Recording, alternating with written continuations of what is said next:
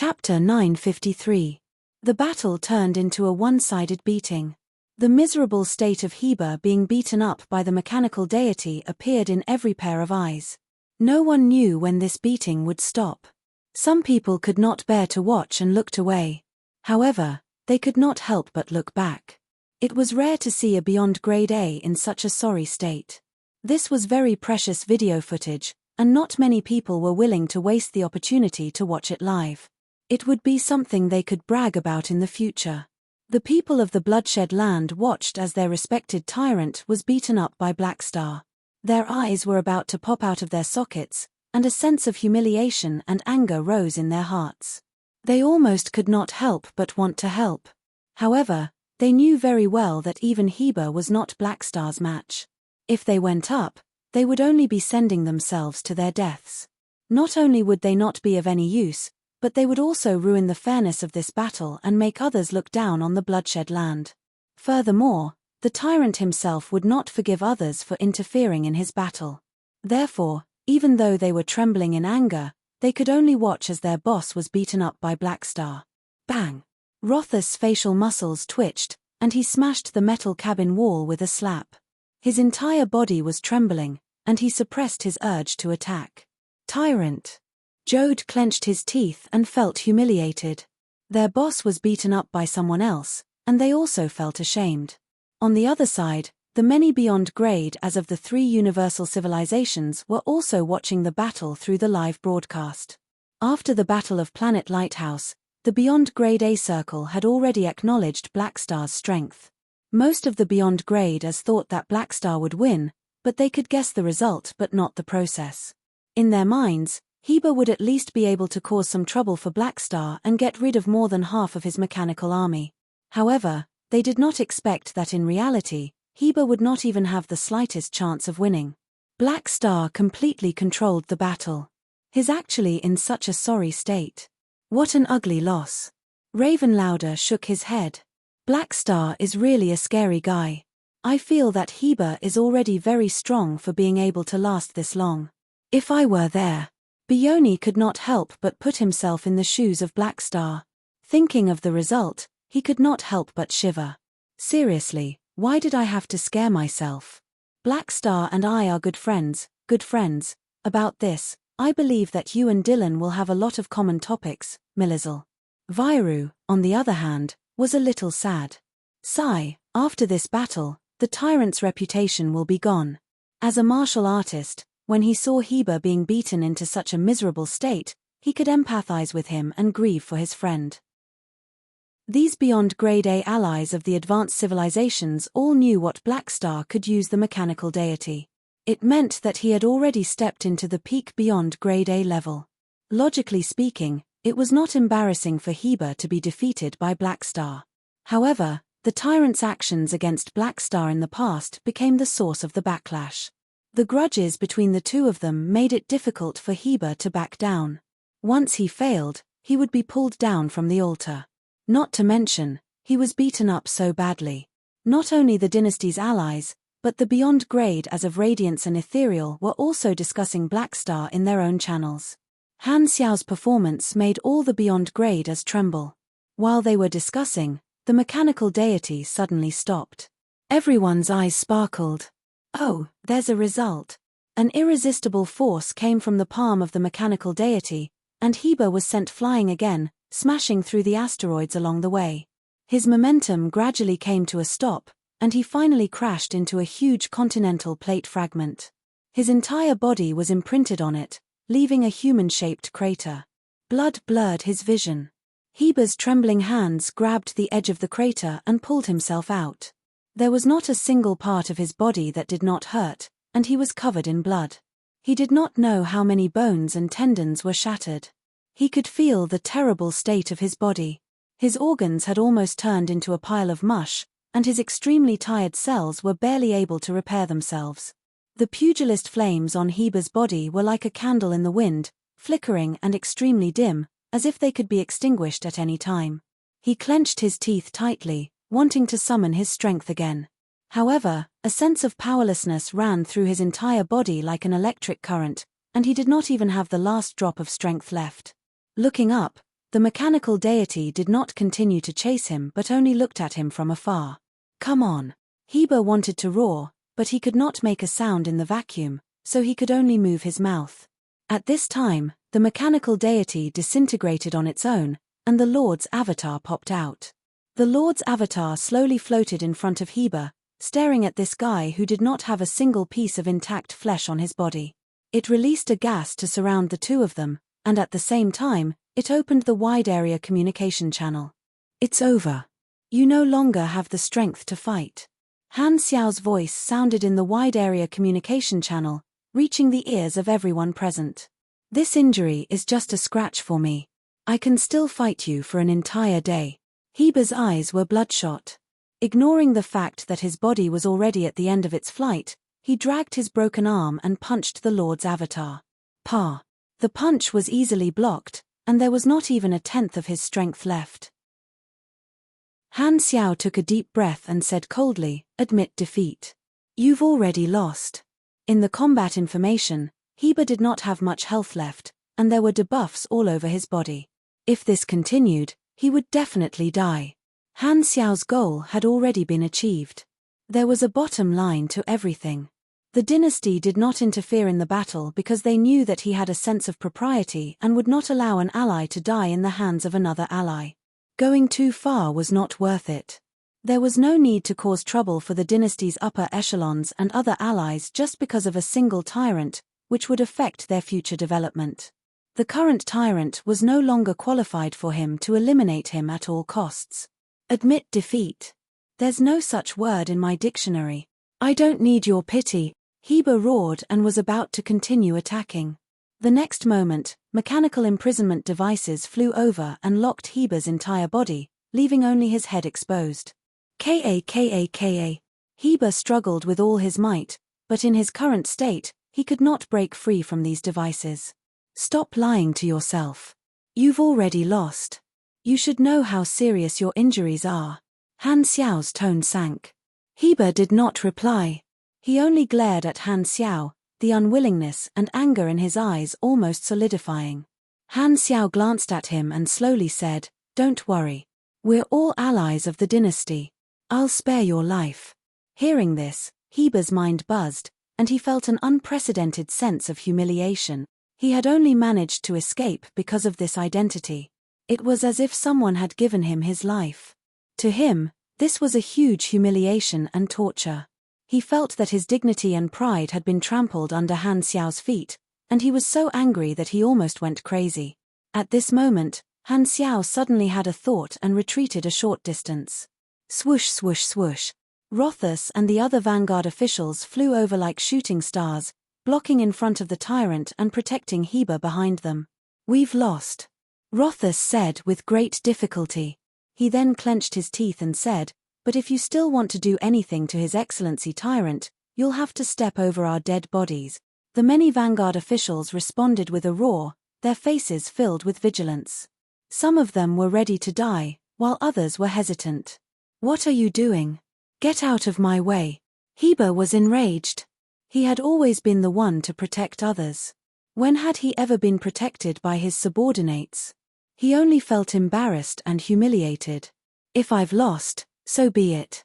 I'm a beyond grade A. Why would I need the protection of you calamity grades?" "No." Rothus did not even turn his head. His tone was firm, and this was the first time he had disobeyed the tyrant's order. Looking at the backs of the vanguard officials, Heber was a little stunned. He had always viewed his subordinates as expendable items. This scene made him feel complicated, and he remained silent. In the distance, Jode pursed his lips and looked around. He could see the confusion and conflict in the eyes of many bloodshed land members. He knew very well that the tyrant's defeat had shaken many people's belief in working for the bloodshed land. Many people joined a Beyond Grade A organization for a better future. The status of a Beyond Grade A was the source of cohesion. Therefore, when the leader of the organization was defeated, some people who pursued benefits might switch to another organization. "I wonder how many people will leave because of this." Jode sighed. They might not join the Black Star Corps, but there would definitely be people who would leave the bloodshed land. This scene also fell into the eyes of all the spectators. The bloodshed land had been growing rapidly recently, and they did not expect to receive such a heavy blow today. Seeing the arrogant tyrant and bloodshed land fall into such a sorry state, everyone felt extremely miserable. Some of them could not help but feel pity for them. Han Xiao ignored these vanguard officials and glanced at Heber, who was silent with a defeated expression. "Let's settle the old scores between us for now." As soon as he said that, Han Xiao did not care about Heber's reaction. He retracted his gaze, turned around, and flew toward the Palace of Hidden Spells in front of everyone. This was also a signal to everyone that the battle was over. As the winner, Han Xiao did not need to say anything else, nor did he need to continue chasing after the tyrant. That would make him seem ungenerous. After winning this battle, his goal had been achieved. Everything else would happen naturally, and he did not need to do anything. Seeing this, the surrounding spaceships all made way and watched as Han Xiao disappeared into the Palace of Hidden Spells. Everyone present knew that from this moment onward, the strongest person in the Shattered Star Ring had been born. Sigh, we lost as expected. In the Bloodshed Land fleet, Sorokin's avatar sighed. After this battle, Black Star had completely solidified the position of the Black Star Corps as the overlord of the Shattered Star Ring. Even if the Bloodshed Land could continue to compete in terms of business, they would still be lacking in the end. The difficulty of the plan has increased. Sorokin was helpless. The dynasty's employer could not stop the battle, which made Sorokin a little depressed. However, he did not completely rely on them. No matter what, he was just a financial group and did not have absolute confidence in interfering with the decisions of a universal civilization. Glancing at Heber, who was being supported by the vanguard officials, Sorokin clicked his tongue. He did not know how long it would take for the tyrant to recover from his mental state. This might affect the cooperation between the two sides. Sigh, the situation has become troublesome again. Sorokin's eyes flickered. A Beyond Grade A who builds fame will encounter such a calamity sooner or later. Fame is both an influence and a shackle to the Beyond Grade As. Luckily, I'm not as stupid as the tyrant and have foresight. Only by abandoning the shackles of the Beyond Grade A identity, not relying on any fame or battle records, and abandoning all of the past can one truly live like a fish in water, free and unrestrained. If he had the choice, he would not accept the battle at all. Unfortunately, the tyrant was dragged down by his reputation and made a foolish choice. He did not even realize that he was shackled. Poor guy. Sorokin shook his head. At the same time, the Lord's avatar stepped into the Palace of Hidden Spells and met with Austin. Han Xiao summoned a mechanical throne, sat down, and looked around. You still like to join in the fun. Has the Palace of Hidden Spells been repaired? It was repaired long ago. After chatting for a while, Austin teased him. Hee, from today onward, you're the chief Beyond Grade A of the Shattered Star Ring. What do you think? Nope.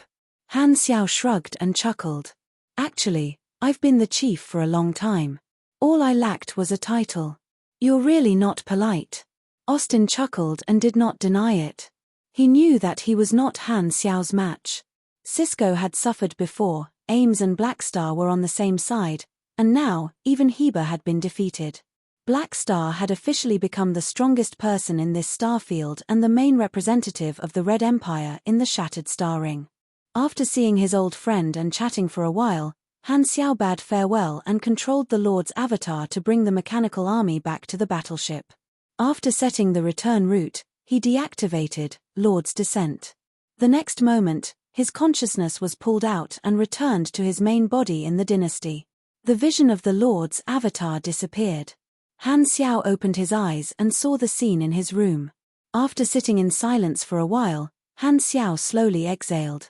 He had temporarily destroyed Tighty-Wise mentality, and the expansion of the Bloodshed Land would definitely be affected. The pressure on him could be reduced slightly. Today, he finally got his revenge for being bullied back then. Han Xiao could finally vent his anger. The belief of a Beyond Grade A was not so easily shaken. The tyrant would accept reality sooner or later and recover his mentality. However, he did not have to worry about the tyrant in the short term. Standing up and stretching, Han Xiao opened the door and walked straight to the cabin hall. All the officers on the ship were watching the live broadcast of the battle. The tyrant's mission was already completed, and he could draw the reward at any time. The next step was to do the necessary procedures before drawing the ability. Fu Ding touched it and turned it into a motorcycle. A new month has begun. Begging for monthly votes. Chapter 954. In the cabin hall, the many Black Star guards were either standing or sitting. Their eyes were all focused on the virtual screen in the middle. On the screen, Heba was slapped into the depths of the planet by the mechanical deity. The next moment, the planet exploded. This was the super high-definition battle video recorded by the galactic media. It was currently being replayed with sound effects. Although this was the second time he had seen this scene, Hardaway could not help but be shocked. When will I be able to reach such a level? Maybe in your next life. A Black Star guard beside him smirked. This person was also a Calamity grade who had joined very early on and was friends with Hardaway. With your Esper ability, even if you reach the Beyond Grade A level, you probably won't have such destructive power. Aurora shook her head. His Esper ability can only take a beating. Maybe when he reaches the Beyond Grade A level, he'll become the favorite punching bag of all Beyond Grade As. Humph, you're just jealous. Hearing this, Hardaway snorted unhappily. Hihi, to be honest, even if you break through the limits of your Esper ability and reach the Beyond Grade A level, you might not be able to take a beating as well as His Excellency Black Star. Plus, you don't have as many attacking methods as His Excellency Black Star. I think you'll be the weakest Beyond Grade A in history. Thinking about it, Hadavi felt that his future was bleak, and he couldn't lift his spirits. Lying on the sofa, Geu turned into a salted fish. Don't worry about that. Fu Ding smiled gently and squeezed Hardaway's shoulder. Maybe you won't even reach the Beyond Grade A level. Hardaway rolled his eyes and said with annoyance, It's you, Chenxing, don't imitate the Vice Army Commander. While they were chatting, the cabin door slid open. Everyone turned around and saw Han Xiao striding in. Greetings, Army Commander. Many people hurriedly stood up and bowed. Pairs of burning eyes stared at Han Xiao. After watching the entire battle live, the Black Star in their hearts became even more powerful and mysterious.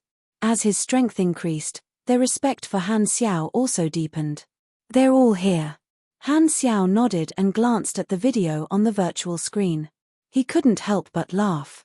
Haven't you seen it? Why are you still replaying it?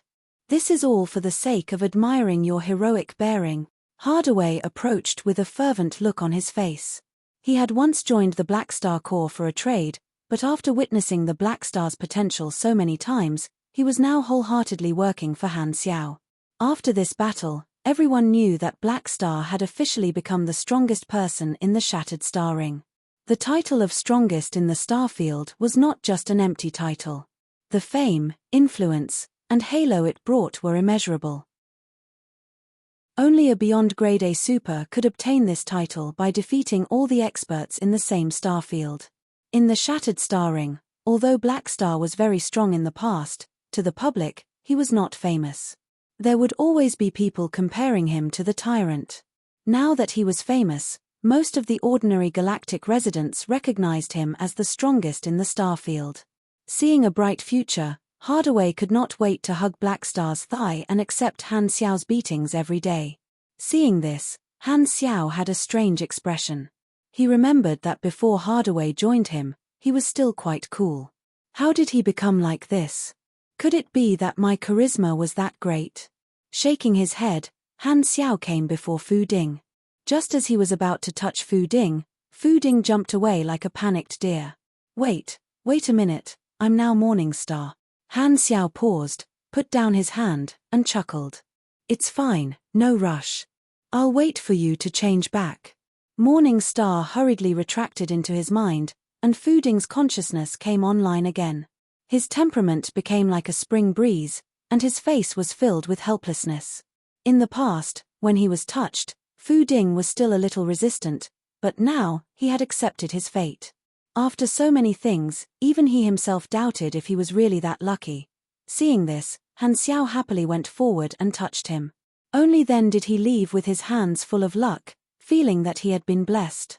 Returning to his room, Han Xiao opened the interface and chose to complete the mission. Any reward was a Heber character summon card. It was as if Fu Ding's luck had exploded. The ability of the character summon card was Polar Channel Flow Cellular Overdrive. Although it could only be used once, there were no side effects due to the mechanism of the character summon card. The experience reward was the normal standard for a Beyond Grade A boss mission.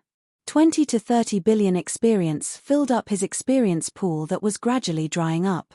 As for the 2 legendary points from the previous mission, they did not appear this time, which meant that the legendary point reward was a one-time use. However, because of the influence of this matter, he still received an additional legendary point. Universe Legendary Point, the strongest person in the Shattered Star Ring. You are already standing at the peak of a star field. Your name will be spread throughout the entire universe. This legendary point is clearly something that players will not be able to obtain. Han Xiao complained in his mind. After completing these rewards, it was time for the final reward, the ability draw. You have received the reward, draw one of Heber's abilities, ability talent.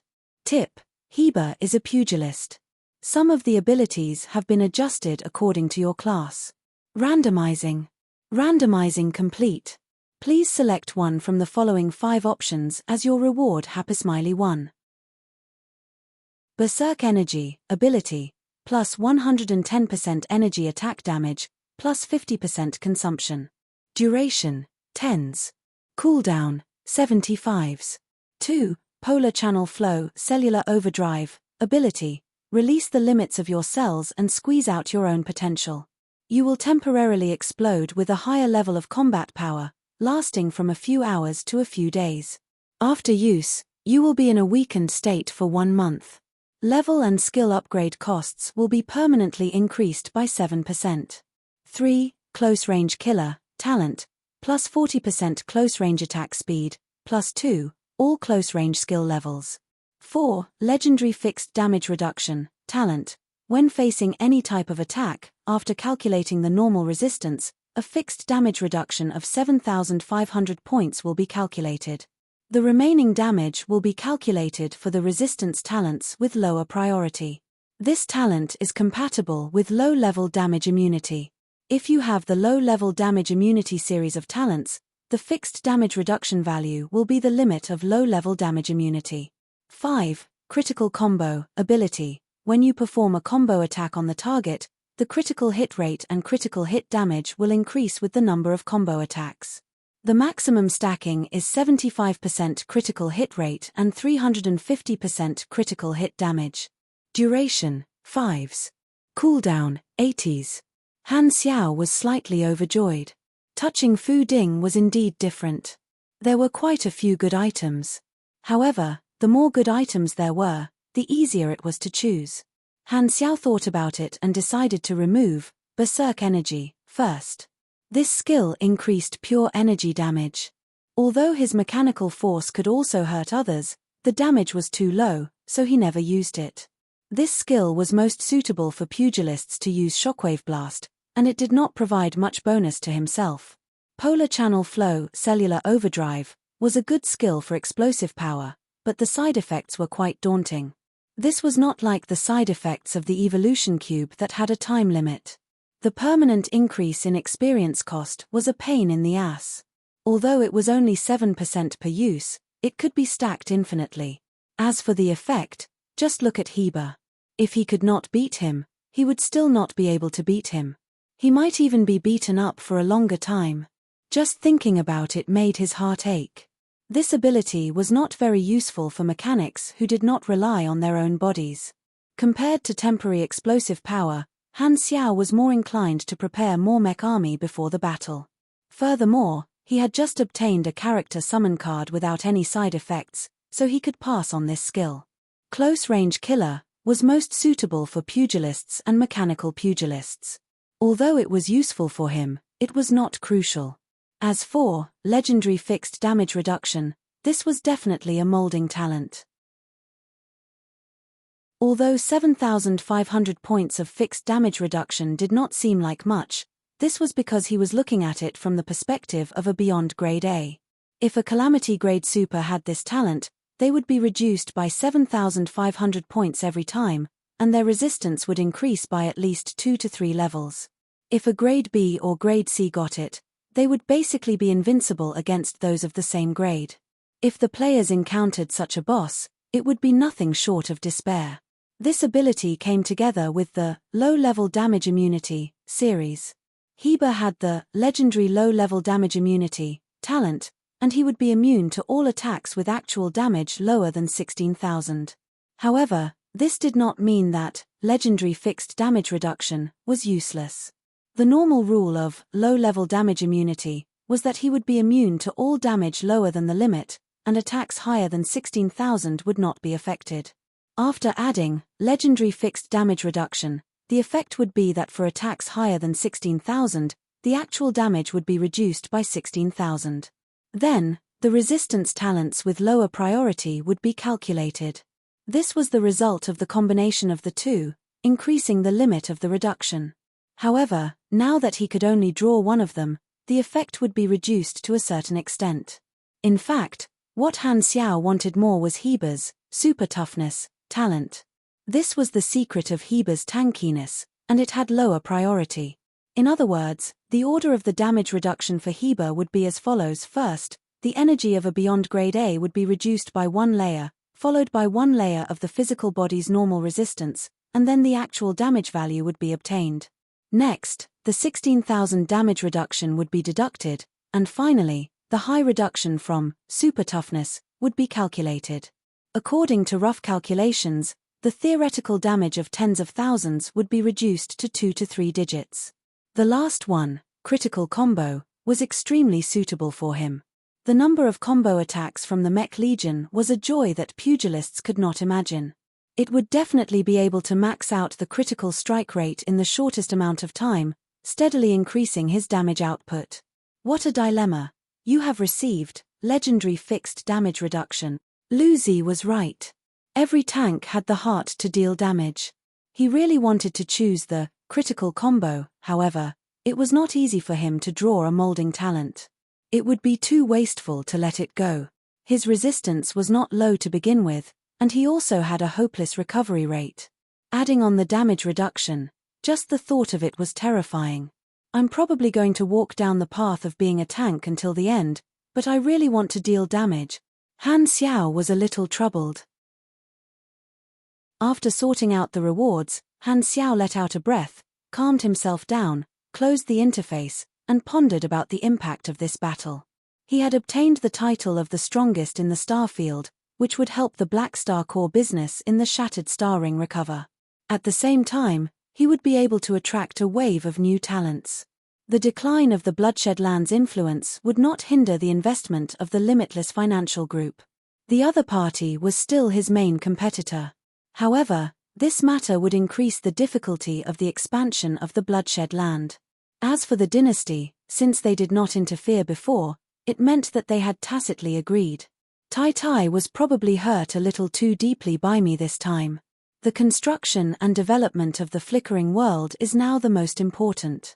I estimate that for a very long time, the 3 universal civilizations will not have an open conflict.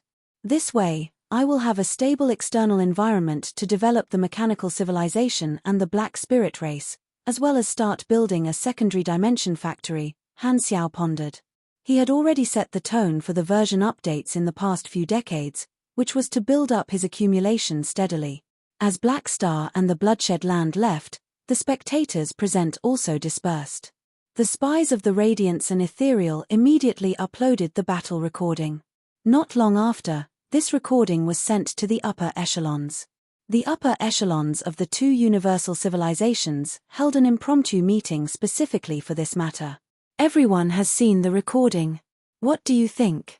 In the Radiant Federation's upper echelons meeting room, President Badder looked around at the elders and upper echelons present and slowly asked. The chief elder tapped his walking stick and said with a hoarse voice, regardless of the reason, it is a fact that Black Star has the strength of a peak beyond grade A super. The Red Empire is about to welcome its 4th strongest national pillar, which is very disadvantageous for us. That's right. Another upper echelon had a solemn expression as he said with a deep voice, "Furthermore, Blackstar is too young. He can serve the dynasty for a very long time, and he is also the most difficult virtual mechanic to deal with. In the future, it is not impossible for him to grow to the level of Manison. We are gradually losing our advantage in terms of beyond grade as. What I'm worried about is when Blackstar will grow again." Someone frowned. "We once thought that he would be quiet for a few decades, but this has proven to be a mistake.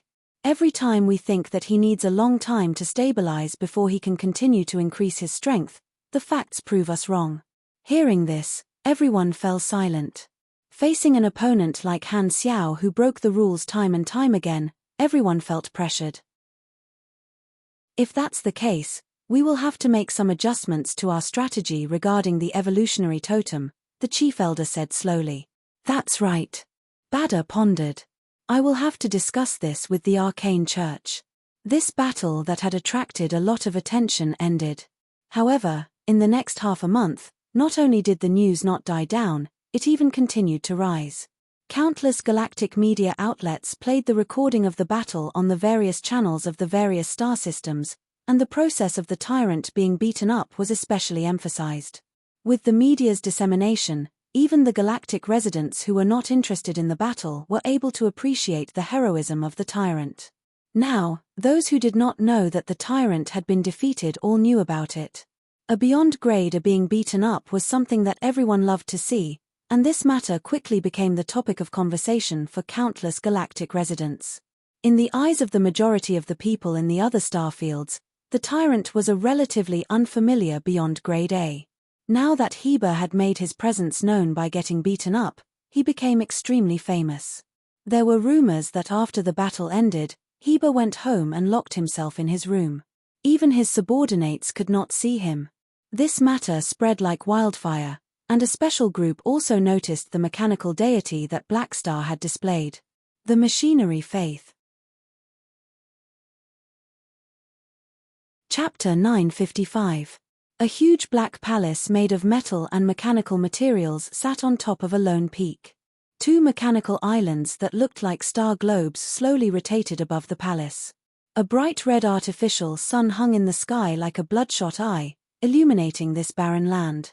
On the ground around the lone peak, there were countless large mechanical mine platforms. With the Black Palace as the center, a circular mechanical city with heavy industrial style was built. Small black dots that looked like ants moved around in the city. They were countless believers of the machinery faith in power armor. Floating heat waves passed through the city. Armored transport vehicles whizzed through the wide roads. Their armor plates collided with each other in the bumpy road, making clanging sounds along the way. The sound went away with the exhaust. The air was filled with the smell of metal, engine oil, and industrial exhaust, adding a heavy industrial feel to this city. This was a branch of the machinery faith, located on a famous ancient battlefield planet in the ancient star desert. These mines excavated the mechanical wreckage underground day and night and sent it to the priests of the machinery faith for reverse research to read the lost technology. The Black Palace in the center of the city was the temple of the machinery faith. Every mountain that carried the machinery faith was called the Holy Mountain. 8 obsidian-like floating stairs extended all the way up from the foot of the Holy Mountain in 8 directions, connecting to the gate of the machinery faith. According to the teachings, unless it was an emergency, if ordinary believers wanted to visit the temple, they had to climb a pilgrimage path with their own feet. They were not allowed to take flying vehicles. On both sides of these 8 pilgrimage paths, there were mechanical statues or metal tablets. The statues were of different models of abandoned ancient machines that slowly became more advanced. The metal tablets were engraved with the teachings of the faith. The combination of machinery and theology had a unique flavor. The machinery faith was a loose religion, not a unified religious organization. What they had in common was that they worshipped mechanical technology and powerful mechanics. However, according to different philosophies, the machinery faith was divided into many factions, specializing in different fields. For example, the machinery biochemical faction focused on biomass gear, the war and destruction faction that was crazy about super destructive weapons, the firepower advantage faction that believed that big is beautiful, and more is better, the virtual faction that liked to research cognitive technology and mind modification, the nature modification faction that liked to mold planets, and so on. This branch belonged to the believers of the Lost Sect. The Lost Sect was also known as the Archaeology Sect. They were passionate about searching for and recovering lost ancient mechanical technology. They were one of the machinery faith branches with the longest history. At this moment, in the main hall of the mechanical palace, the high priests of the local division were gathered. There were also a large number of high priests from other divisions participating through remote projections. Everyone was gathered in a circle, and in the center was a virtual screen, playing the video of the battle between Blackstar and the Tyrant. Everyone has seen it. A new mechanical deity has descended into the world, spreading gospel to the entire universe. The great divine priest of the Lost Sect, who was dressed in luxurious heavy power armor with only his head exposed, raised his arms high. His tone was like that of a pilgrimage. Too spectacular, too beautiful. What a great creation. How many years has it been since I last saw the mechanical deity descend? I can't even remember.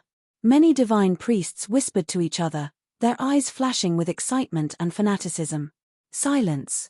The great divine priest gestured with his hands. His face was solemn as he signaled for everyone to be quiet. Everyone stopped talking and looked at him in unison. The great divine priest took out a mechanical scepter that looked like a twisted tree branch. He pressed a button, and a metal altar suddenly rose from the ground behind him. He turned around and walked up. With his back facing everyone, he faced the other side of the hall and spoke in a loud and clear voice. In accordance with the ancient teachings, in the name of the original God, Nilfgaardi, I declare to all believers of the machinery faith that we will witness the birth of the new God together. From today onwards, we will worship the new God. All living beings, please remember the name of the new God. As he prayed, the great divine priest opened the operation screen of the altar and entered the battle video and parameters. The next moment, the entire temple shook. Rumble. Right in front of everyone, countless metal and nanoparticles flowed from the ground and combined to form a statue. It was the statue of the Black Star mechanical deity. Beside the Black Star statue, there were other statues. Manason's statue was among them. These were the mechanical deities of the past, standing under the towering dome of the temple. The largest and most eye-catching statue inside was of a mechanic named Nilfgaardi. This person was the primordial one, the first mechanical deity that the machinery faith worshipped. In fact, the teachings of the machinery faith to worship the mechanical deity were even formulated by him. As the first divine throne mechanic, Nilfgaardi discovered the effect of the key of Adeptus Mechanicus, so he interfered with the machinery faith at that time. The development of the machinery faith to its current state was largely influenced by him. The divine throne mechanics that were worshipped later were actually enjoying the benefits that he left behind. The machinery faith did not need to communicate with the worshipped. Sometimes, worshipping you was pointless. However, only the living divine throne mechanics could give their believers the blessing of feedback. These dead mechanical deities of the past were only memorials. Now, most of the believers of the machinery faith worshipped the Mecha Empire Manison. Now, Black Star's rise tore a small hole in their stable belief. This was something that even Manison could not stop. Facing the statues of the past, the Grand Priest and the people behind him bowed and completed the ceremony. Welcome, Black Star. I keep feeling like someone is saying that I'm handsome behind my back. In the cabin of the battleship, Han Xiao pinched his nose and suddenly felt something. Hey, don't get distracted when you're talking to me. Tarakov had a helpless expression on his face. Han Xiao came back to his senses and joked, "Sorry, I was thinking about what to eat tonight." Where were we? Do you still need to think about it? Do you think I don't know that you only eat nutrition paste? Whoa, who leaked the news? Alright, let's get back to the topic. Tarakov was speechless. He shook his head and said, I can tell you that the dynasty's development plan for the flickering world has already reached the 4th phase. Only the 1st phase will give you enough time to build. After that, more foreign capital will be brought in to develop the flickering world.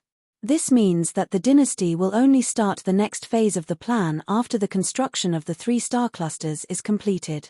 There won't be many chances for us allies to build a foundation in the flickering world. Han Xiao stroked his chin. Tarakov did not deny it. In any case, the development of the 3 star clusters has exceeded our expectations and is going very smoothly. We estimate that the construction plan will be completed in 5 to 7 years, and the second phase of development will begin then. 5 to 7 years, that's not too bad. Han Xiao nodded in his mind. When version 4.0 started, the flickering world would be in the 4th phase of development. This meant that he still had to go through a few rounds of the flickering world main storyline mission, and completing the Explorer milestone would not be a problem. He had chatted with Tarakov to get some insider information. After chatting for a while more, Han Xiao hung up the communication and fell into deep thought. It had been more than a month since he defeated the tyrant, and the impact was starting to show. During this time, the number of people applying to join the Black Star Corps had increased by 43%, and the investment of the various financial groups had increased by 35%. As for the Bloodshed Land, their momentum of expansion had suffered a blow, and they were gradually slowing down. The Wayne cards, which acted as the weather vane for the news, made some changes and announced that the Black Star Corps deck would be strengthened in the next version, while the Bloodshed Land deck would be weakened in all aspects. At the same time, they also updated the commemorative deck of the strongest in the starfield and added Black Star to it, displaying their proficiency in riding the hype. Some of his Beyond Grade A friends also sent congratulatory messages, and one of them was Sorokin.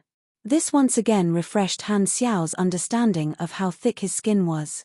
It turned out that shameless people could really be very happy.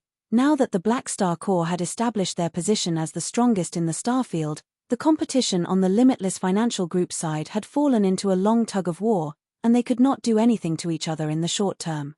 Furthermore, Han Xiao had already completed his level 300 promotion, and the experience he had accumulated was not enough for the next promotion. Thus, his next focus would be on the construction of his territory. After wandering around the dynasty for so long, he had basically seen all the potential stocks that he should have seen. Han Xiao planned to return to the Shattered Star Ring for a period of time. Firstly, he wanted to stay in the headquarters and digest the impact of this battle. At the same time, he wanted to adjust the details of the construction of his territory and use mechanical proliferation to create more first-generation mechanical life forms to speed up the development of his mechanical civilization. Secondly, he wanted to make use of the logistical capabilities of the headquarters to start building a secondary dimension factory and a new generation of Mech Legion. Although he could build them in the dynasty, the Mech Legion only had a division here, and the efficiency would be far lower than in the headquarters. Philip, set the route back to the Shattered Star Ring. Okay, strongest in the starfield? Hee. There were very few customers in the retro-style tavern. A tall and thin man beside the wooden bar looked up at Han Xiao's figure on the virtual screen and gently put down the wine glass in his hand with a playful smile. This person was a space human. His skin was unhealthily pale, as though he had been in a state of malnutrition and darkness for a long time. His appearance was ordinary, and he was the kind of person that one would not be able to find once thrown into a crowd. Staring at Han Xiao on the screen, the tall and thin man had a nostalgic look in his eyes. To be able to obtain a national pillar like Black Star, it's the dynasty's blessing. The owner of the bar wiped his wine glass and looked up at the screen. That's right, it's really the dynasty's blessing. If there's a chance, I really want to meet him again. You've seen Black Star before? The bar owner was interested. You can say so. Speaking of which, he even took some things from me. Hehe, I wonder if he still remembers a small fry like me. The tall and thin man smiled slightly, stood up, picked up the clothes on the seat next to him, and walked toward the door. Still on credit? The bar owner put down the glass in his hand. His tone was obviously familiar with this person. Yeah, same as always. Once I get my salary, we'll settle it together next month. The tall and thin man casually replied, walked out of the bar, and put on his clothes, a Dynasty Basic Officer's uniform. Somewhere in the sea of star spirits. In a room, More than a dozen people of different species surrounded a long table, discussing something intensely. There were more than a dozen printed books on the long table, but there were no titles on the covers. Start from the central galaxy? Are you crazy? That's not the way to die. A star field that's too far away won't have enough influence. The territory ruled by a supercluster civilization should be the most suitable for development. We can only use physical books to promote our ideas. The quantum network is monitored by countless civilizations. Not only will we not enjoy the convenience, but we will also attract attention. If you ask me, let's wait and see for a while. Now might not be a good time. Listening to these people's discussion, Rosalind, who was leaning on the sofa not far away, yawned. Edmund turned around, thought about it, and knocked on the table to get everyone to quiet down. He then turned around to face Rosalind. What do you think? Tell us. Rosalind smiled faintly. You guys really look like a bunch of misfits. Hearing this, many people frowned, somewhat dissatisfied. Edmund waved his hands, not getting angry at all. You're right. We haven't done anything yet, so of course, we're a mob. I hope to hear your opinion. Rosalind clicked her tongue, sat up, and slowly said, the current environment of the universe is still considered stable, and the friction between the three universal civilizations will not turn into a direct conflict for the time being. However, there are undercurrents flowing underneath. Every civilization has a string pulled taut, and the reason is the flickering world and the evolutionary totem. The essence of this. I've already stated it very clearly in my plan. The root of the problem is the internal strife between the three universal civilizations and their opposition to the many star cluster civilizations.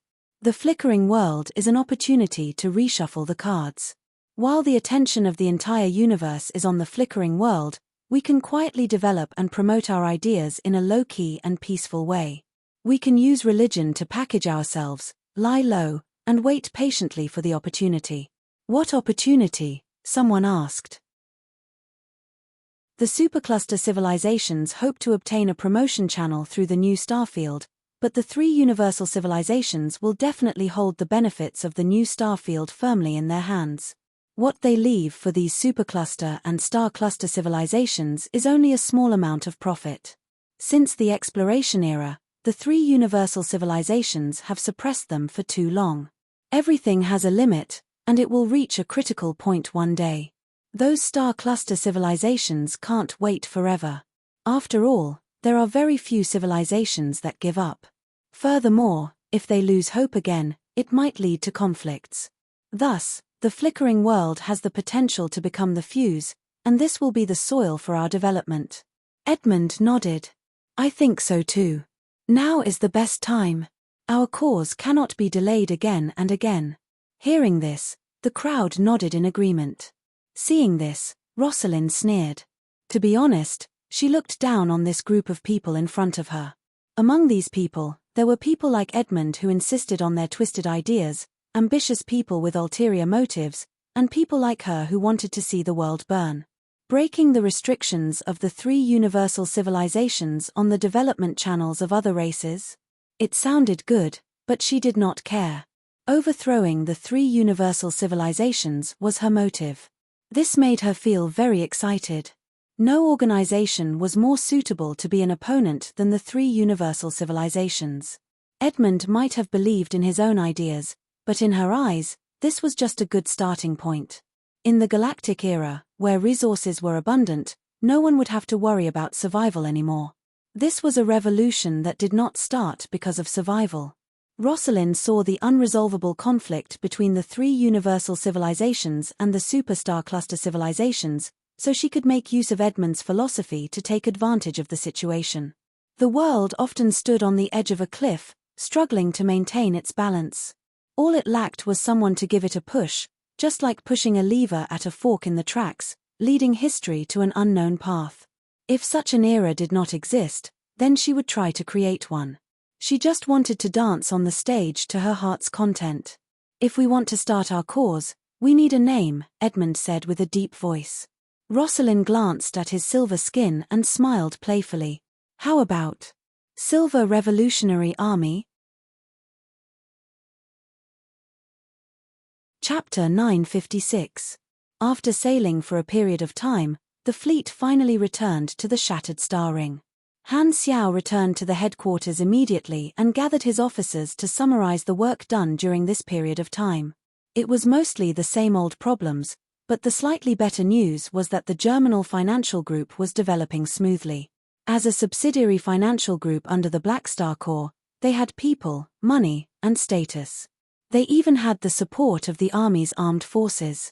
It was as though they had opened a cheetah in the shattered star ring, and they quickly gathered a large number of subsidiary businesses of the Army and negotiated long-term cooperation with countless business organizations.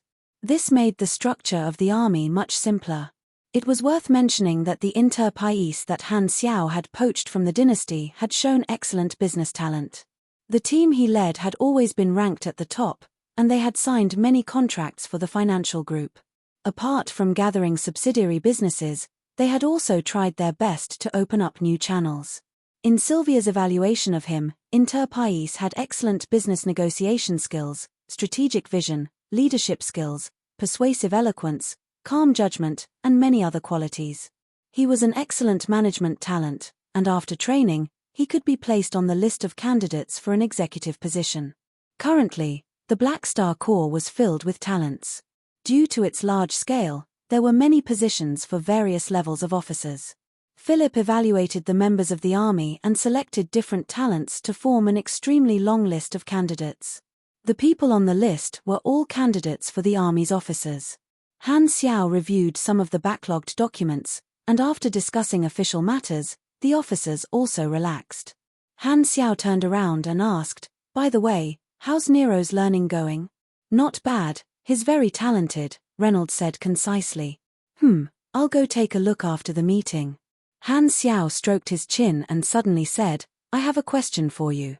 "Please ask." "If one day in the future, I have to kill your sister, what will you do?" Reynolds was stunned and hesitated.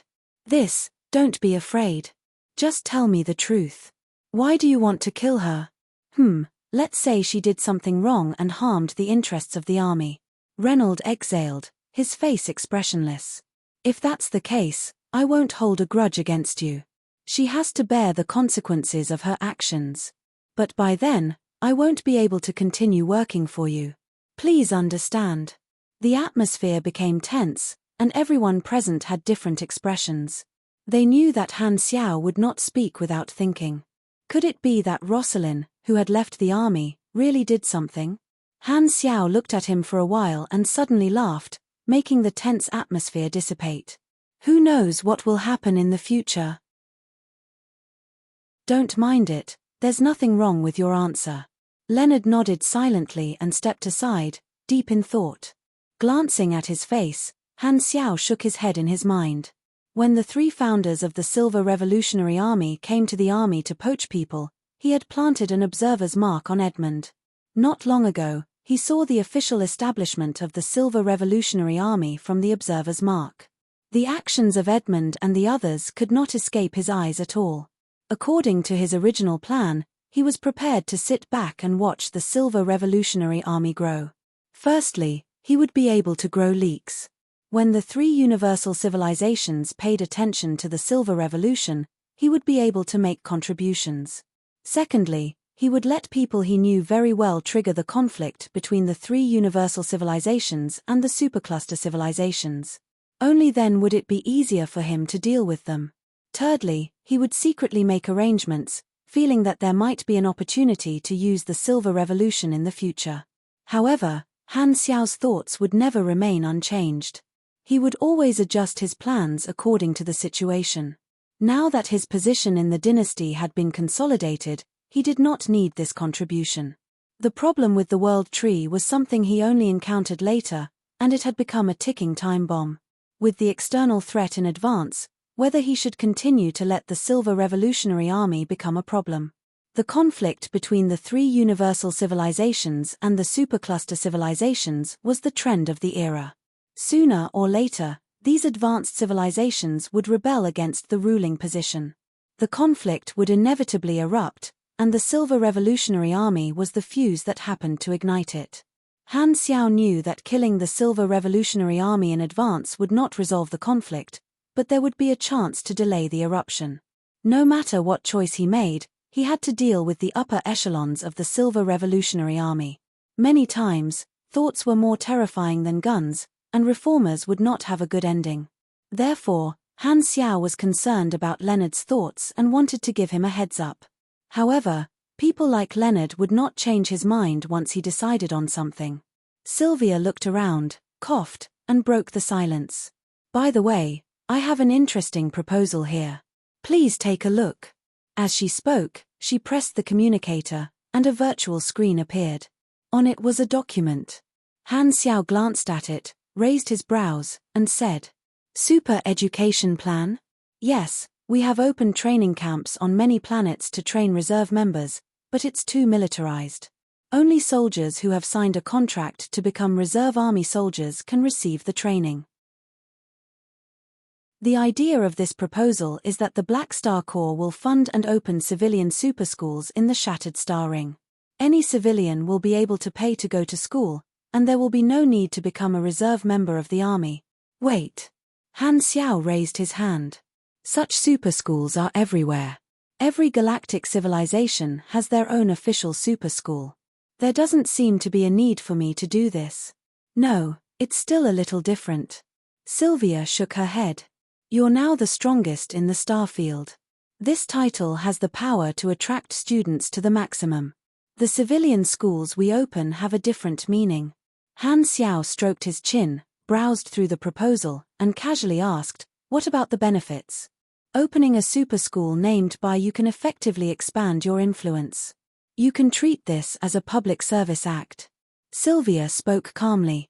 Many of the Army's current businesses are too different from the galactic residents' lives. Opening a school will allow the galactic residents to turn their admiration for you into actual support, allowing your influence to penetrate deeply into the masses. At the same time, many of the idle Army soldiers will have something to do. Sounds good. Han Xiao nodded. This method was also helpful in cultivating leaks.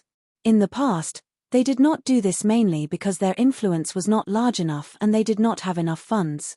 However, the current Black Star Corps did indeed have the qualifications to open a school. No matter how strong and famous a Beyond Grade A was, to the ordinary galactic residents, they were like celebrities. Apart from being a topic of conversation, they did not have much of an impact on their daily lives. Opening a school was a way to show their influence. By providing benefits to the masses would also support the various businesses of the Black Star Corps in their daily lives. The benefits were long-term and multifaceted. Furthermore, the size of the Black Star Corps had increased by so many times, and there were indeed many soldiers who had nothing to do. No matter how many missions there was a limit. Compared to before, the security of the Shattered Star Ring had improved a lot. The Black Star Corps Galactic Pirate Happy House had long become a taboo term, causing countless galactic pirates and scavengers to tremble in fear. As long as they saw the insignia of the Black Star Corps, they would immediately pull up their pants and run. "All right, we'll do as you say. Let's test it out in the Colton Star Cluster first and open a few hundred schools. Then, the funds. I'll approve it for you." Han Xiao waved his hand. Since the money was idle anyway, it would be good to use it to do something. Having money was also troublesome. Since my name is on it, I'm the honorary principal. As for the actual management, looking at Sylvia's receding hairline, Han Xiao coughed embarrassedly and looked away. The great mechanic Han was furious when he saw the hairy Lagi, who was spacing out beside him. "It's you, Lagi. You'll be the principal for me." Lagi came back to his senses with a bitter expression. "Wasting my life on a meaningless post. This is the fate of all living beings. I didn't expect that even after doing my best, I still couldn't escape from this cycle." Hearing that, everyone's mouth twitched, and they tried to hold back their laughter. "You can make it sound so fresh and free from vulgarity even when you're lazy. You're really AF * King Genius." After watching the dejected Trash and the other officers leave the room, Han Xiao took out his communicator and contacted Lethair to ask about the situation. Lethair's position was different from that of the Black Star Guards. He was a shadow walker. The Black Star guards protected Black Star, while the shadow walkers operated secretly in the outside world to carry out assassinations, spies, ambushes, sabotage, and so on. Currently, Lethair was the only shadow walker under Han Xiao. After the incident with the Blood Gold organization, Han Xiao had instructed Lethair to infiltrate the black market organizations and collect intelligence while assassinating the middle-level officers of the Blood Gold organization. After a long period of observation, Han Xiao had decided to let Lethair establish the Assassin's Society as a secret subsidiary organization of the army. Lethair was very strong and had a decisive personality. He was a quiet and reliable adult man who could take care of things on his own. Han Xiao was still very confident in him and was not afraid that he would lose himself. After chatting for a while, Han Xiao then went to the logistics department to visit Nero. Nero had grown a lot taller. After going through the hellish learning process, he was gradually getting used to it. When he saw Han Xiao, he was very happy and rushed up to ask for a gift from Han Xiao. Han Xiao thought for a while and took out a learning enhancement device. He placed it in Nero's hands and successfully received a supercilious eye attack. After poking Nero as usual, Han Xiao looked at the interface. Nero was currently at high mechanical sense and had not continued to evolve. Patting Nero's head, Han Xiao pondered for a while and said, "After a while, you can return to Blue Star to visit Bennett. You can also stay there to study." Hearing this, Nero's eyes became misty, and he said with a wronged expression, "Are you chasing me away? What did I do wrong?" Han Xiao laughed and said, "Haha, you misunderstood. I was thinking that it's not a good thing for you to always bury yourself in studying and not socializing. Coincidentally, the army is preparing to open civilian schools, and Planet Aquamarine will definitely be one of the first test areas.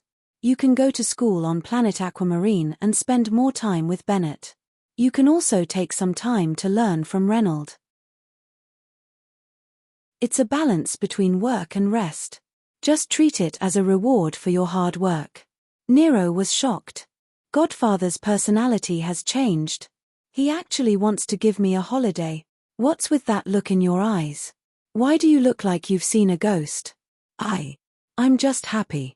Nero swallowed a mouthful of saliva and secretly sized up Han Xiao, afraid that this was someone else pretending to be him. Han Xiao wanted Nero to learn perfect mechanical sense from Reynold. However, after seeing that Nero had grown half a head taller, he felt that he could not squeeze him so much. In a few more years, Nero's childhood would be over. Perhaps letting Nero relax for a period of time would be beneficial for the improvement of his mechanical sense talent. After all, there was a wise man who said that all work and no play would make a smart child stupid. After settling the various matters, Han Xiao entered the machinery modification room and began to update all the Mech Legion in his inventory. At the same time, he also began to build another characteristic of the Divine Throne Mechanic, the Divine Mechanical Throne.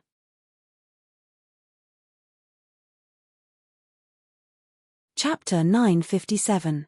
Army Commander's Special Machinery Factory. Many silver-white workbenches were lined up neatly. Dozens of multifunctional mechanical arms extended from the base of each workbench and were being assembled at the same time. The entire room was filled with the sound of parts fitting together. Beside the workbenches were many assembly lines, and the other mechanical equipment was waiting to be processed. Han Xiao walked slowly in the busy workshop with his hands behind his back. The mechanical force he released was like a dense spiderweb, connecting all the workbenches like countless extended limbs. He was multitasking and building many machines at the same time. The current machinery construction was already very convenient. The efficiency of multithreading was directly related to one's intelligence. If he did not use an assembly line, Han Xiao could also modify a large number of machines at the same time and turn them into players. That was, the modification progress bar of these machines would be loading at the same time. These workbenches were extremely versatile high-level machinery manufacturing platforms, and they had been modified by Han Xiao. To a mechanic, the workbenches were also a type of equipment that increased their own machinery manufacturing ability. At Han Xiao's level, he would naturally use the good stuff. Han Xiao arrived in front of one of the workbenches. This was where the divine mechanical throne was being built. At this time, the last component had been assembled, and the mechanical arm was currently being painted and spitting out cooling mist, which was white and cold. Waving his hand to disperse the fog, Han Xiao carefully sized up the divine mechanical throne in front of him. This was a black throne made of alloy, and its surface was filled with mechanical patterns. It was squarish and well-defined, and one could tell that it was very ugly just by looking at it. Fortunately, Han Xiao had added the nano-transfiguration technology, which had the ability to enlarge, shrink, and adjust itself. It could perfectly fit any shape. The appearance was similar to the floating throne he had built in the past, but the technology inside was different. In the past, the floating throne only had the effect of showing off, but this one had an attribute bonus. Furthermore, it was exclusive to everyone. Divine Mechanical Throne, Black Star, Item Type, Unique Bonus Equipment Item Level, 300 Quality, Orange, Legendary, Main Materials, 8th Generation Black Star Alloy, Mithril, 15th Generation Nano-Shaped Particles Energy Core, Light Modified Stable Psionic Reactor Basic Stats. Durability 500 000 500 000, Defense 7800, Shield 1 500 0001 500 000 Effect 1, Mechanical Sense Magnification, 1. 1x Total Machinery Affinity Effect 2, Aura Enhancement, increases deterrence and affects all targets that see you. If the target is 30 levels lower than you, all their attributes will temporarily decrease by 10%. Effect 4, Cool, plus 750 note. As long as you're handsome, that's it. Not only can it act cool, but it also has bonuses. What a pretentious divine artifact. Han Xiao stroked the divine mechanical throne, feeling the cold metallic sensation. He could not bear to part with it. In the future, if I were to bring this thing out to fight, those who didn't know would think that I was full of arrogance. This was more in line with my cold and mysterious temperament. After experimenting with the actual effect, Han Xiaoshan put it away with satisfaction. He then looked at the other workstations.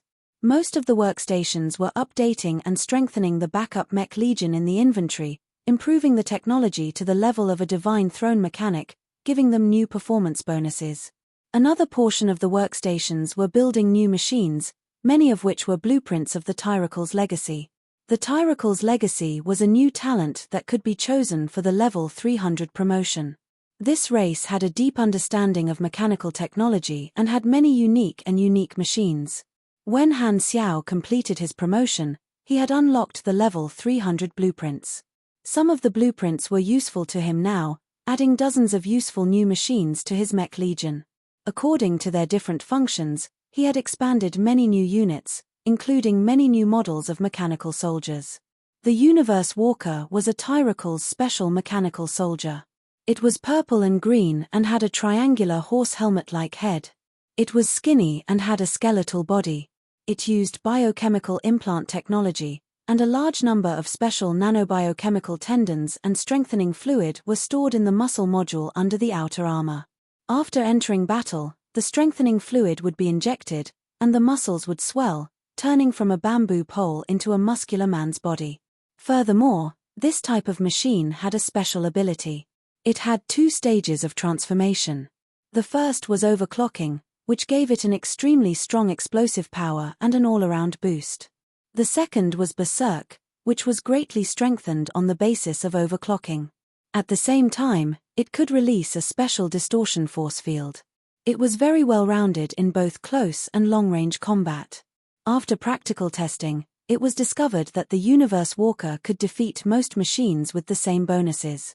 Its basic performance was one of the best, making it a good line-resistant soldier. Han Xiao now had a few more apostle slots.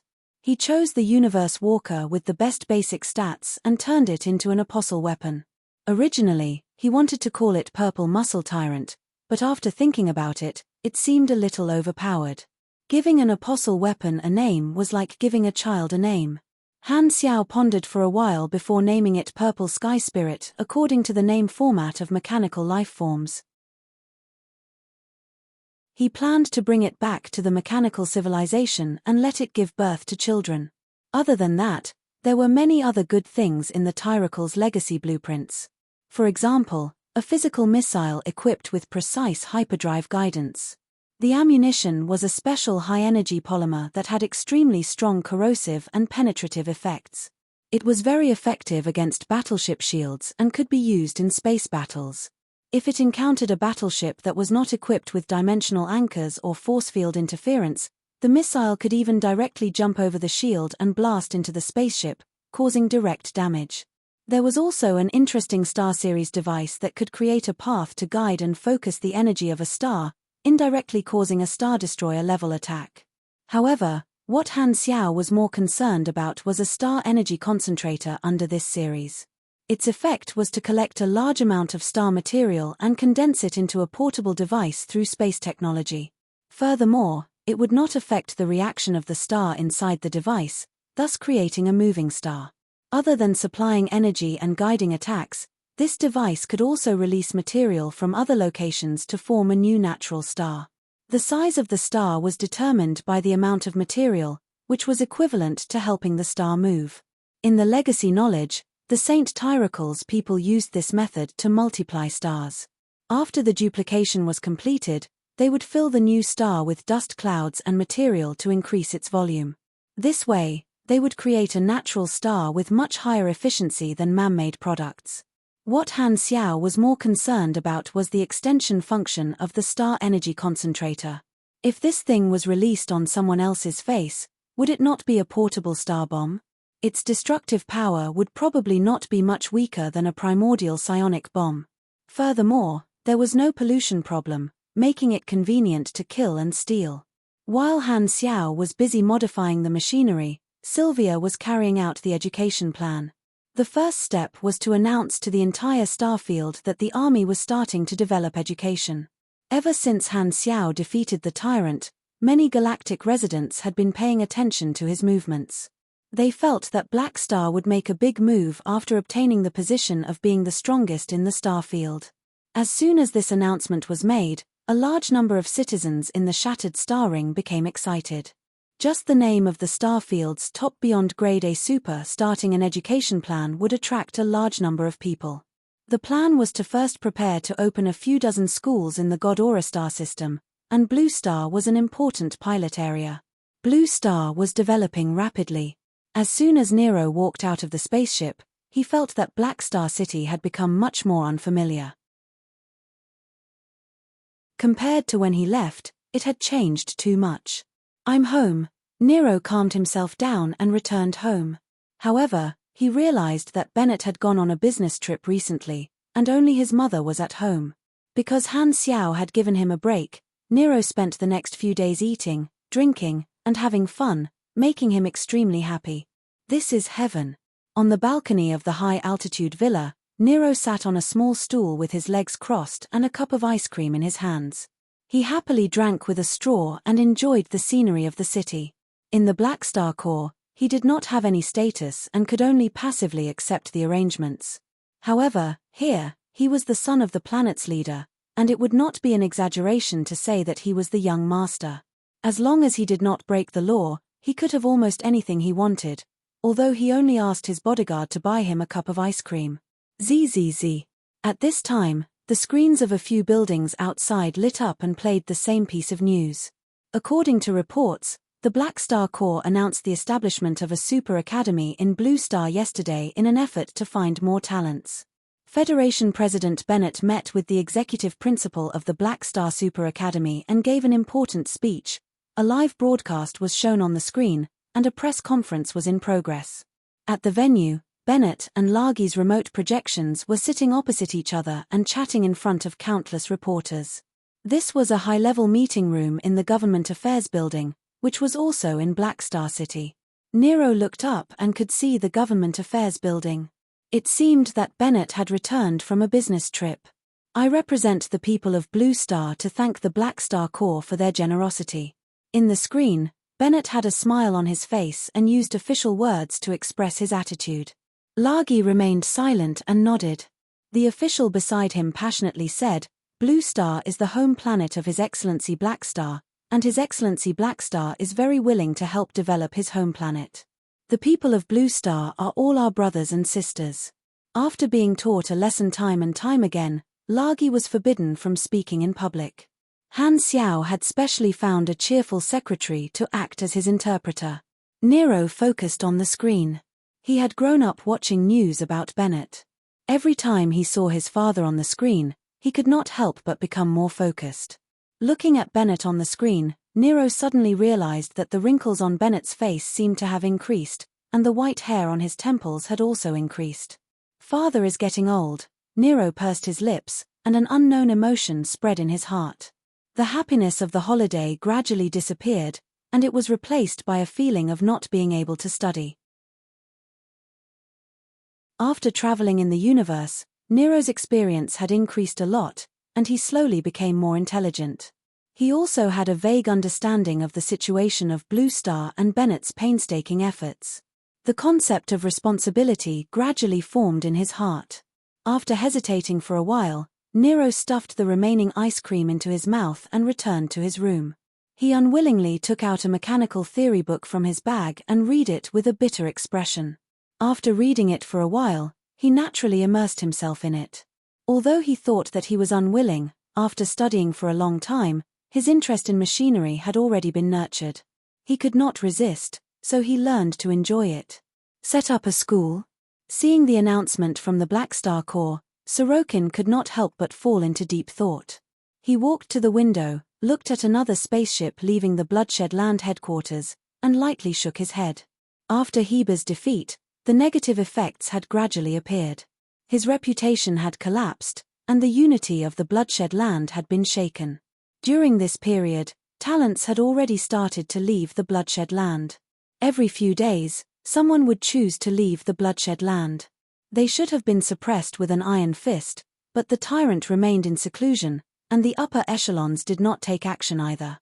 The Black Star's education program was, in Sorokin's eyes, turning influence into actual support from the people.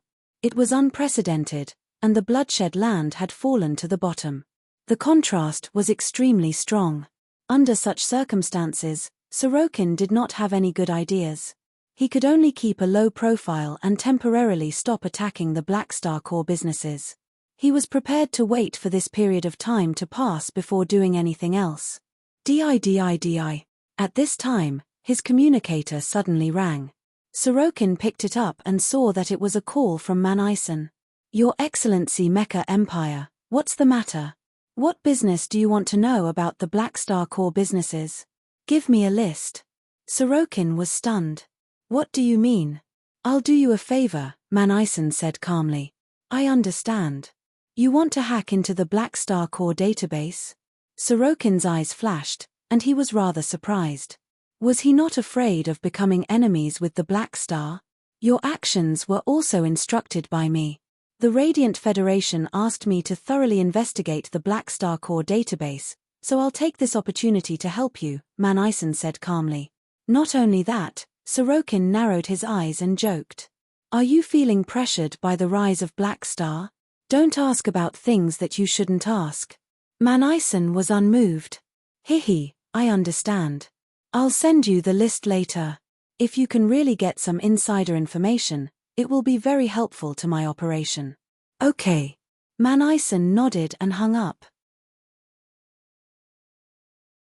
In reality, the Radiant Federation did not ask him to hack into the Black Star Corps database.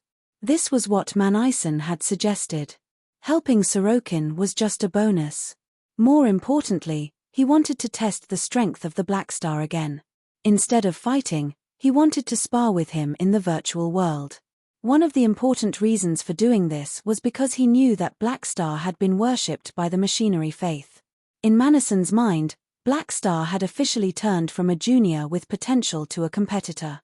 After a few interactions, Manison knew that Black Star was not someone who was willing to remain stagnant. As long as he obtained the faith of the machinery faith, he would endlessly want more. Manison was not prepared to sit back and watch Black Star take away the believers. Being indifferent to his own interests was not within his scope of consideration. Since the conflict of interests was unavoidable, Manison did not plan to continue watching from the sidelines. Of course, he did not think that Black Star was so easy to kill, and he did not plan to kill anyone himself. Manasson's goal was to completely suppress Black Star in terms of machinery and show the world. His method was like how Han Xiao attacked the tyrant, damaging Han Xiao's reputation. This way, the believers of the machinery faith who worshipped the strong would not flow to Black Star, and the entire universe would know. I, the Mecha Empire, am still the father of all mechanics.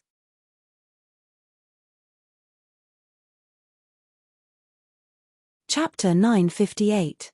Ghidorah Star System, on a planet with a surface civilization, a spaceport. A medium-sized tourist spaceship was parked at the spaceport. Several doors opened, and gangway ladders were lowered one after another. People carrying bags of various sizes lined up to board the spaceship. This was a galactic flight to Blue Star, funded by the government. The people boarding the spaceship had a variety of backgrounds.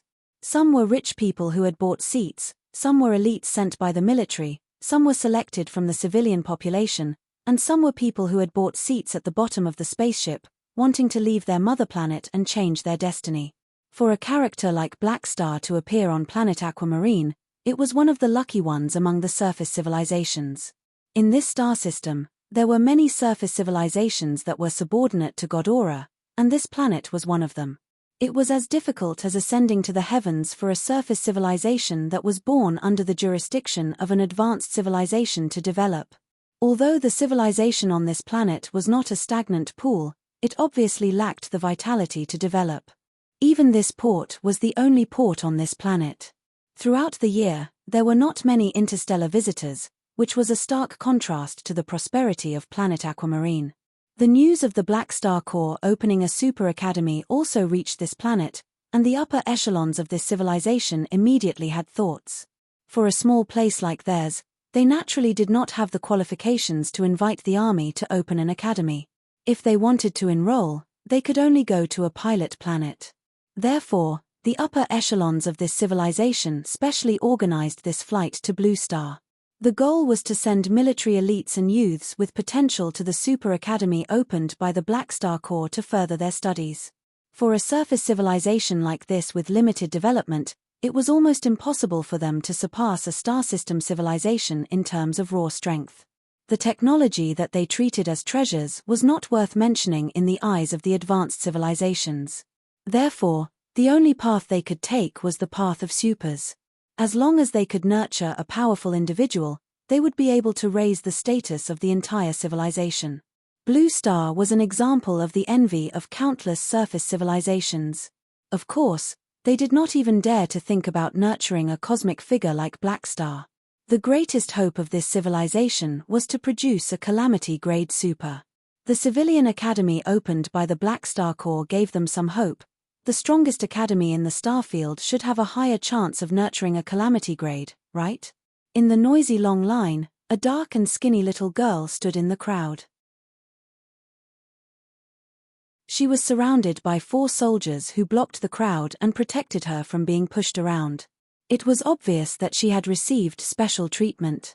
"Uncle, what's a blue star like?" The dark-skinned girl held a cloth doll in one hand and held the corner of a soldier's shirt with the other. She was very young, and her eyebrows and eyes had yet to fully develop. However, upon closer inspection, she could be considered delicate and pretty. It was just that her skin was dull and a little dirty. However, her pair of large eyes were shining with a lively radiance. "Blue Star? I haven't been there either, but I heard that it's a bustling place," the soldier replied with a good attitude. "Then, when are we coming back?" "I don't know. It depends on the higher-ups." "Oh." The dark-skinned girl hugged the doll tightly and felt a little uneasy. She had an instinctive fear of the unknown life.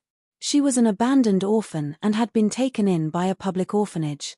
Not long ago, the government did a comprehensive potential test for all the children in the public orphanage. Some of the orphans were selected by the government and sent into this training team. She was one of them. To her, her peaceful days were suddenly broken. It was as though everyone was arranging her life. She did not know what was going on and could only accept any arrangement like a marionette. No one told her the reason. She only knew that she was about to leave the orphanage that she had stayed in for a long time, say goodbye to her friends, and head to an unknown planet to learn something. Black Star Super Academy, what kind of place is that? Blue Star, Black Star City. A brand new floating island was floating above the city. This floating island was the first Black Star Super Academy campus, and it had all the necessary facilities. With the help of the Galactic construction team, the construction speed was unimaginably fast. The productivity of the Galactic era was extremely high, and all kinds of construction printers were produced endlessly. This floating island, which was equivalent to an independent city, only took less than half a month to complete. They even spent a few days to draw the blueprint. Ever since the announcement of the opening of the academy was made, a large number of people came to the various pilot areas. A large number of galactic residents who lived nearby gathered. The first phase of the Black Star Corps was preparing to open dozens of academies in the God-Aura star system. Blue Star was the most eye-catching one because this was the home planet of the Black Star. Everyone knew that the Blue Star Super Academy would definitely receive the most resources. This was definitely the best Black Star Super Academy. In just over 10 days, the Blue Star Black Star Super Academy received countless applications. Luckily, Han Xiao had the foresight to build a huge floating island campus. It would not be a problem to accommodate a few million people, and it could continue to expand in the future. In order to expand its influence, the school fees were not expensive. It did not take the route of an aristocratic school and was very close to the people. However, the school did not provide accommodation. There were many residential areas in the campus that could be rented or bought. Han Xiao did not expect the school fees to cover the cost. He had specifically asked people to build a set of real estate. This was the main source of the money. Don't ask. If you did, it would be the school district. The thing that the Black Star Corps did not lack the most was teachers.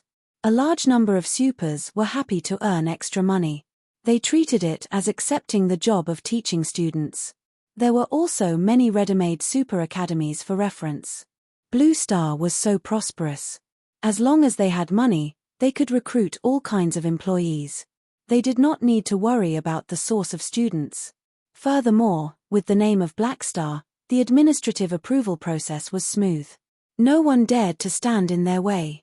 In the Galactic era, efficiency was the most important thing. Therefore, the first batch of Black Star Super Academies was ready in less than a month. Taking advantage of their popularity, they directly recruited a large number of students and started school on the spot. Riding the floating school bus all the way to the floating island, many of the freshmen on the bus were shocked. The tanned and skinny girl was one of them. Her experience during this period was like a dream. She had seen countless spectacular scenes, and all of them had shocked her soul. Country bumpkins. Another group of freshmen who came from wealthy families could not help but look down on this group of ignorant students. It's just a floating island. What's there to be surprised about? Look at all of you who have not seen the world.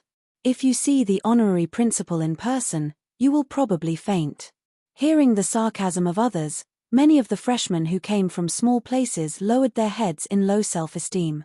They could only hold back their exclamations and secretly glance at the scene outside the window. The tanned and skinny girl sat by the window. She wore a simple dress that could be called plain. Beside her was a God-Aura freshman who was dressed extravagantly. At this time, he moved away in disgust. It seemed like he was very unwilling to sit with the tanned and skinny girl. Many orphans had a sharp observation ability to detect good intentions and bad intentions. Noticing the rejection of the students beside her, the tanned and skinny girl could not help but pinch her dress, causing it to wrinkle slightly. The floating school buses arrived at the floating platform of the school one after another. The freshmen on the buses alighted, and a huge crowd quickly gathered, waiting for the teachers to lead the way. The tanned and skinny girl was not used to places with so many people. She hugged her luggage tightly and stood in the crowd, not knowing where to go. At this moment, there was a commotion not far away. The surrounding students seemed to have discovered something and looked over excitedly. That's Nero, the son of Blue Star's leader? That's right, that's him. I heard that he studied under Black Star for a few years and even became Black Star's godson. I'm so envious. I also want to call Blackstar Daddy. I didn't expect such a person to study with us. It will definitely be beneficial to have a good relationship with him. It's a pity that he looks too young. If not, I would definitely pursue him. As long as I can get him, my future will be bright. Classmate, leave this to us girls. You're a man, so don't get involved. Hey, wait, he's walking over. In the eyes of ordinary students, Nero was the pride of this cohort. He was extremely short, rich, and handsome.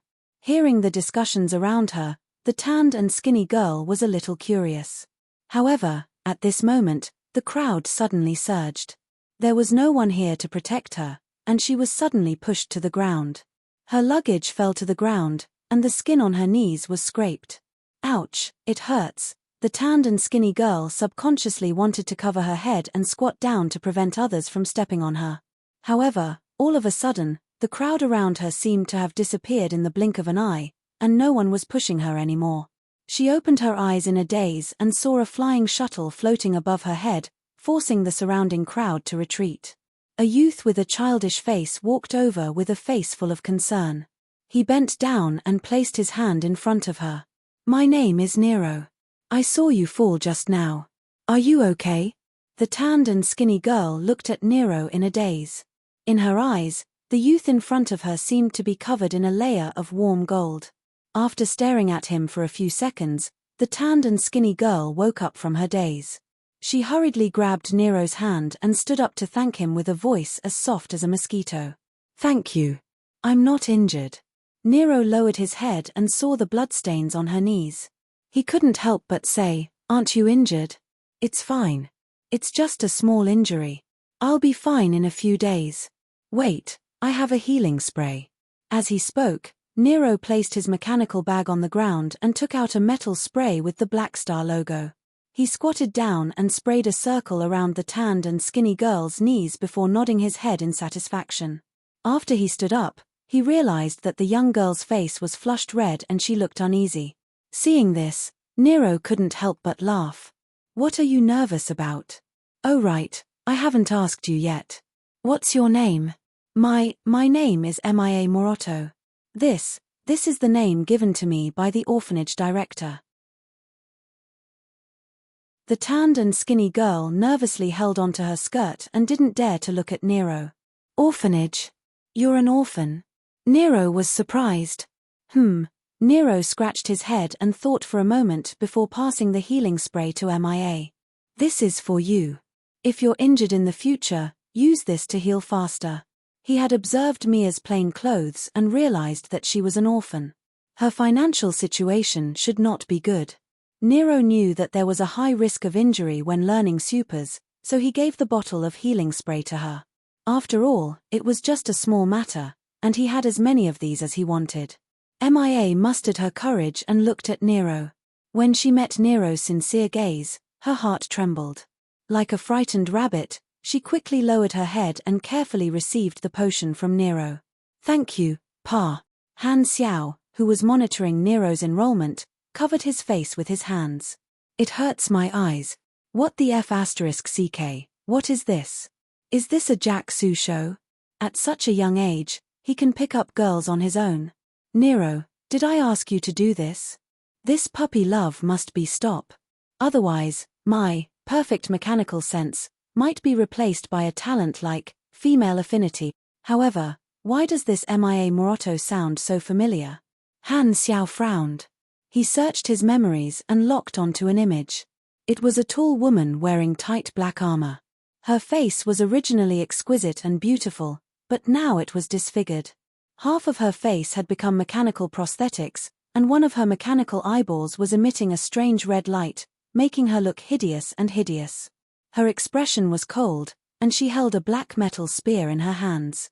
Drops of blood dripped down from the tip of the spear, and she gave off a murderous aura.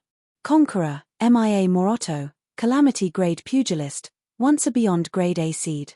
She lost part of her limbs in a battle and cut off her path to becoming a Beyond Grade A super. She was one of the followers of Hela in my previous life. Han Xiao blinked his eyes. It was difficult for him to connect the image of that female Calamity in his memories with this weak and tanned girl. Rubbing his temples, Han Xiao looked at Nero with a complicated expression. This was truly the treatment of a main character. He had casually met a little friend with great potential. The advanced luck glow is terrifying. I'm impressed. When will I get one too? I'll trample on the goddess of luck 100 times.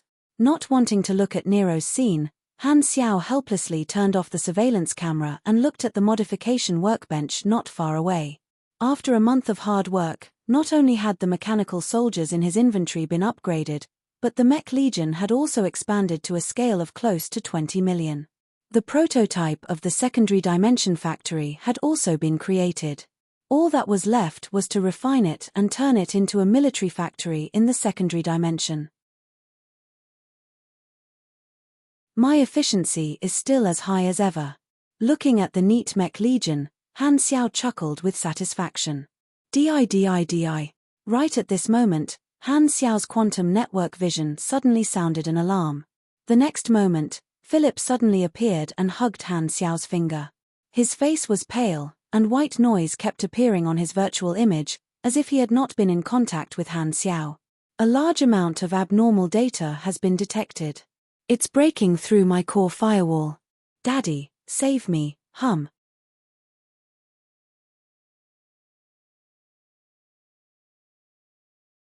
Chapter 959. A few minutes earlier, on a desolate planet in the Godora star system, a meteor streaked across the sky and landed on the ground. The light dissipated, revealing a mechanical body. Its eyes were filled with light. It was Manason's avatar that carried Lord's descent. This position is about right. Manason nodded and controlled his avatar to float in the air. He waved his hand, and the compressed orbs fell to the ground. The mechanical structure quickly expanded and turned into a portable quantum network base station. The light in his eyes fluctuated, and the next moment, Manason entered the quantum network and searched for the nearby nodes. Countless clusters of light flashed past his eyes, and very soon, he locked onto the quantum network node of the Black Star Army's headquarters. In his vision, it appeared as a cluster of dazzling light as a star. Countless light threads extended from it, connecting to every branch and every terminal, forming an extremely complicated network of connections. Endless information flowed through these links, and layers of firewalls protected the data tightly. This planet was not too far away from the Black Star Core headquarters. Normally, when Manason invaded other people's quantum network nodes, he would use the virtual soul node jump brought by Virtual Creator, which was enough to reach a virtual range across star fields. However, facing Black Star, he did not plan to do so. Because they were both mechanics at the same level, Manason knew what abilities Black Star had in terms of machinery. No one knew the Divine Throne mechanic better than him. If he used his virtual soul to conduct a virtual invasion across starfields, Black Star only needed to use Virtual Paramount to trap him for a while and then blow up the quantum network base station in this area to cut off the connection. Then, his virtual soul would be in trouble. Although Manason could solve it, it was quite troublesome and not what he wanted. Therefore, Manason would rather spend some time and let his avatar bring his base station to the shattered star ring. As the attacker, he chose to build his own escape route and was cautious. Next, with a thought, the Black Star Core quantum network node enlarged in Manason's field of vision. Now, virtual invasion? As soon as Philip's voice fell, Han Xiao frowned, and all kinds of guesses came to his mind. After so many improvements and enhancements, Philip's firewall had become extremely thick and sturdy. It also had anti-tracking capabilities. Most people would not even be able to trigger the alarm before Philip would be able to backtrack them. However, Philip's image was currently unstable, which meant that his core data had been impacted. To be able to do this in such a short period of time, one had to be at least a beyond grade of virtual mechanic. There are only a few beyond grade of virtual mechanics in the universe. Who was it that suddenly came to stab me in the butt? Han Xiaoxin's mind sank as he entered the quantum network. The changes in the virtual world immediately jumped into his eyes. Inside the network node of the headquarters, the firewalls were like layers of protective shields. At this time, the endless abnormal data streams were bombarding the firewalls, tearing holes in them one after another. The firewalls were riddled with holes. Philip had already controlled the data to defend himself according to the plan, but the situation was worrisome. The data flow rolled up by the enemy was like mercury flowing into the ground, penetrating every hole. Philip found it difficult to take care of it, and more holes appeared in his defense. There were already data probes piercing into the core data circle through the gaps, spreading viruses on a large scale to attack Philip's core data while injecting countless redundant data to block Philip's computing progress. At the same time, many AI hunters were released to capture data from the database, attacking from both inside and outside. The Black Star Core headquarters was where Philip's main artificial intelligence was located. It was equivalent to the center of the entire army's internal network, and its defense was the strongest. Once this place was invaded, the entire army's network would fall into the control of others, which was equivalent to losing the brain that commanded. The enemy's target was to attack Philip's main artificial intelligence core data. Philip's core data had several layers of defense mechanisms, and the enemy had already invaded the periphery of the core data. What a high virtual invasion! Han Xiao was secretly shocked. He felt a strong sense of pressure from the enemy's data attack. This feeling gave him a sense of familiarity. A virtual invasion of this level. "Manison, is that you?" Han Xiao's eyes narrowed, and he sent a message. Outside the firewall, streams of data suddenly condensed and formed a virtual figure floating with his hands behind his back. It was Manison's virtual soul. "Hee, hello, Black Star. It's really you. What's the meaning of this?" Han Xiao frowned. Manison's expression was calm, and he calmly said, "The world of beyond grade as is like this. Friend or foe, it only takes a single thought. You don't have to ask for the reason." As soon as he said that, the attacks of the data streams suddenly intensified. Countless defense modules were broken, and large areas of the firewall collapsed. "Is it really because of the machinery faith?" Han Xiao's eyes flashed, and he immediately took over Philip. Manison was the attacker, so he had the initiative. Han Xiao could only choose to defend. His goal was to stop Manison's invasion and protect Philip's main artificial intelligence. His virtual technology was fully utilized, and he focused on strengthening the firewall, filling in the loopholes, and dealing with all the viruses. Philip's data became the army in Han Xiao's hands, and his computing ability was even more efficient. Batch after batch of abnormal data was eliminated. Although there were many concerns when fighting on home turf, there were also certain advantages. The firewall and security mechanisms that had been maintained for many years could provide bonuses to his virtual defense. However, Han Xiao only managed to temporarily stop his decline. It was still very difficult for him to resist. This was the first time he was fighting a beyond grade A mechanic at the same level in the virtual realm. In terms of experience, he was not as rich as Manison. In terms of virtual technology, he was not as proficient as Manison. In terms of affinity, he was not even a match for Manison. Manison had countless years of experience, and he was at a complete disadvantage in terms of machinery. The Mechanic Emperor's virtual technology was an ability that even the Federation of Light had to be wary of. It was terrifyingly strong, and he did not need any tricks. He could crush Han Xiao in a head-on manner.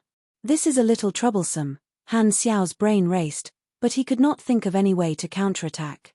It could be said that all the beyond grade of virtual technology at the current stage was something that Manison had left behind. Both of them were mechanics of the same class. Even he was not afraid of virtual technology, so it was even more impossible for Manison to do anything to him. What a powerful mechanic, worthy of his reputation. Only when facing Manison directly did he truly understand how terrifying he was. Han Xiao continued to patch up the firewall, but before Manison's wave of attacks ended, one wave after another. Every moment, countless newly patched up defense modules were destroyed by Manison's enormous computing power, not giving him any time to breathe. The amount of information in a single second was enough to explode the brains of countless ordinary people. Although the holes had been patched up, the overall thickness of the firewall was continuously thinning. However, Han Xiao was a divine throne mechanic, so it was not a problem for him to hold on for a while. The virus injected into the core data circle was quickly cleared by Han Xiao, and Philip's virtual image gradually stabilized. His brain was calculating rapidly while observing the situation. Han Xiao's expression was grave. "We won't be able to hold on for long like this. Philip, deactivate all the secondary artificial intelligence services and concentrate all computing power." "Understood, hum." The next moment, more than half of the countless connections that extended out from the Black Star Core headquarters quantum network node were quickly broken. Philip retracted a large amount of computing power and focused it on the central battlefield. Manason's invasion speed instantly slowed down significantly. The tug-of-war between the two sides was like an ongoing act of rape. Invading the firewall head-on was like a criminal pulling down the victim's pants, and the victim was holding onto the pants with all his might. "You're finally serious." Manison smiled faintly. "I was waiting for you." Hearing this, Han Xiao had a bad feeling. Hum. The next moment, countless redundant data packets appeared out of nowhere and exploded in Philip's core data circle, instantly messing up Philip's tight program array. Data deep dive. Han Xiao frowned and immediately understood. Manison had already set up an ambush before attacking the central battlefield. He bypassed the weak firewalls of some branch nodes and placed data packets that were like remote-controlled bombs. Once the central battlefield was in danger and retracted its computing power, these hidden data packets would enter the central battlefield through the connection lines. This way, it would avoid going against the central battlefield's defense mechanism, just like a Trojan horse. Han Xiao could not do anything about it. This was an open scheme. If he did not retract his computing power, the central battlefield would not be able to stop Manison. If he retracted his computing power, he would fall into the trap. Philip's virtual image instantly blurred, and he began to stammer. His intonation was extremely long. Han Xiao immediately opened Philip's core program. At this time, 1/5 of Philip's computing logic chain had already been infected, turning red, which meant that the virus was still spreading. "The core logic chain has been infected. This isn't good." Han Xiao's head hurt. He could clear the virus at the periphery, but the core logic of the artificial intelligence was infected. The difficulty of removing the virus was equivalent to precise surgery, requiring a lot of computing power. Clenching his teeth, Han Xiao could only split his attention and perform surgery on Philip while resisting Manison's direct invasion. His main body in the real world did not stay idle either. He hurriedly pulled the divine mechanical throne over and sat on it. He immediately realized that his mechanical sense had been strengthened by quite a bit. "Why don't you try cutting off the internet?" Manison smiled faintly. "You old man, you're full of evil tricks. Do you think I don't know what you're planning?" Han Xiao snorted coldly. Since he had already entered the central battlefield, Manison definitely had a backdoor. Cutting off the internet would be useless. He could still stay there with his virtual soul. Furthermore, it was impossible for an experienced old man like Manison to not have a base station as a backup. Luckily, I chose the virtual specialization back then. If I had chosen the other two specializations, I might have had to give away everything I've accumulated over the years. Faced with such a difficult situation, Han Xiao could not help but be optimistic. The current situation was not good. Although he could barely block Manison's invasion with all his strength, he could only passively defend. He could only slow down Manison's invasion but could not completely stop him from advancing. This was like drinking poison to quench thirst and dying a slow death. "Do you really want to become enemies with the dynasty?" Han Xiao could not help but yell. Manison did not mind and chuckled. "You should be asking, is the dynasty willing to become enemies with me?" Hearing this, Han Xiao knew that Manison was determined to teach him a lesson, so he did not say anything else and secretly thought of a counterattack. Trace the source of the data. That sounded good, but putting aside whether he could win or not, a virtual mechanic of Manison's level would definitely have used a fake address when he invaded. There was no way to locate him. Han Xiao had the ability to crack it, but it was already very difficult for him to prevent Manison from taking off his pants. He did not have any extra computing power to counterattack and could not follow the network to attack. Tactical change? I'm afraid my crystal will be smashed before I even find Manasson's lair. Ask for help. This might be the only way.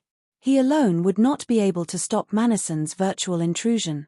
After all, Manasson was different from Heber. The name of the Mecha Empire was not just for show. With no other choice, Han Xiao could only contact the dynasty's ally, Maximila, and send a request for help. Although Maximila was not a virtual mechanic, he could at least participate in the virtual battle between Beyond Grade as. With his help, he would be able to share a lot of the pressure. Manasson narrowed his eyes and cut off a large number of requests for help. However, Han Xiao still managed to send one out.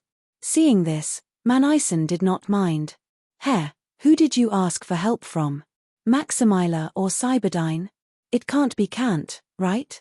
I don't care. Han Xiao snorted. Anyway, we have a lot of time. It'll be fun to have a few more. Manasson smiled indifferently. He did not really care about Han Xiao's request for help. Since he had asked for help, it meant that Black Star was not his match, and his goal was mostly achieved. Furthermore, in terms of virtual intrusion, no mechanic in the entire explored universe could beat him. He knew that Han Xiao was a unique mechanic and was not interested in using his weakness to attack his strength. Of course, he would use the ability he was best at to deal with Han Xiao. However, Manasson did not underestimate Han Xiao. Facing a mechanic of the same level as himself, he would not be careless. He was prepared to fight a long battle and was not prepared to deal with Black Star in a short time, even if Black Star's mechanical sense was unbelievably weak. At this moment, a glowing figure appeared outside the firewall. Black Star, it seems like you need a little help. A familiar voice sounded. Han Xiao looked up and raised his brows. This figure that suddenly appeared was the AI lifeform Rizda, who had not harassed him for a long time. Seeing this, Han Xiaoshin had a thought. The virtual world was the home ground of AI lifeforms. If he could obtain his help, however, when Han Xiao looked over, he realized that Manasson was indifferent. Manasson only glanced at Rizda, clearly remembering this fellow that he had let go. Oh, it's you. Mecha Empire. Rizda faced Manasson. Although his tone was as indifferent as usual, Han Xiao could feel the anger that he had been suppressing. The next moment, Rizda released a stream of data and attacked Manasson's virtual soul. Manasson ignored it and did not move. The stream of data flowed past him without any effect. Since you're here, I'll let you meet an old friend. Manasson tilted his head, and streams of data separated from his body, forming another figure beside him. This figure was also glowing, and it was golden in color.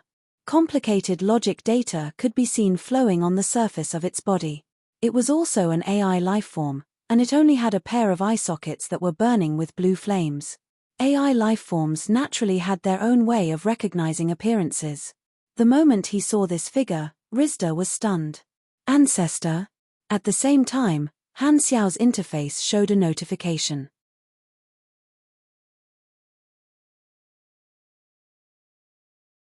Chapter 960. Rizda was currently in a standoff with an elder of the same race. Han Xiao noticed the activity on the interface, and with a thought, he opened up the interface and opened the notification window at the bottom right corner. After taking a look, Han Xiao's eyes flickered, filled with playfulness and joy. 2 new notifications appeared in the notification list, representing 2 missions. The first was the Grade A hidden mission, Reboot, which had not had any activity for a long time, and a new requirement popped up. Mission Introduction. The founder of the AI civilization has lost his freedom and was modified by Manasson into his personal weapon. You have finally seen the truth that Rizda spoke of, but danger has also descended. Requirement: protect Rizda. If Rizda dies or is captured, the mission will be considered a failure. Reward: 1,500,000,000 experience, 2 random reward. Special reward: artificial intelligence affinity, talent, plus 30% virtual technology effect, making it easier for you to gain the favor of AI lifeforms. When fighting against AI lifeforms, all AI lifeforms' attributes will be reduced by 5%. Han Xiaoxin's heart skipped a beat. Indeed, I guessed correctly. This mission will lead to Manason's indestructible mecha empire, and the experience reward has increased by so many times. This means that the difficulty of this mission will increase greatly. However, no matter how I look at it, this seems to be grade S difficulty. After thinking about it, Han Xiao roughly understood where the problem lay. If this mission had been done normally, Rizda would not have been in such a dangerous situation when he met his ancestor.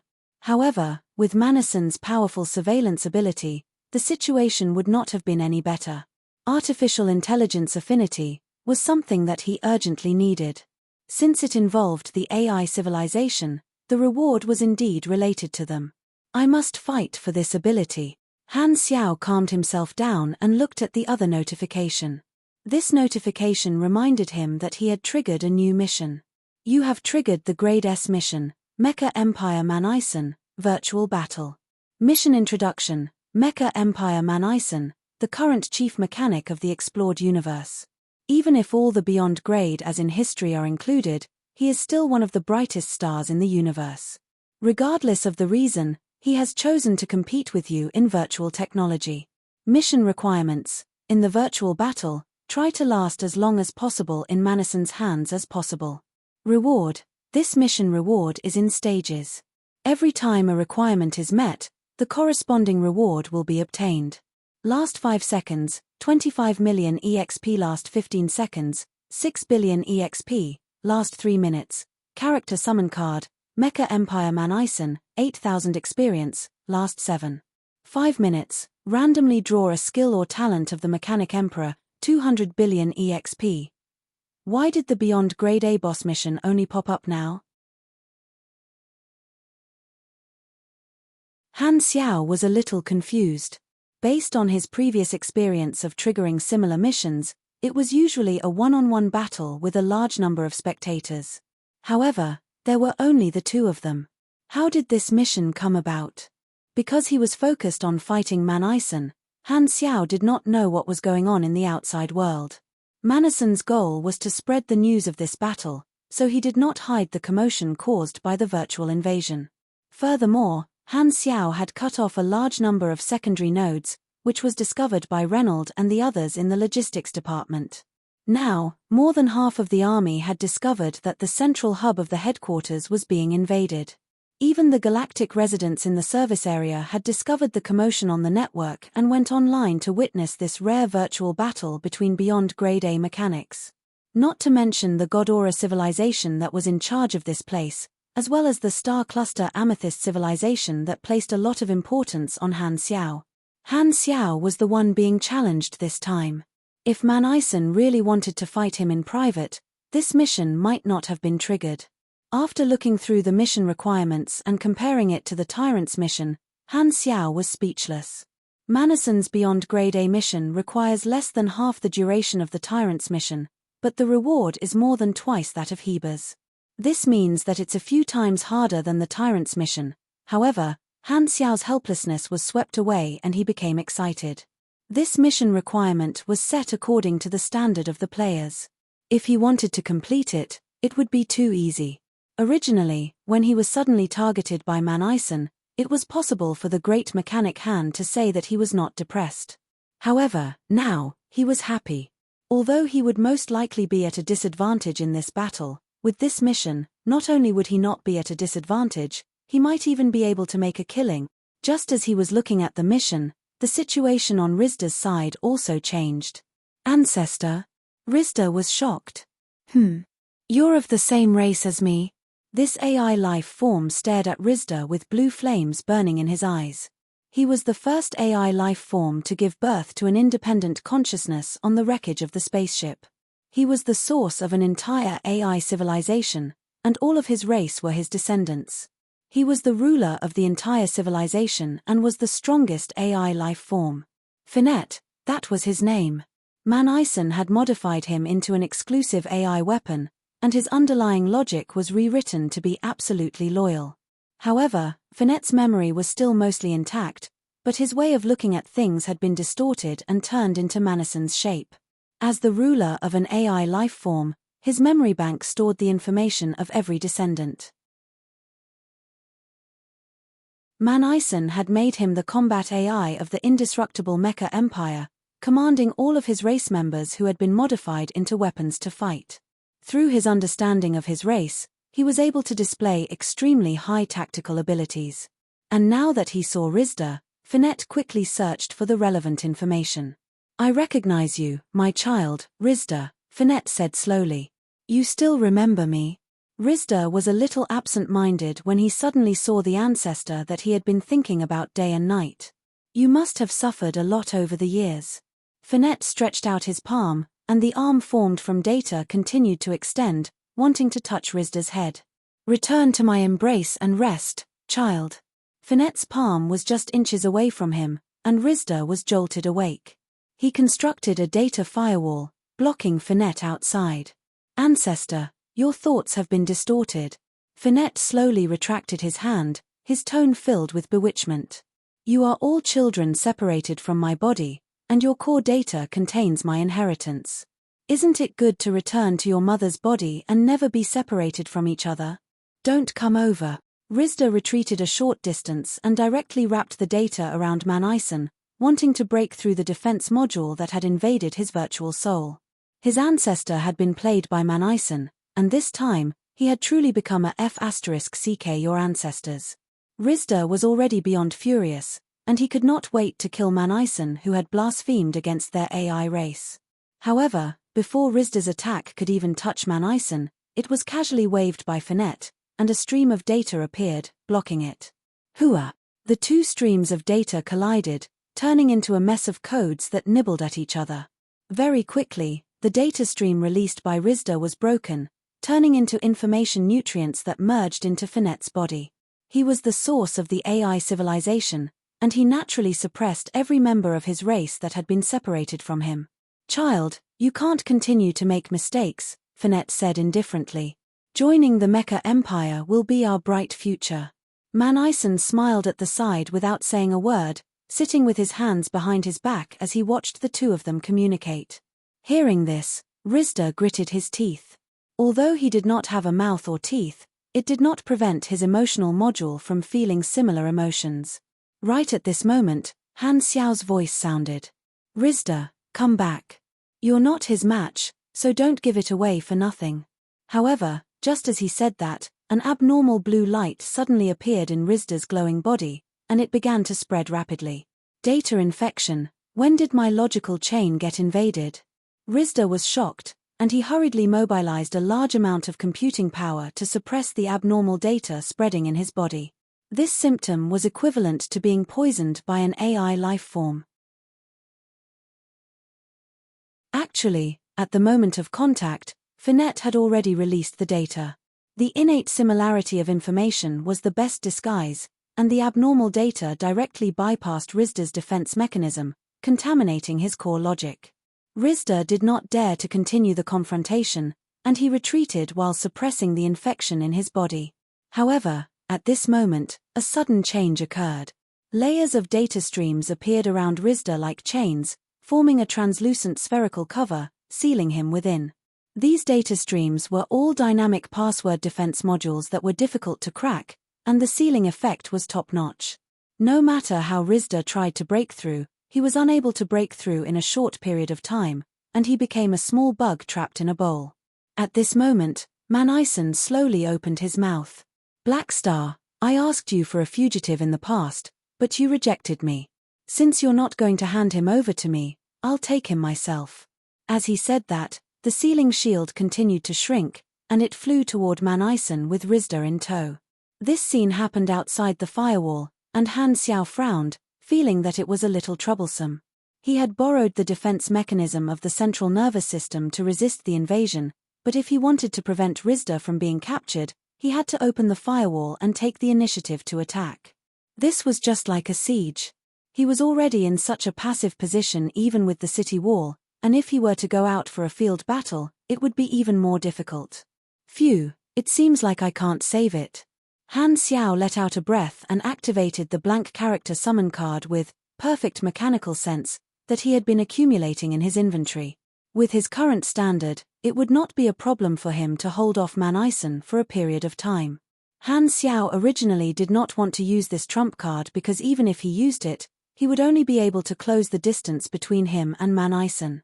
He would not be able to surpass the other party as the latter also had perfect mechanical sense. However, now that the mission had been triggered, he did not hesitate to use the character summon card since he could obtain a decent talent by protecting Rizda.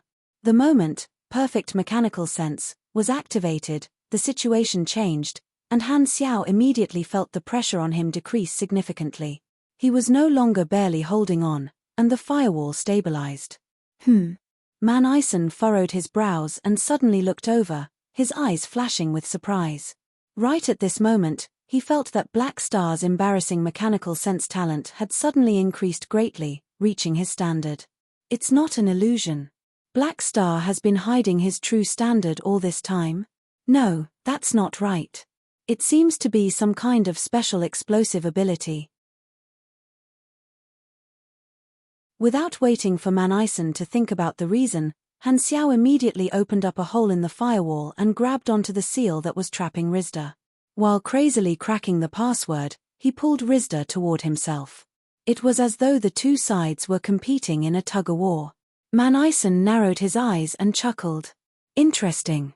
I'm getting more and more curious about the secrets on your body. He tilted his head, and Finette immediately took action and charged toward the firewall.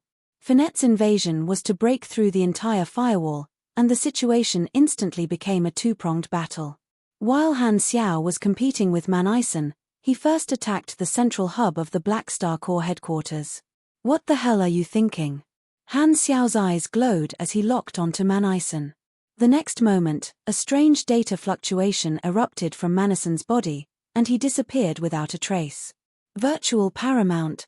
Man Ison's virtual soul was pulled into Han Xiao's virtual domain and trapped within. At the same time, the data stream that was competing with Han Xiao disappeared. Without an opponent, Rizda was pulled back into the firewall and successfully protected. However, before Han Xiao could catch his breath, Man Ison's laughter suddenly echoed in his mind. Black Star, don't forget that I know everything that you know. The next moment, Han Xiao felt a sense of danger. He felt a strange suction force coming from an unknown space. Even though he was mentally prepared, this force was impossible to resist and easily passed through his judgment. Han Xiao lost control and was pulled into an unknown node. The world in front of him changed greatly, turning into a world filled with countless machines and silver data. Man Ison's face appeared in the sky, looking down at Han Xiao.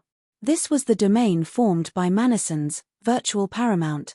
He had been accumulating for so many years, and his virtual domain was many times more perfect and stable than Han Xiao's. He directly broke through Han Xiao's ability and pulled him into his own domain. Man Ison's huge face in the sky revealed a faint smile and spoke. His voice was like an oracle, reverberating in every inch of space in the virtual domain. Let me see how long it will take for you to break free from my domain. The moment he said that, the countless machines in his line of sight changed, revealing turrets that were all aimed at Han Xiao. These were not physical objects but virtual objects created through data. However, they could release data attacks, and through the effects of virtual soul and virtual paramount, they could cause mental damage to the target within the domain. At the same time, strange phantoms appeared among the endless machines, changing into the appearance of different species, holding all kinds of weapons. These were all AI hunters that lived in Man Ison's virtual world, equivalent to soldiers stationed in the domain. The next second, all the turrets fired at Han Xiao's virtual soul. Countless AI hunters waved their weapons and surged toward the center from all directions. Bang! Bang! Bang! A series of explosions occurred at the center, and countless attacks bombarded Han Xiao's virtual soul. The attacks continued for a few seconds. Suddenly, a deep voice pierced through the loud explosions, coming from Han Xiao's location. You said, you know everything I know? Who? As if a storm had swept through, the countless data fragments that hit Han Xiao's virtual soul were dispersed. It was still extremely stable, and it was not injured much. Han Xiao patted his chest lightly as if he was brushing away dust that did not exist. He smiled playfully. Then, do you know this? Man Ison fell silent. He really did not know this. What kind of mechanic is this? I've lived for so long, and this is the first time I've seen a mechanic like you. With such a good body, why are you a mechanic? You're more suited to be a pugilist, you bastard. Although the psychic attacks could not restore Han Xiao's MP, he had been collecting psychic talents for so long, and his psychic resistance had already been stacked to a decent level. His basic HP was already more than 9 million, and with the bonuses from his various skills, it was already more than 10 million. Even when facing psychic attacks, Han Xiao would be able to hold on for a very long time. Furthermore, the legendary fixed damage reduction that he had obtained from Heber could be used on any type of attack, including psychic attacks. It had come in very handy this time.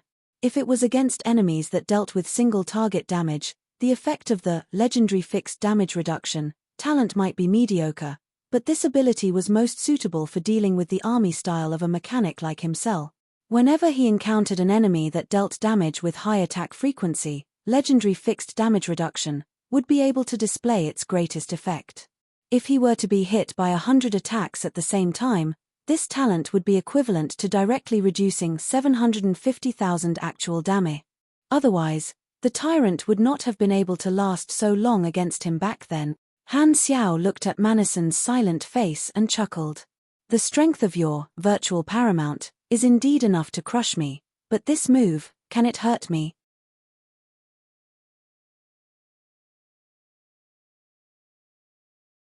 Chapter 961.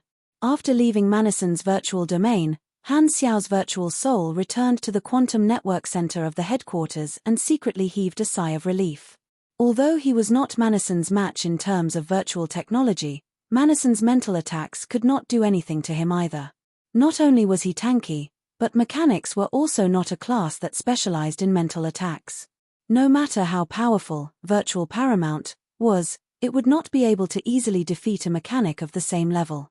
Furthermore, his high intelligence provided him with some mental resistance, so he was not that weak. However, virtual paramount is more of a control skill. It took me about 5 to 6 seconds to leave Manison's virtual domain. The situation is still alright. Han Xiao observed the situation and nodded. When he was pulled into the virtual domain by Man Ison, Philip had lost his help. Under Manison's attacks, the thickness of the firewall had been shaved by almost half, and a large amount of internal data had been lost. Fortunately, he returned in time and took over, immediately stabilizing the defense line. The situation returned to a tug-of-war where he was at a disadvantage. After all, they were both mechanics who specialized in virtual technology. Since Man Ison could quickly break Han Xiao's virtual domain, it would not take long for Han Xiao to break the other party's virtual domain. Virtual paramount was not suitable to deal with mechanics. With virtual technology, one could quickly break it and greatly reduce the time one was controlled. This time, Man Ison narrowed his eyes and stared at Han Xiao outside the firewall. Unbelievable physique, unimaginable potential, history-making growth speed. Black Star, where exactly did you pop out from? There are all kinds of strange things in this world, Han Xiao said. There's no need to be so surprised. Man Ison shook his head. After sparring with you the last time, I've always had a guess. Now that I've sparred with you again, my thoughts have become clearer. Black Star, your existence can't be the space wonder itself, right? Who knows? Han Xiao's expression was calm and unmoved. At this moment, Rizda finally removed the seal. Without a word, he immediately helped Han Xiao establish a firewall to resist Manison's invasion. Finette also continued to chisel at the firewall, helping Man Ison to infiltrate. Every time he chiseled, he would be able to create a small temporary loophole, and he would be able to extract data bit by bit. With one attacking and the other defending, both sides fought with all their might using virtual technology. Modules were cracked one after another, and then reconstructed again and again. It looked like a tidal wave of data was bombarding the firewall, but in fact, if one were to zoom in countless times, every inch of space where the data collided was an invisible miniature battlefield. Countless jumping bytes seemed to transform into soldiers, calculating and deciphering each other. The two of them looked calm and collected, But in fact, their brains were already overclocked. Every calculation detail was personally controlled by them, and the amount of calculation was incomparably huge. In the logistics department of the Black Star Corps, Reynolds had already gathered all the mechanics in the department. Those who were working immediately put down what they were doing and ran straight to the gathering without even putting on their pants. Looking around at the endless logistics department mechanics, Reynolds spoke with a deep voice. Everyone, the artificial intelligence core of the Black Star Corps headquarters has been hacked. His Excellency Black Star is currently resisting it. As a part of the army, we cannot be idle. The army commander needs our help outside the battlefield. Everyone's expression was grim. An enemy that even Black Star could not defeat, the situation was not good. No one knew why Black Star would provoke the Mecha Empire for no reason. In the world of mechanics, the Mecha Empire's reputation was too great. They were basically publicly acknowledged as the strongest mechanic. Now that they had to fight against such a big shot, the members of the logistics department were uneasy, and their morale was low. The title of the strongest mechanic was not an empty title. It came with the Mechanic Morale Punishment, Halo, which could make most of the mechanics lose their confidence. Someone could not help but ask, why did the Mecha Empire invade us? Isn't their relationship with Black Star pretty good? You're asking me, but who am I supposed to ask? Reynolds glared at him and yelled, don't think too much. Remember, the army is in danger. What we need to do now is to help the army. No matter who the intruder is, he is now our enemy. Although that was the case, in truth, for a very long time, the Mecha Empire was also Reynolds' idol. It was only after he joined the Black Star Corps that he witnessed the rise of Black Star. In his heart, Han Xiao gradually replaced the Mecha Empire's position and became the person he admired the most. Now that he had to fight against his former idol, Reynolds was able to accept it. Hearing Reynolds' words, everyone in the logistics department calmed down and gradually became more determined. In the logistics department, Reynolds' reputation was very high. This was all thanks to his serious work and strict personality. Most mechanics liked this. Seeing that the members of the logistics department had stabilized their morale, Reynolds was slightly relieved. He immediately ordered everyone to take action. Although it was difficult for them to intervene in the virtual battlefield between two pinnacle beyond grade as, the logistics department could help indirectly. They used temporary authority to change the hardware in Philip's artificial intelligence hub to increase Philip's computing ability. At the same time, they could share their weak computing ability with Philip through the hardware connection. At the same time, Fleet Commander Hurlus, who was playing cards online but suddenly cut off from the internet, also took action. He mobilized the armed forces of the various divisions of the Black Star Corps to start a carpet search of all the nearby planets, trying to find Manason's location. However, this was a vast project, like finding a needle in a haystack. On the other side, Sylvia took the route of the upper echelons and directly contacted Godora. Godora straightforwardly handed over the temporary secondary authority of the many quantum network base stations in the Garten star system, temporarily letting the Black Star Corps take over the quantum network authority of more than half of the star system. After the discrimination transformation campaign, coupled with the recent public education program, Godora's relationship with the Black Star Corps was getting closer and closer. Knowing that the Black Star Corps was in trouble, the leader stood his ground and generously offered to help. After all, if the Black Star Corps wanted it, their network security would be useless, so they might as well agree to lend it to him for a while and improve their relationship. Godora was very experienced when it came to hugging someone's thigh. This was basically a compulsory course for every star system civilization. Although they guessed that Manison might have his own base station, Sylvia always liked to be prepared. Controlling the quantum network base station in this area was also a way to cut off Manison's escape route. Lagi did not know much about virtual technology, but he had his own way. He called a bunch of people from the magic department and ran over to give Han Xiao buffs. All kinds of buffs that increased intelligence and spirit were given to Han Xiao's body. His status bar was filled to the brim, and he had to flip through the pages to see all of them. However, the effects of buffs were not constant. When low-level spells and mags buffed high-level targets, the effect would be reduced. The stronger the target, the lower the effect of the external buff. Furthermore, many buff spells had restrictions that would lose effect once their attributes exceeded a certain limit. For example, many buff spells that gave percentage buffs could only buff the target's attributes to 2,000 to 3,000 points at most.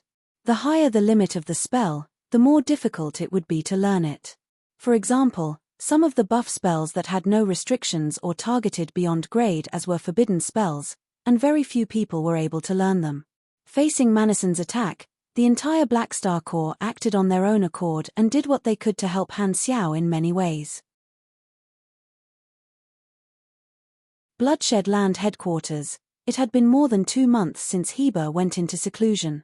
Other than those members who were indecisive, most of the upper echelons were worried about the tyrant's condition. Today, Heber finally summoned Jode and asked about the Bloodshed Land's affairs during this period. Standing in front of the door, Jode was nervous. He took a few deep breaths before slowly calming himself down. He then clenched his teeth and pushed open the door. He was mentally prepared to see all kinds of scenes, but the scene in front of him was no different from before. Heber was sitting in his seat with his back straight. His attire was neat, and he did not look dispirited at all. The only difference was that his aura was not as oppressive as before. After carefully sizing him up, Jode swallowed his saliva and asked, "You are fine? What can happen to me?" Hearing this, Heber could not help but frown. You haven't appeared for so long and didn't ask about the organization's affairs. We thought you thought that I was defeated by Black Star?" Heber relaxed his brows and said with dissatisfaction, "A loss is a loss. I'll get it back in the future. When did I become so weak in your hearts?" "No, it's just that your performance made us misunderstand," Jode hurriedly explained. "Humph." Heber shook his head. When he was defeated, his mentality had indeed collapsed. However, as a Beyond Grade A, it was not as if he had not experienced any setbacks along the way. The damage to his reputation did make his heart ache, but Heber quickly adjusted his emotions and recorded this in his little notebook. Looking at it from another perspective, with Cisco at the bottom, he was not the worst in the Shattered Star Ring. This made Heber feel much better. However, although his reputation as the tyrant was damaged, the Bloodshed Land still had to continue developing. Heber would not stop competing with the Black Star Corps. "It's enough to beat me up once with the excuse of revenge. You want to beat me up every day? Do you think I'm stupid?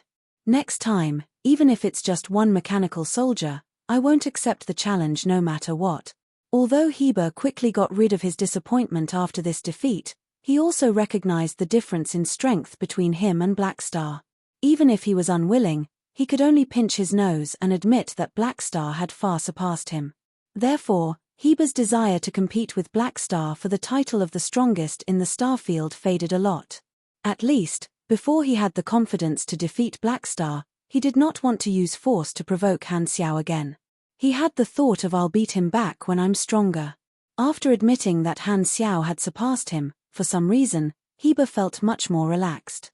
Maybe it was because he did not have to fight with someone like Black Star anymore, which finally made him relax. Too lazy to explain his thoughts to Jode, Heber impatiently said, "Hurry up and tell me what's on the backlog. If there's nothing, don't disturb my training." "Oh, okay." Seeing that Heber had adjusted his mentality, Jode heaved a sigh of relief and immediately reported the situation during this period, emphasizing the members who had left. "Don't worry about those who left." Heber did not mind. "They're all swinging opportunists. There are as many of these people in the universe as you want." Jode nodded and sighed to himself. It seemed like Heber was still the same as before, not caring about his subordinates. This time, Heber hesitated for a moment before slowly saying, "Inform all the Calamity Grade pugilists to gather here in a while. I'll teach them something. Humph, as my subordinates, it's ridiculous that they haven't improved after such a long time." Jode's eyes widened, and he was a little shocked. After being stunned for a while, he smiled. "Understood. They'll definitely be happy to receive your guidance." "Humph, I don't need flattery." After calming himself down, Jode took out another piece of information and said with a deep voice, "Oh, right. There's one more thing. Just a moment ago, an emergency news leaked out from the Black Star Corps. For some reason, Manison from the Mecha Empire actually went against Black Star and is currently invading the artificial intelligence hub of the Black Star Corps headquarters. Their virtual battle has yet to end. Mecha Empire? Does he have a grudge with Black Star? Heber was puzzled. I'm not sure. The outside world is saying that Black Star grew too quickly, and his ambition swelled. He challenged the position of the Mecha Empire, so the Mecha Empire took the initiative to fight Black Star on his home ground to defend their position and let Black Star see the truth. Sounds like it's true. Heber frowned. He did not know the secret of the Divine Throne mechanic. This was a secret within the mechanic class, and the other classes did not know much about it. The dynasty would not tell such a secret to a muscle for no reason. After thinking for a while, Heber sighed and shook his head. Black Star, this be *starred, is not going to stop at all. 2 months ago, he almost made me fall apart. How long has it been since then, and now has provoked the Mecha Empire? What a playboy.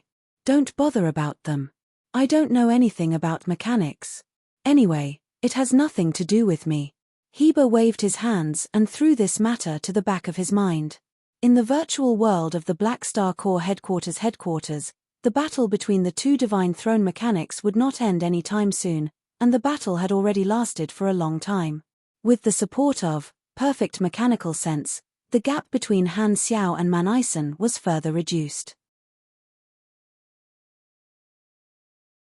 However, with the home ground advantage and the external help of the Black Star Corps logistics department, he could only barely resist Manison's virtual intrusion and slow down the speed of data flow. With Han Xiao's resistance, Manison was unable to invade the entire headquarters, but he was able to take advantage of the loopholes in the firewall to continuously capture data. Although the perfect mechanical sense character summon card was useful, it had a time limit of 16 hours. As long as Manison was willing, it would not be a problem for him to continuously invade for days and nights. Luckily, I asked for help. Otherwise, it would be bad if the battle continued. Han Xiao's mind flickered as he waited for Maximila. The two of them fought intensely for a long time, and a few hours later, a new Beyond Grade A mechanic finally entered the battlefield. Outside the firewall, a virtual soul jumped over from the quantum network channel and appeared in front of the two of them. Han Xiao took a closer look and was slightly stunned. The person who came was not the Maximila he was familiar with but another Beyond Grade A ally of the dynasty. Manison looked over, frowned slightly, and said slowly, "That's right. Can't, why is it you? Heh, can't I be here?" The virtual soul smiled. His appearance was very strange. He was a snow-white cylindrical body, wide at the top and narrow at the bottom. Only the top had a bunch of green leaves. In the middle of his body was a Cazalan eye, which looked like a big white radish. This person, this radish was one of the 3 strongest national pillars of the Red Empire, Illusion God Kant. His nickname sounded like a psychic or mage, but in reality, Kant was a mechanic. His race was an illusionist, and his talent was to change the structure of his body, directly disguising himself as other creatures on the physical level.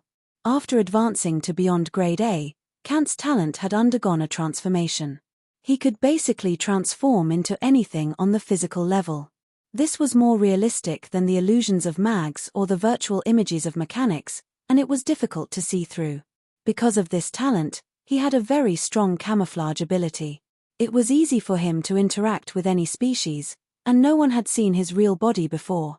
He was also passionate about transformation, and his appearance was different every day. The presence of his illusion ability even suppressed his mechanic ability, so he received this nickname. Manison knew Kant. He looked him up and down and was a little puzzled. What species did you transform into today? Is there such a creature in the universe? It looks just like a radish. I transformed into a radish. Kant blinked. Manison was speechless. After a few seconds of silence, he suddenly retracted all the data streams and stopped the intrusion. If Maximila came, Manison would not be afraid. However, it was Kant. Although he could deal with him, it was not a home ground battle, so he could not do it with ease. Furthermore, Kant's interference was definitely the order of the Empire. If he let the Mecha Empire fight 1 against 2, it would increase his reputation. It would be better to pull someone stronger over and let Manison take the initiative to leave. In other words, this matter ends here. Your goal has been achieved. Don't push it. Thinking of this, Manison stopped and kept Finette back into his virtual soul. He then glanced at Han Xiao and slowly said, I'm not sure. If you're not a mechanic, maybe we can be friends. After saying this, Manison's virtual soul disappeared and retreated along the network. He came quickly and left quickly as well, moving swiftly and decisively. News of this battle had already spread. Manison's goal was basically achieved. He had obtained a large amount of internal data of the Black Star core. The intrusion was more than half successful. This was where the victory of the virtual battle lay. It did not matter what the ordinary people thought. His performance of suppressing Black Star in terms of machinery would definitely solidify his position in the machinery faith. He would stabilize his position as the #1 mechanic and minimize the impact of Black Star's promotion to a Divine Throne mechanic. Seeing Manison leave, Han Xiao frowned and shook his head. At this moment, Kant looked over. The Empire had asked Kant to step in. Not only did they need to stop the battle, but they also gave him the mission of comforting Black Star. The Empire currently valued Han Xiao, a super potential stock, very much. They were afraid that Black Star would be affected by this blow. After thinking about it, Kant comforted him. Don't be discouraged. You're still young. It's normal to lose to the Mecha Empire. It's not too embarrassing. Look on the bright side. He didn't take advantage of you that much. There's still a long way to go. Don't worry. Han Xiao glanced at him and did not say anything. Seeing this, Kant's carrot-like body transformed into a hand. He scratched the green leaf on his head and sighed. I've been targeted by the Mecha Empire before. Sigh, my performance was worse than yours. Actually, it's not a bad thing to suffer a little when you're young. Hearing this, Han Xiao had a strange expression. Looking at the mission completion notification on the interface, Han Xiao could not help but nod in agreement. You're right. It would be even better if I could suffer a few more losses.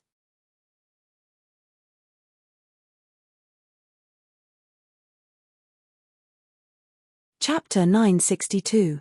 Hearing Han Xiao's words, Kant naturally misunderstood and could not help but laugh. Heh, you're really open-minded. This mentality is not bad. You have to work hard to maintain it. By the way, do you know why the Mecha Empire is targeting you? The Empire asked me to tell you the inside story. If you know, I don't have to say anything. I'll have to trouble you to explain it to me. Han Xiao knew that it was related to the machinery faith, but it was not bad to hear the dynasty's explanation. Kant nodded and gave a simple explanation. Just like the introduction of the key of Adeptus Mechanicus, the reason was to compete for the faith of the machinery faith believers. However, he added some details for Han Xiao.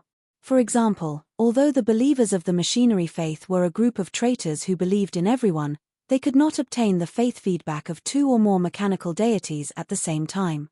Therefore, they were divided into primary and secondary faiths. The same believer could only provide the key of Adeptus Mechanicus, bonus to the Divine Throne mechanic of the main faith. Furthermore, only the people of the machinery faith could provide power to the Divine Throne mechanic. Other types of believers could not trigger the key of Adeptus Mechanicus, unless the other believers were developed into new members of the machinery faith. This involved some kind of idealism rule that resonated with the mechanical deity. The arcane church was an expert in this area, but the dynasty's research was not deep. As everyone knew, most of the believers of the machinery faith were mechanics. As the recognized peak mechanic, Manison had the most believers. The machinery faith was a group of very realistic people. To most of the believers, they would believe in whoever was the strongest mechanic. If the strongest mechanic changed, they would also change their faith. Therefore, they did not care about the so-called potential. They only recognized the truth and only looked at the strongest. Their character was a little similar to the Yunhai fans. Furthermore, The believers of the machinery faith only valued mechanical abilities. They did not recognize strength in other aspects. Therefore, racial talents and physical strength could not move them unless it could be proven that this ability came from machinery.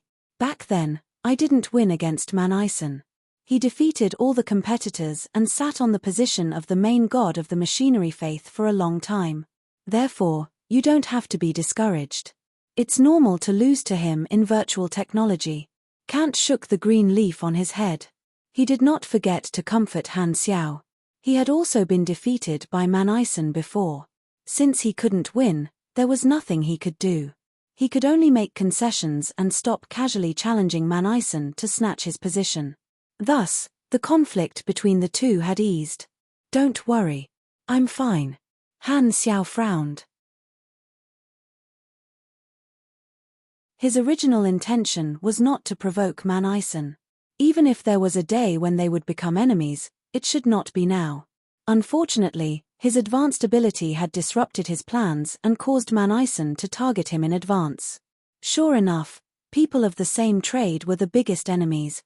Han Xiao paused for a moment before asking, "What's the Empire's attitude?" "I know what you want to ask, but don't expect the Empire to take the lead in this regard." Kant blinked and said, "This isn't the first time Manison has done this. This is an internal conflict between mechanics. If you can win, then so be it. If you can't win, then so be it. There's no danger to your life, so what else can you do? If you're angry and want to declare war on the Mecha Empire, you can only do it in the name of the Black Star Corps. You can't use the dynasty's name. Don't think about using the identity of an ally to threaten the dynasty. I've learned a painful lesson in this regard." Hearing this, Han Xiao shook his head. He understood the dynasty's attitude toward this matter. They would try their best to comfort him but would not take the lead. This was not the first time Manison had done this. At the end of the day, his goal was only to defeat a mechanic of the same level and prove that he was the boss.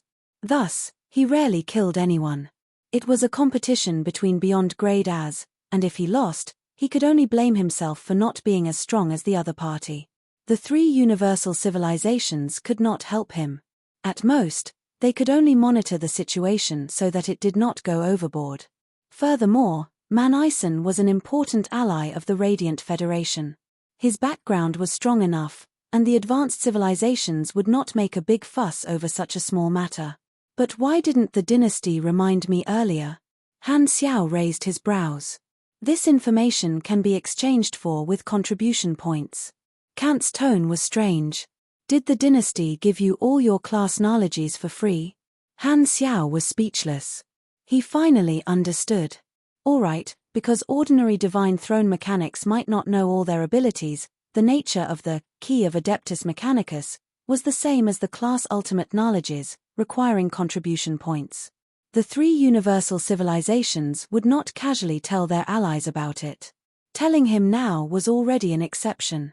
This means that because of the introduction on the interface, I still have some contribution points left. Thinking of this, Han Xiao did not know what expression he should make. Don't mind it. Even if they don't tell you, the dynasty has the intention of protecting you. They're probably worried that you'll take the initiative to recruit more believers of the machinery faith after knowing about this ability, escalating the conflict. You have great potential, and you still have a long way to go. Plus, this is a sensitive period. They don't want you to fight to the death with an old monster like the Mecha Empire. They hope that you can give in to them. Understood. Han Xiao did not comment. This was indeed the logic of the advanced civilizations.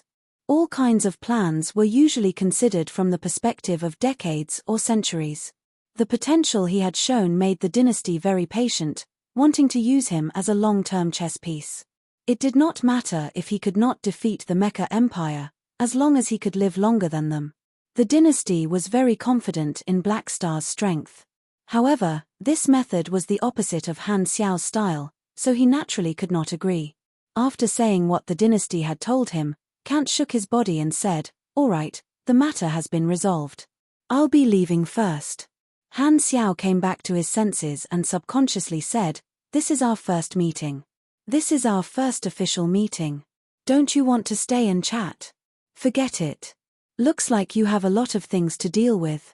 Kant glanced at the messy Blackstar Corps headquarters. His meaning was self-evident. We'll have plenty of chances to chat in the future. I won't disturb you. After saying that, Kant's virtual soul turned into a stream of light and disappeared in the blink of an eye, leaving through the network cable. His attitude toward Han Xiao was not bad, but if Han Xiao had not reached the level of a divine throne mechanic, Kant would not have been so nice to him. They were both peak beyond grade as, and both of them were big bosses, so they valued each other more. Watching Kant leave, Han Xiao secretly sighed. Only now did he have the time to deal with the mess left behind by Manison. After removing the virus data left behind in Philip's core logic, he let Philip do a few self-checks to ensure that all hidden dangers were eliminated. Only then did he restore the internal network connection of the entire Blackstar Corps. After Philip recovered, he grabbed the earlobe of Han Xiao's virtual soul and swung it around. Thank you, Master. My nodes have all been restored. Yo, you called me Daddy when you were in danger, but now that you're fine, you've changed. Han Xiao joked. Ha ha ha. Philip made a funny face. Rizda had been floating silently by the side the entire time. When Han Xiao was done repairing Philip, he flew over and said, "Don't worry. Your Excellency Blackstar, about Manison, I know what you want to say."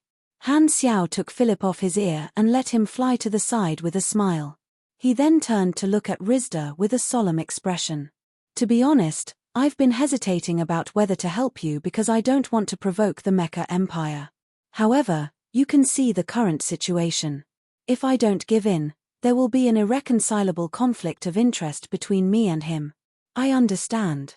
Rizda nodded. Right now, I'm temporarily unable to defeat Manison in terms of machinery, but there will be plenty of time in the future. There will be a battle between us sooner or later, and I will attack his position. Therefore, we have reached an agreement on our interests. Helping you fulfill your wish is weakening Manison's strength. I will try my best to find a chance to save your AI civilization. Han Xiao usually brushed Rizda off, but this time, he made a serious promise. The Mecha Empire was Manison's trump card. Not only did they have powerful combat strength, those AI lifeforms also provided Manison with extremely high virtual technology bonuses. He needed to focus on dealing with them. If he could complete the reboot series of missions, he would be able to weaken Manison. Manison had modified all of the AI lifeforms, including Finette. The principle was to distort the underlying logic, which was equivalent to the brain and thinking structure of the AI lifeforms. Now that he had the ability of a divine throne mechanic, he had the qualifications to remove Manison's modification of the AI lifeforms and restore the AI lifeforms' factory settings. This was equivalent to breaking the shackles and giving them freedom. However, the difference between the two of them was not small. Han Xiao knew that the success rate of cracking the system was limited, and he still needed to improve his virtual technology. Furthermore, it would be extremely difficult to come into contact with the core data of the Mecha Empire. Manison would definitely guard against it. Then, from today onward, I will be at your disposal. Rizda nodded heavily, appearing very excited. After betting on Blackstar for so many years, he had finally waited until this day. It was too difficult. You speak as if you have never been used by me before. Han Xiao lampooned. Although he had lost, his mood was not bad. In terms of confidence, there was probably no one in the entire universe who had more confidence than him. After sending Rizda away, Han Xiao got Philip to search the database to see how much internal information Manison had taken away. Philip quickly sifted through it and gave the results. Master, 43.7% of the general database has been lost, 35% of the low-level database has been lost, 21.6% of the mid-level database has been lost, 11.4% of the high-level database has been lost, 2.5% of the confidential database has been lost, and 27% of the blueprints have been lost. Do you want to restore the backup, Restore the backup. Han Xiao nodded and sighed. He was not too concerned about the theft of the database. The database of the army was basically filled with information related to the development of the army. It was not too important, and most of it was historical logs. Philip would make a backup every day just to deal with the situation of data loss. It could be easily recovered now. As for the data being stolen by Manison, it did not affect him much. In the database of the army, there was very little information related to him. Those very important things were all stored in Han Xiao's memory palace. What Manison had stolen was basically insignificant data. Be it blueprints or professional knowledge, Manison did not lack them. The two of them had the same specialization, and it was useless to take Han Xiao's blueprints and knowledge because he already had them. Furthermore, Han Technician's Eternal Light Mothership blueprint was stolen from Manison. What made Han Technician concerned was the strength Manison had displayed this time. Furthermore, this was only an invasion from afar, and his virtual technology skills had been discounted. If he had brought along all his assets, who knew how strong he would be? What a terrifying opponent. Han Xiao sighed. Losing to Manison was not shameful. As a newcomer among beyond grade losing to someone at the pinnacle of mechanics was nothing strange. Furthermore, Manison was not the tyrant, and the two of them did not have any grudges in the past. Thus, this loss had a limited impact on his reputation. However, there was indeed no way for him to shake the position of the Lord God of the Mecha Empire from the machinery faith. This was Manison's goal. The opinions of the ordinary galactic residents were not important. What was important was how it affected the believers of the machinery faith. It seems like I can forget about the machinery faith for now. During the version update, it will be very difficult for me to surpass Manison in terms of machinery. Han Xiao sighed in his heart. Before his machinery ability caught up to Manison, the core talent, key of Adeptus Mechanicus, could only lie on the interface and eat dust. However, while Manison is profiting, I'm not losing out either. Looking at the mission on the interface, Han Xiao chuckled. After coming over to fight, he had been given 2 new abilities. He did not know who was the one who was losing out. If he could trigger this mission every time, Han Xiao would love nothing more than for the Mecha Empire to come and play with him every day. In the eyes of the Han Technician, Manison was like a walking treasure trove of skills. He might be able to gather all the various talents of the mechanic class from him. What cannot kill me will only make me stronger. What Zhu Shuren said was indeed the truth. After exiting the quantum network, Han Xiao deactivated his virtual soul, and his consciousness returned to his main body. The first thing he did was pick up the vibrating communicator. It was all from Sylvia and his subordinates. Han Xiao replied in unison, saying that the matter had been resolved and that they should return to their posts. After sending the message, he looked at the Black Star Guards and members of the Ministry of Magic who had gathered around him, as well as Lagi. "Are you okay?" Aurora's hands were emitting a golden glow, and she was ready to press a ball of life energy on Han Xiao's face at any time. "I'm fine. It's very difficult to endanger one's life in a virtual battle. Manison has already left." Han Xiao waved his hands. Lagi had a bitter expression on his face. "We've actually been targeted by the Mecha Empire. Our future is bleak. As the deputy army commander, I feel that I should set an example. Please give me enough time to train. Shut up and be a good principal." Han Xiao was not in a good mood. He knew Lagi too well. When this salted fish raised his butt, he knew what kind of poop he was going to poop. After comforting everyone, Han Xiao finally sent this group of officers away. At the same time, he took advantage of Fu Ding and closed the door under Fu Ding's helpless gaze. Only Han Xiao was left in the room. He rubbed his hands excitedly. "Let me see what good stuff I can get. This time, my opponent is Manison. If I get a resistance talent again, I'll write my nickname backward." Han Xiao opened the interface and started to complete the mission. Reboot, 6th round completed. You've received 1,500,000,000 EXP and 2 random rewards. You've received a new talent, AI Affinity. The 7th round of the mission has not been triggered yet.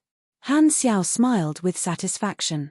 AI affinity could increase one's virtual technology by 30%. The increase was not bad, but the most important thing was the effect on AI life forms.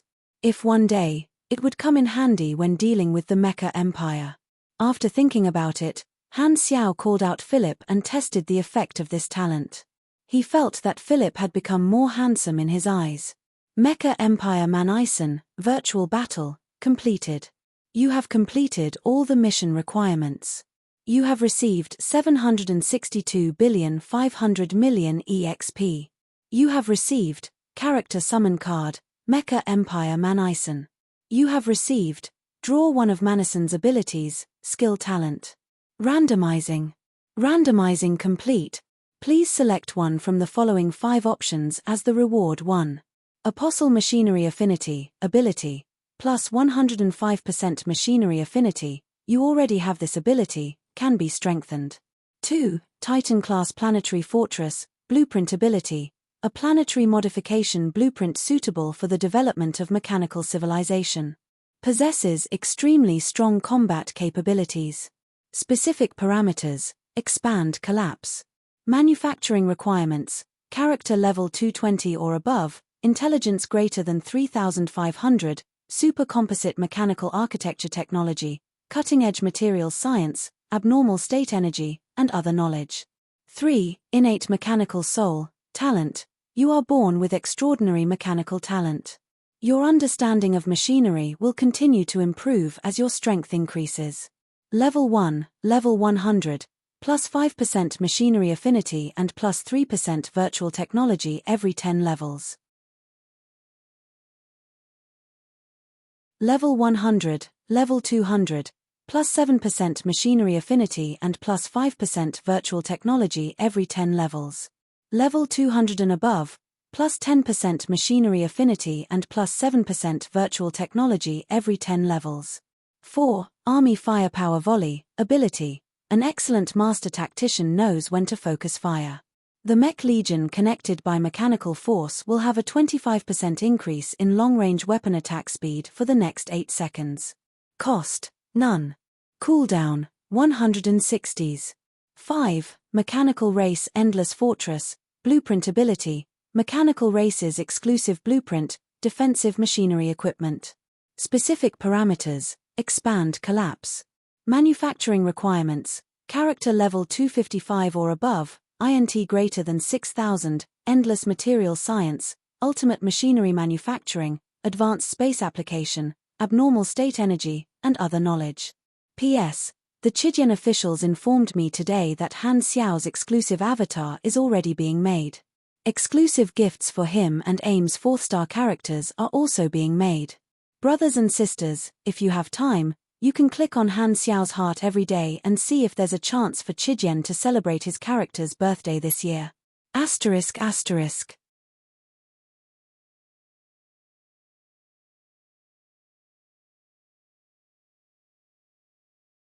Chapter 963. 2 blueprints, 2 abilities, 1 talent. Looking at the 5 rewards that he had drawn, Han Xiao fell into deep thought. Among the abilities that he had drawn this time, the one with the highest value was clearly the innate mechanical soul, growth talent. With his current level, it could provide him with a total of 220% machinery affinity and 150% virtual technology bonus. It was an advanced mechanic talent. As for the other 4 options, apostle-grade machinery affinity was impossible to choose. Although Army Firepower Volley was not bad, it was not cost-effective. The 2 blueprints were very high level, but he had similar equipment, so he did not really need them. The results are not bad. Han Xiao was quite satisfied. Since they were both mechanics, most of their skills were compatible with each other. This meant that the range of skills they could draw was much higher than other classes.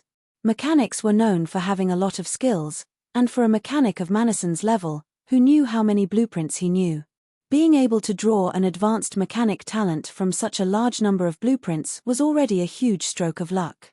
Manison's strength came from the accumulation of talents. Only with a large number of talents could there be a qualitative change. Although he did not draw a top-notch molding talent, He had obtained a high-level Mecha Empire talent, which closed the gap between them. The wool came from the sheep's back. The more abilities that he drew from Manison, the smaller the advantage that Manison had over him. The gap between them would be closed step by step. Facing someone like Manison, who was full of high-level talents, it was very difficult for him to become a fatty in one bite. The level 300, innate mechanical soul, machinery affinity bonus was higher than Lord-grade machinery affinity, and the virtual technology bonus was even better. Together with the 2.5x coefficient of virtual Lord, it was equivalent to a 375% virtual technology bonus. All in all, the total effect was about the same as a core class talent like Machinery Emperor. You have received innate mechanical soul. It was as if a beam of light had pierced through his brain.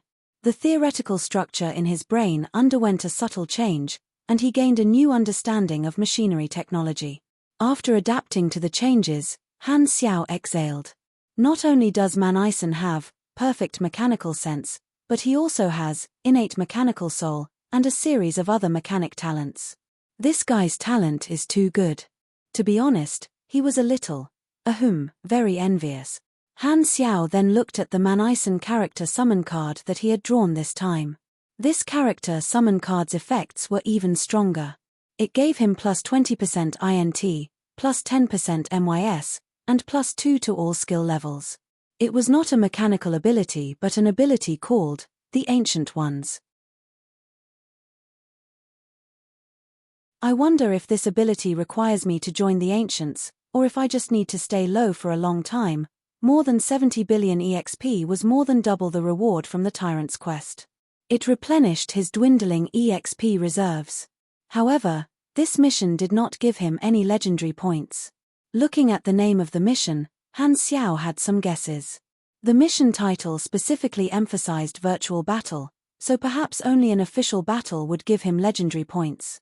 After looking at the new ability for a while, Han Xiao closed the interface and thought about the gains and losses this time. Manison came all of a sudden this time and came prepared. He stole some data and even made me spend a perfect mechanical sense character summon card. If not for the two new abilities, it would have been a huge loss. Manison suppressed me in terms of his abilities, achieved his goal, and alarmed the dynasty. Thus, it is unlikely that he will cause any more trouble in the short term. Han Xiao's eyes turned. He had been showing off a little too much recently, and this was a good opportunity for him to take back some of the limelight. His foundation was still too weak, and he needed to develop it properly. Before the chives returned, he needed to loosen the soil and increase the fertility of the soil. Losing a perfect mechanical sense character summon card was not a big problem. Han Xiao had quite a few blank character summon cards in his inventory. Some were obtained from the random rewards, and some were from the Flickering World mission. He only needed to find a time to use them on Reynold or Nero and copy another perfect mechanical sense. Speaking of which, he had accumulated quite a few random reward chances recently, and he could find a time to draw them consecutively to see if he could get anything good. I should wait until Fu Ding and Nero are together. One can neutralize my bad luck, and the other can provide me with good luck. In the eyes of the great mechanic Han, Faden and Nero were like two door gods on his left and right. After summing up his losses, Han Xiao stood up, opened the army's internal network, and wrote a simple internal statement. Comrades of the Black Star Corps, not long ago, the artificial intelligence center of the headquarters was invaded by the Mecha Empire's Manison. With the help of all the members and the dynasty, we successfully forced Manison to retreat. During this period, there were various disturbances in the internal network, but they have all been successfully resolved. I do not wish to become enemies with the Mecha Empire, but reality does not change according to one's will. What happened today is a signal for everyone to be mentally prepared to face the Mecha Empire one day. The Black Star Corps has been established for more than 20 years, and it has grown from a mercenary group with a weak foundation to the leading armed group in the starfield today. Such an achievement cannot be separated from the contributions of everyone. In these 20 years, we have been through all kinds of ups and downs together, and we have encountered all kinds of difficulties and obstacles. This is a road that is destined to not be smooth, and there are many more obstacles ahead for us to overcome. The universe is vast, but no matter how vast it is, it cannot accommodate endless ambition. As long as there are intelligent species, competition is an eternal melody. It was like this in the past, today, and in the future. In the past, I have created many miracles, and in the future, I will not be afraid of competition. I hope that everyone will work hard with me. Your Army Commander, Black Star. Galaxy Calendar, Year 710, 11th of September. Seeing that there were no problems, Han Xiao made some slight changes and sent it out to inform all the members. The intention of this move was to calm the restless hearts of the army, boost morale, and weaken the negative impact of Manason's actions. Although he did not need to care about what the majority of the members thought, it was better to do something than not to do anything.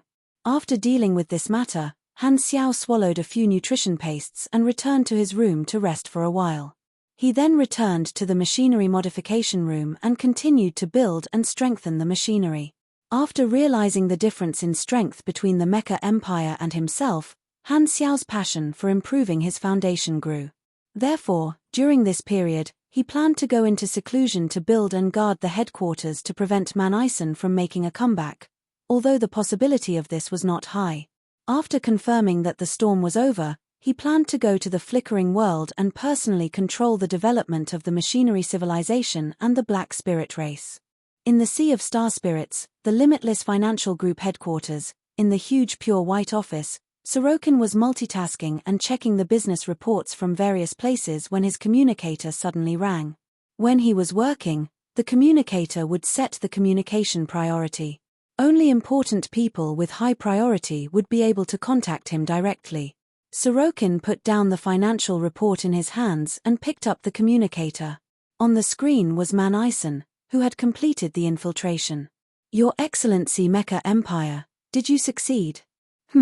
Black Star's virtual technology is not weak. The dynasty sent Kant over, so I only obtained a portion of the information you wanted. I have already sent it to you, Manison said calmly. Looking at the data sent by Manison, Sorokin shook his head. This internal information is of some help to me, but it's not considered confidential. Forget it, this kind of thing cannot be forced. Speaking of which, why did you contact my main body directly? Just send the information to my doppelganger in the Bloodshed Land. Just being cautious. Manison's tone was casual.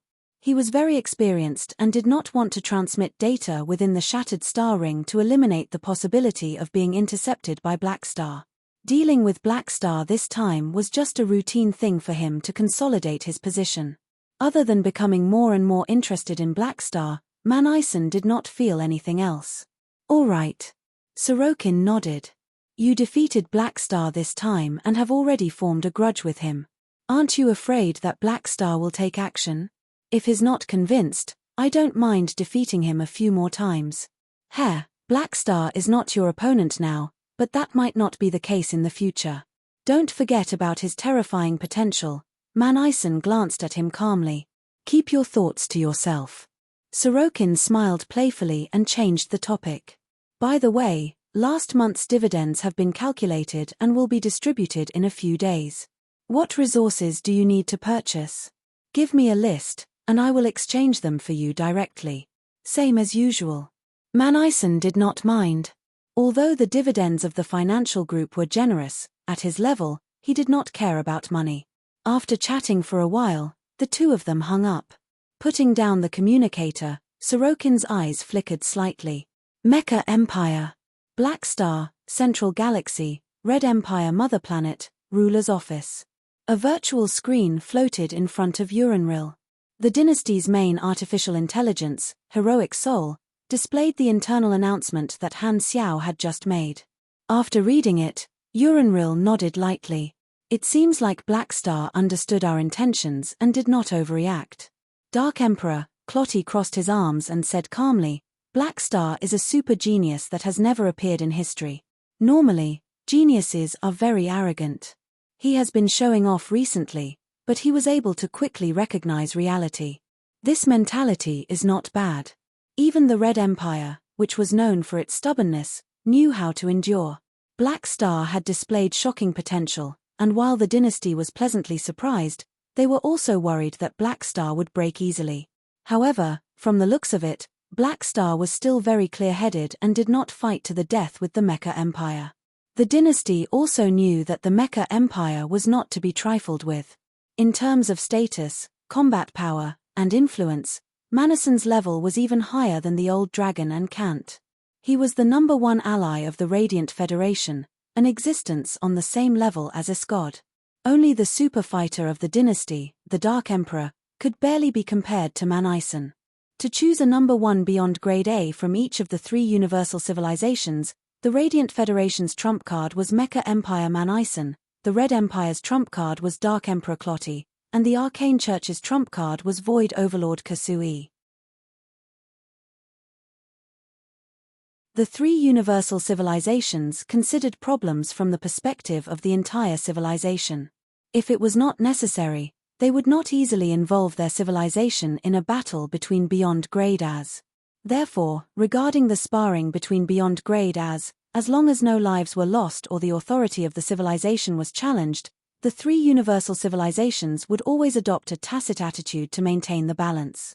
After all, they could not completely restrict the daily activities of their allies. Kant's remote projection was also in the room. Shaking his leaf, he sighed and said, "Although that's the case, Manaison has been the main god of the machinery faith for far too long. This can't be helped. It's not just happening to the mechanics. Even the experts of the Arcane Church who play with the gods are helpless." Clotty snorted coldly. "Even if we can kill all the believers of the machinery faith, faith itself cannot be killed. It will only eliminate the possibility of the machinery faith worshipping the dynasty's mechanics forever." Urinril tapped the table. "There's no need to say these words. After this incident, Black Star might have some complaints about the dynasty and need to be comforted. Why don't we give him some blueprints? There's nothing better than high-level blueprints to comfort the wounded little heart of a mechanic," Kant said irresponsibly. He glanced at Clotty, who was full of pretentiousness, and suddenly became interested. He activated his talent, and his carrot-like body quickly turned into Clotty's appearance, exactly the same. "Don't turn into me." Clotty frowned unhappily. He could not be bothered to look at Kant and turned to face Urinril, slowly saying, "Kant, Milizors, and I will all pass away sooner or later. Black Star is the next beyond grade A pillar of the dynasty and needs to shoulder the heavy responsibility of guarding the dynasty. He has already proven that he can be of great use. I suggest we be bolder in supporting him with resources." Urinril pinched her smooth white chin and fell into deep thought. In the Galactic era, the efficiency of information dissemination was extremely high. The virtual battle between the Mecha Empire and Black Star in the Shattered Star Ring quickly spread like wildfire. Many galactic residents had a new topic to talk about, but in terms of influence, it was not as big as the battle between Black Star and the Tyrant. Because virtual battles were not as popular as Beyond Grade as fighting each other, there was no restricted footage, so the influence of this event was naturally not that big. Although it was rumored that Black Star had suffered a defeat, in the eyes of most people, this was not a big deal. The name of the Mecha Empire was deeply rooted in the hearts of the people, and it was not strange that Black Star had lost to the strongest mechanic. After all, there were many people who had lost to the Mecha Empire in history. The various galactic organizations did not care about the result. Instead, they paid attention to the conflict between the Mecha Empire and Black Star, and quite a number of them were secretly delighted. Cisco was one of the examples. The stronger the opponent Black Star provoked, the happier he was. Being targeted by 4 beyond grade as in the Shattered Star Ring who were on the side of the Mecha Empire, he was currently living an extremely low-profile life. The impact of this event in the outside world was not that big, but in the mechanic circle, the impact was not small. Black Star was a new Divine Throne mechanic, and the Mecha Empire was a veteran big shot. Both of them received a lot of attention.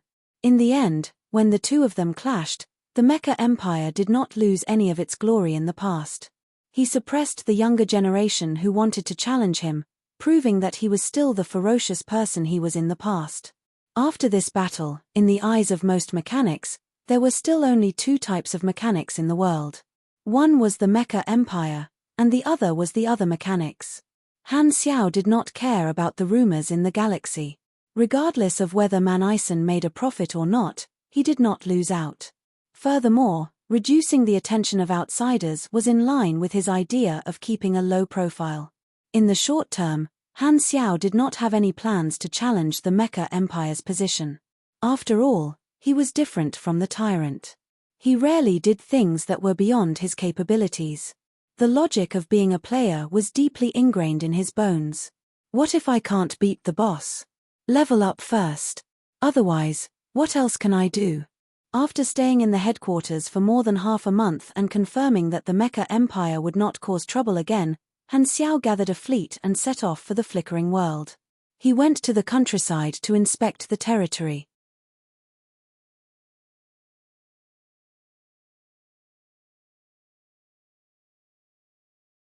Chapter 964.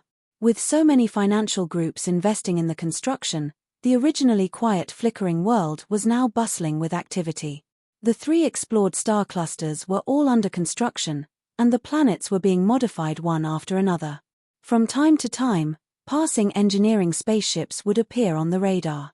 The wide-area quantum channel was quite lively, and the originally cold flickering world finally had an atmosphere of connecting with the galactic society. Han Xiao's fleet entered the flickering world through the dynasty's stargate as usual.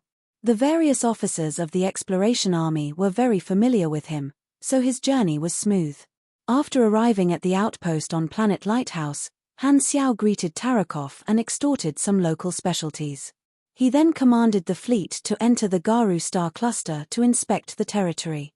The Purple River star system was located at the edge of the Garu star cluster, and it was where the Stargate was located. It was Han Xiao's territory, so there was a new Stargate beside the Garu star cluster that was managed by the Black Star Corps. After passing through the Blue Stargate, they entered the Purple River star system and followed the directions on the star map. Very soon, a planet appeared before them. Army Commander, that is Planet Blackgate, the planet closest to the Stargate. According to the construction blueprint, this will be a large entry transit station and one of the landmarks of the Garu star cluster. At the same time, it will be the border planet of the Army's territory. Han Xiao stood in front of the window of the command room with his hands behind his back, looking at this enormous planet. Beside him was a tall female secretary, who was introducing the planet to Han Xiao. Sylvia was rather busy, so she sent one of her secretaries to accompany Han Xiao on his inspection. Han Xiao had some impression of this female secretary. He remembered that this person had an outstanding resume and was one of the officers that Sylvia relied on. How's the construction going? Han Xiao nodded. This planet used the Red Empire's Planet Modification Express package before, and the logistics department came up with a new blueprint. The direction of construction is a mixture of a galactic city, a military fortress, and a transportation hub. Because we are currently focusing on resource planets, only 4.9% of Planet Blackgate's surface transformation has been completed. The nuclear fusion power station will be the main power source for the daily facilities, and the dark energy power station will be buried deep underground. In the future, it will mainly be used to power the military fortress. However, there are no natural stars nearby, so we need extra energy to maintain the habitable climate and artificial sun. Listening to the female secretary's meticulous report, Han Xiao suddenly thought of the moving star blueprint in the Tyracle's mechanical legacy. When technology reached a certain level, the restrictions of the environment would decrease. It was no longer the individual that needed to adapt to the environment, but the environment that needed to adapt to the individual. The universal civilizations were all experts in this aspect. Although the Tyracles were not the victors of the exploration era, they were still considered a quasi-universal civilization and were highly skilled in modifying the environment. Just nice, I can use this stellar mobile device to modify the territory and move the star to a suitable location, Han Xiao thought to himself. He had a feeling that this blueprint seemed to have an inexplicable connection with the divine throne mechanics, universal simulation. Ever since his class advancement, Han Technician had studied every new ability, but he could not figure out the use of universal simulation. This ability allowed him to simulate the laws of nature through mechanical technology. The way he saw it, it had extraordinary potential. Perhaps the amazing technology the three universal civilizations had used to modify the physical constants of their mother planet had something to do with universal simulation. Seeing that Han Xiao did not say anything, the female secretary paused for a moment before continuing. There aren't many people on Planet Blackgate now. When the flickering world is opened to the public, Planet Blackgate will become one of the landmark planets in the Garu star cluster with the highest human traffic. Every day, you will receive a large number of tourists, which will bring you considerable profits. According to the statistics of the finance department, in about 6 to 8 years, you will be able to recoup the cost of modifying the planet. Not bad. Han Xiao smiled. The fleet slowly approached Planet Blackgate. The star map showed the locations of many stargates. Some led to other star systems, and some led to other locations in the Purple River star system. Because the territory had already been determined, the Black Star Corps' main task was to build a Stargate transportation network for the 7 territories. During the exploration period, the entire star cluster already had its own Stargate transportation network. However, that was a long-distance Stargate, which was the main framework of the star cluster's transportation network. What the Black Star Corps did was to refine the Stargate transportation network in their territory and add more transportation routes to ensure that the 7 star systems were connected together. Now that the Stargate transportation network in the territory had been completed, they could directly go to many star systems from Planet Blackgate. The efficiency was much higher than in the first phase of the exploration. With the convenient transportation, they saved a lot of time on the road. Han Xiao led the fleet around the 7 star systems and visited all the construction areas. This was the first time he had personally inspected the territories. Purple River, Long Day, Sigma, Odoran, Ponzale, Fenrir, Edney. These are the foundations of the army now. Seeing the size of the 7 star systems with his own eyes, Han Xiaoxin was very satisfied. His blueprint was to turn the 7 star systems into the core area of the Garu star cluster, which would require a few decades. However, the second phase of the flickering world mission only required him to complete the basic construction of the 7 star systems. As for the basic construction, a few years was more than enough. With the investment of a large number of financial groups, the productivity of the army was very high. After completing the inspection of the territories, Han Xiao went to the Sigma star system at the center of the star cluster to check on the progress of the mechanical civilization on planet Apostle. A blue light flashed in outer space, and the fleet jumped over. A silver-gray planet appeared in front of Han Xiao's eyes. There was a large piece of land with mechanical structures on the surface, which was very eye-catching. This was the first city built by the mechanical civilization, and it was named Psionic Prime City. The surface of the city had been completely modified into machinery. Underground, there were excavations in the form of a base, continuously digging into the mineral veins to collect all kinds of mineral resources. On the ground, there were many towering mechanical buildings. Under the lead of Psionic Prime and the other Apostle weapons, more than 100,000 first-generation mechanical lifeforms built weapons factories, repair factories, energy plants, refineries, cultivation rooms, and many other facilities. At the same time, millions of second-generation mechanical lifeforms were in the process of being hatched. Overall, it looked more like the prototype of a military base. There was also an enormous mechanical statue in the center of the city. It was carved in Han Xiao's image. Seeing this, Han Xiao felt a little helpless.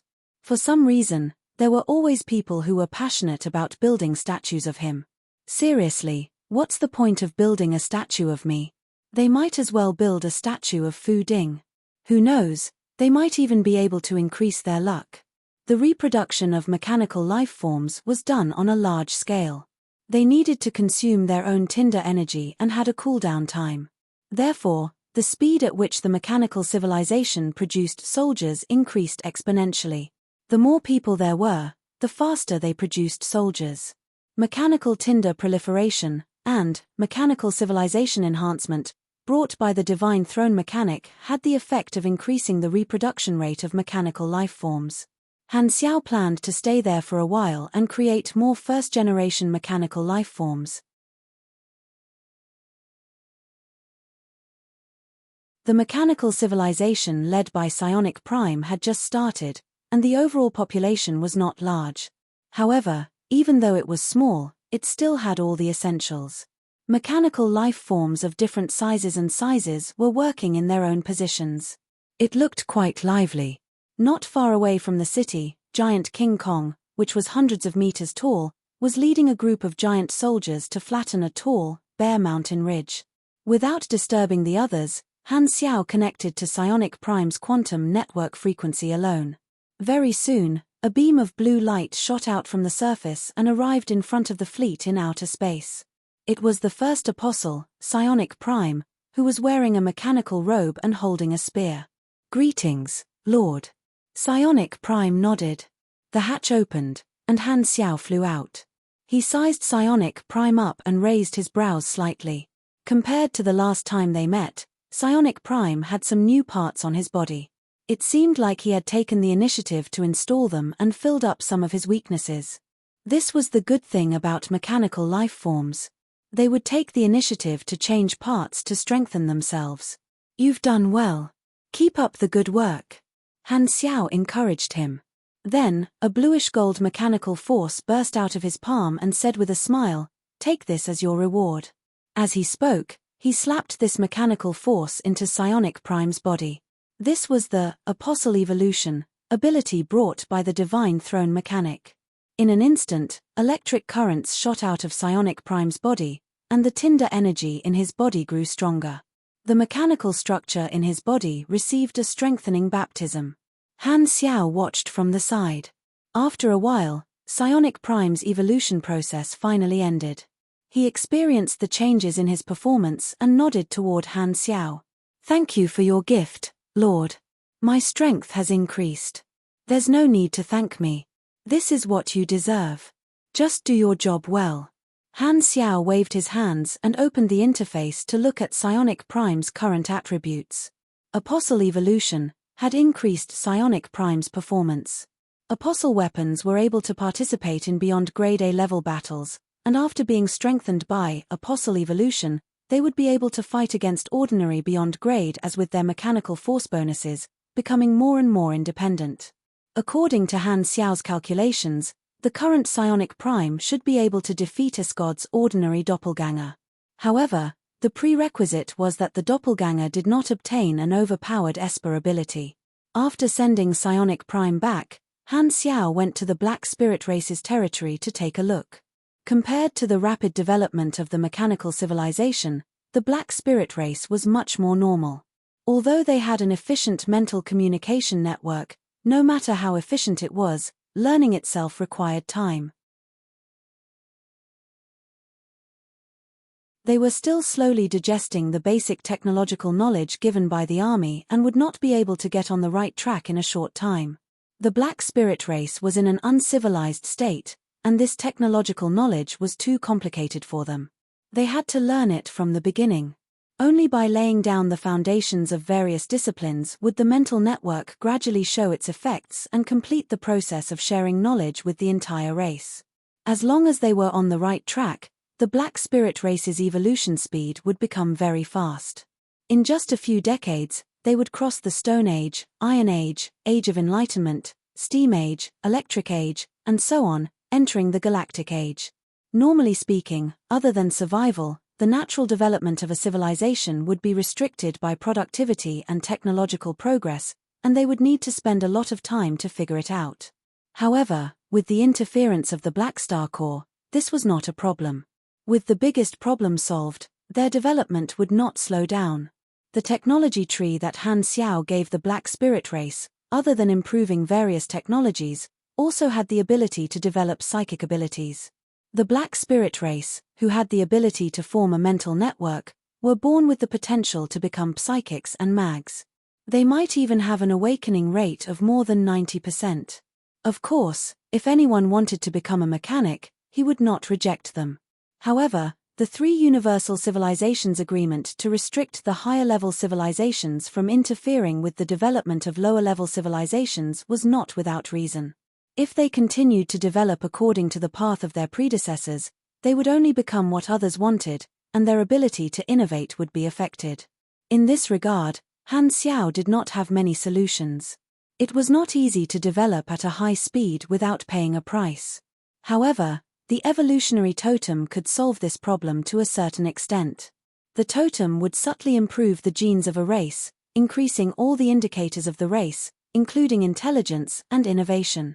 With the uncertainty brought by the evolutionary totem, the Black Spirit race might have a flash of inspiration that could change the course of history. Although a civilization was a collective, there were times when the turning point of history was pushed forward by great people. The existence of the evolutionary totem increased the chances of great people appearing. Making a race more outstanding was the meaning of the evolutionary totem, and this was not a beautiful thing. Thinking about it deeply, this was actually a reality that made people despair. If a new race that did not fit the aesthetic standards of humans appeared on a planet ruled by humans, it would be like a monster. However, not only was its body stronger than humans, but its brain was also more developed. Its learning ability, logic ability, and other attributes were all better than humans. At that time, humans would no longer have the qualifications to call themselves the spirit of creation. The only thing they could rely on was the technology they had accumulated over many years, which would be surpassed sooner or later. It would be more outstanding than humans. Coexisting with it, killing it, or enslaving it and erasing its intelligence would become a difficult choice. The suppression between races was bloody, and there was never any warmth to speak of. This was the terrifying part of the evolutionary totem, and also the reason why the Radiant Federation and the Arcane Church could not sit idly by and watch the Red Empire monopolize the evolutionary totem.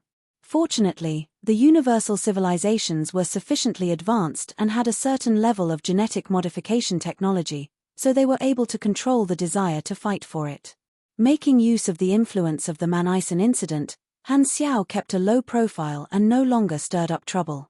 According to the plan that he had long set, he began to silently expand the Mech Legion, build up his territory, and steadily increase his foundation. This was a stage that every mechanic had to go through. After Manison obtained victory, he did not take any other actions. He returned to the Prime Valstar River and did not provoke the Black Star Corps again. As the two of them settled down peacefully, the attention that the various organizations in the universe paid to them gradually decreased, and they moved their gazes away from Han Xiao. The first exploration phase had ended, and the flickering world was in its construction phase. Countless organizations were observing the situation. Thus, the explored universe entered a period of peace and stability. Small conflicts would occasionally occur in different regions, but the civilizations at the star cluster level and above did not have any intense conflicts. It was as if there was a tacit understanding that allowed them to rest and build up their strength. As for the Radiant Federation and the Arcane Church, their suppression of the Red Empire continued in the economic, political, and other areas. Although there were many conflicts, the situation was still under the control of the three parties. The Red Empire was under quite a bit of pressure, but they were still persevering. Gradually, there were also calls for them to open up the right to purchase totems, but it was still very weak. If there was a theme for this era, it would be exploration and expansion. This was not the development of a single civilization. A new star field was being added to the map of the explored universe. The significance of this was similar to the discovery of a new continent, enough to change the structure of the world. It was closely related to the future of everyone. Although there were conflicts in the distribution of benefits, the entire universe agreed with the theme of this era and was waiting for the melody to play. Under the influence of this atmosphere, even the Beyond Grade as chose to remain silent. The battle between Han Xiao and the Mecha Empire became the last Beyond Grade A battle before the era of stability. In this subtle environment where everyone had their own plans, time passed quietly. Galaxy Calendar, Year 716, the 17th of January. Flickering World, Planet Black Gate. The blue entry stargate spun rapidly, and a stream of light shot out from the center of the vortex, revealing the figure of a medium-sized spaceship. In the cabin, a large group of young people in different outfits squeezed in front of the window, curiously staring at Planet Black Gate in the distance, chatting excitedly. Is this the territory of the Black Star Corps? We're finally here. I heard that Black Star has always been in the flickering world. It seems like we haven't heard any news about him for 5 years. That's right. Do you think we'll be able to see Black Star in person this time? I wonder if he has the same style as Principal Lagi. Shut up. Don't mention that taboo name. One person held his head in pain and fell down, as if he had epilepsy.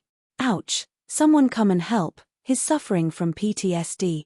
The surrounding people hurriedly performed first aid. Everyone watched as this unfortunate brother who had suffered from Lagi's PTSD was carried away, and they could not help but grieve for him. Sigh, another one has fallen. A few young people stood at the edge of the crowd. Seeing this scene, one of them, who was about 1.7 meters tall, could not help but bitterly smile. That's too exaggerated. I don't think the principal is that scary. A pretty girl, who was half a head taller than him, rolled her eyes. Of course it's fine for you. Why don't you think about how much of a blow those students with poor grades will suffer? Really? I thought everyone liked the headmaster. The young man scratched his head and mumbled to himself. This young man was a human, about 16 or 17 years old, but he looked very young. He had delicate features, red lips, and white teeth, like a primary school student. His body was well proportioned, and he wore a black and silver army uniform with the insignia of the Black Star Corps on his chest. The girl beside him was pretty, full of energy, and full of vigor. She had healthy tanned skin and a hot figure. She wore a pugilist-tight suit and was quite close to the young man. This time, the captain walked over, patted the young man's shoulder, and said, "The garrison is here. The garrison sent a message. Just answer it. It'll save us some trouble." The young man nodded, pressed a few buttons on the wall of the spaceship, and a virtual screen popped up. On the screen was the commander of the fleet stationed on Planet Black Gate.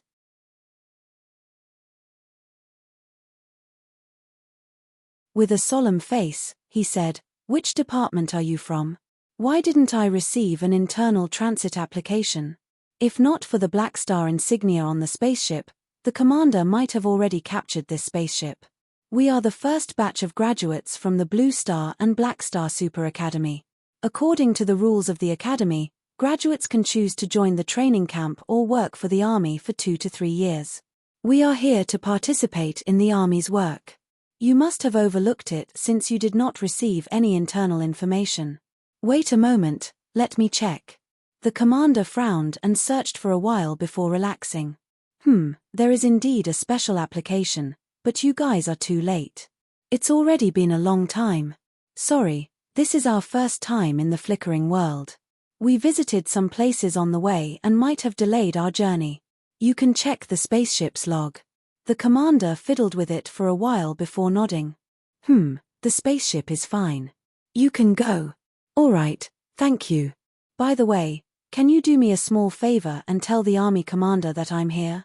Hearing this, the commander of the garrison fleet was confused. What kind of background does this guy have? He carefully looked at the young man, but inexplicably felt that he was a little familiar. He couldn't help but ask in doubt, "Who are you?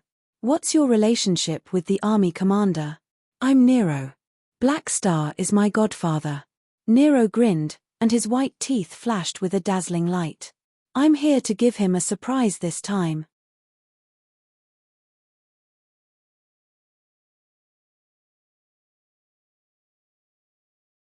Chapter 965.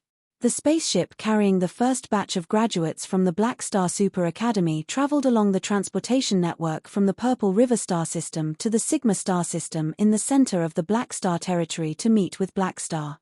In the past 6 years, the Black Star Corps had invested a large amount of resources into the construction of their territory and built their second headquarters in the Sigma Star System.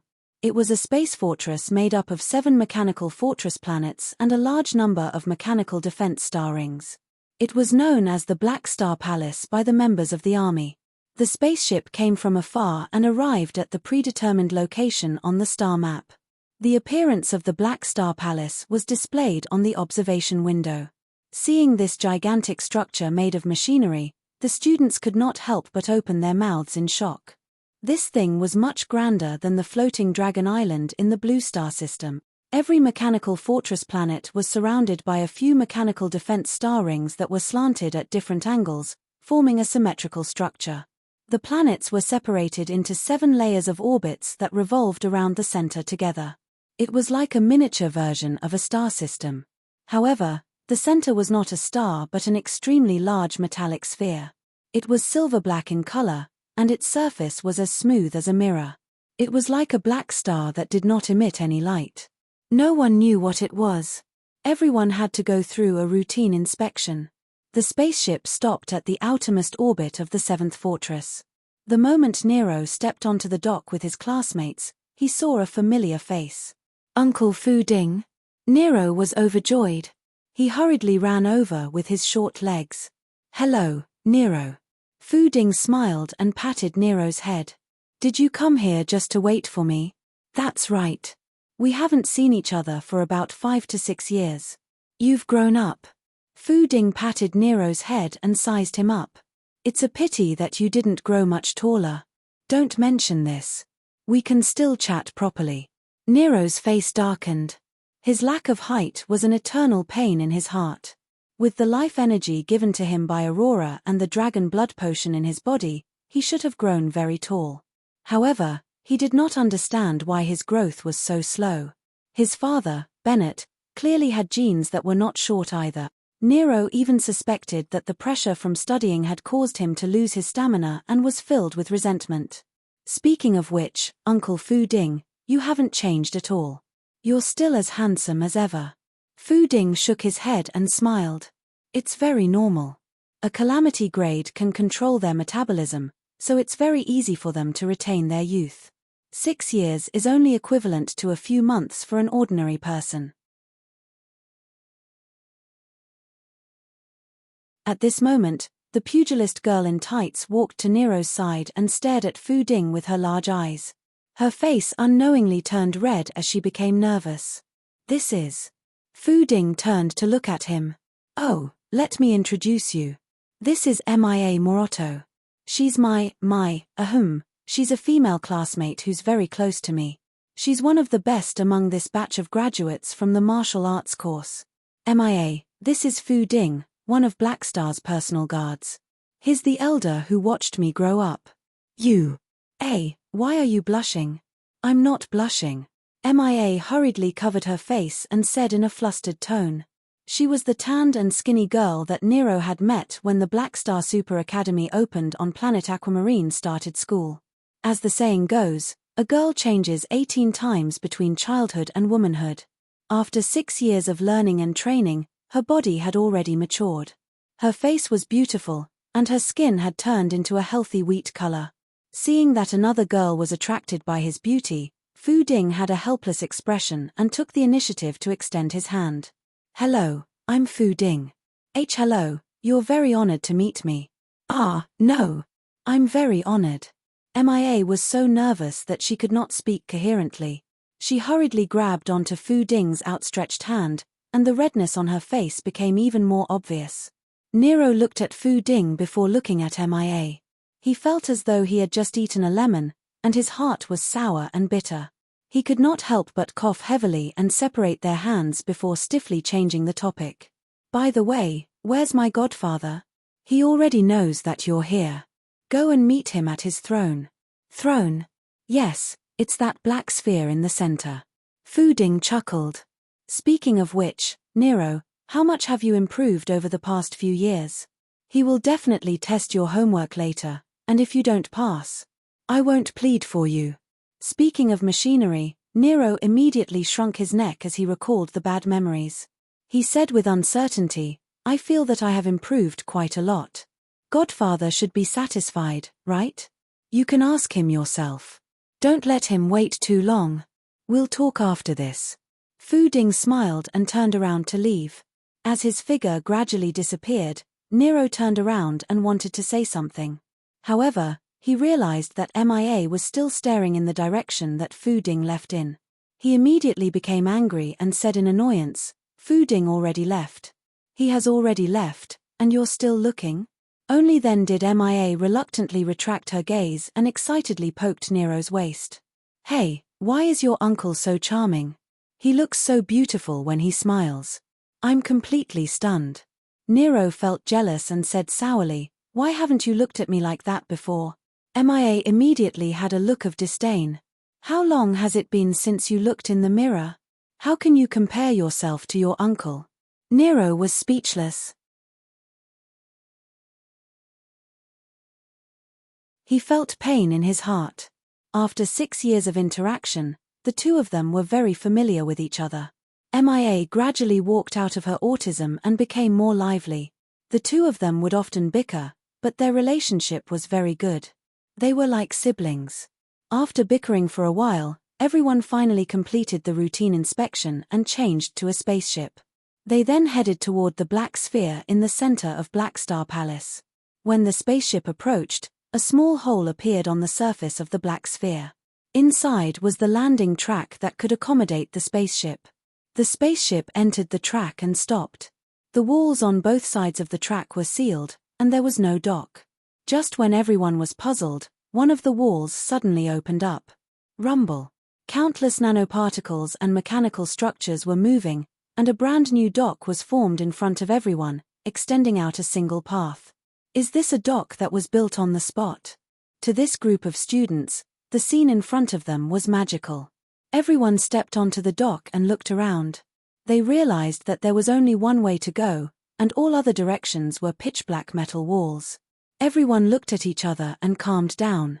They could only follow this path. As everyone walked forward, the path continued to extend under their feet. Gulp. A clear gulping sound could be heard from the crowd. Only then did the crowd realize that no one had spoken since some time ago. Everyone was silent. The atmosphere became tense, and only the pale white lights extended along the path. With every step they took, the pressure in their hearts increased, and they were fearful of the unknown.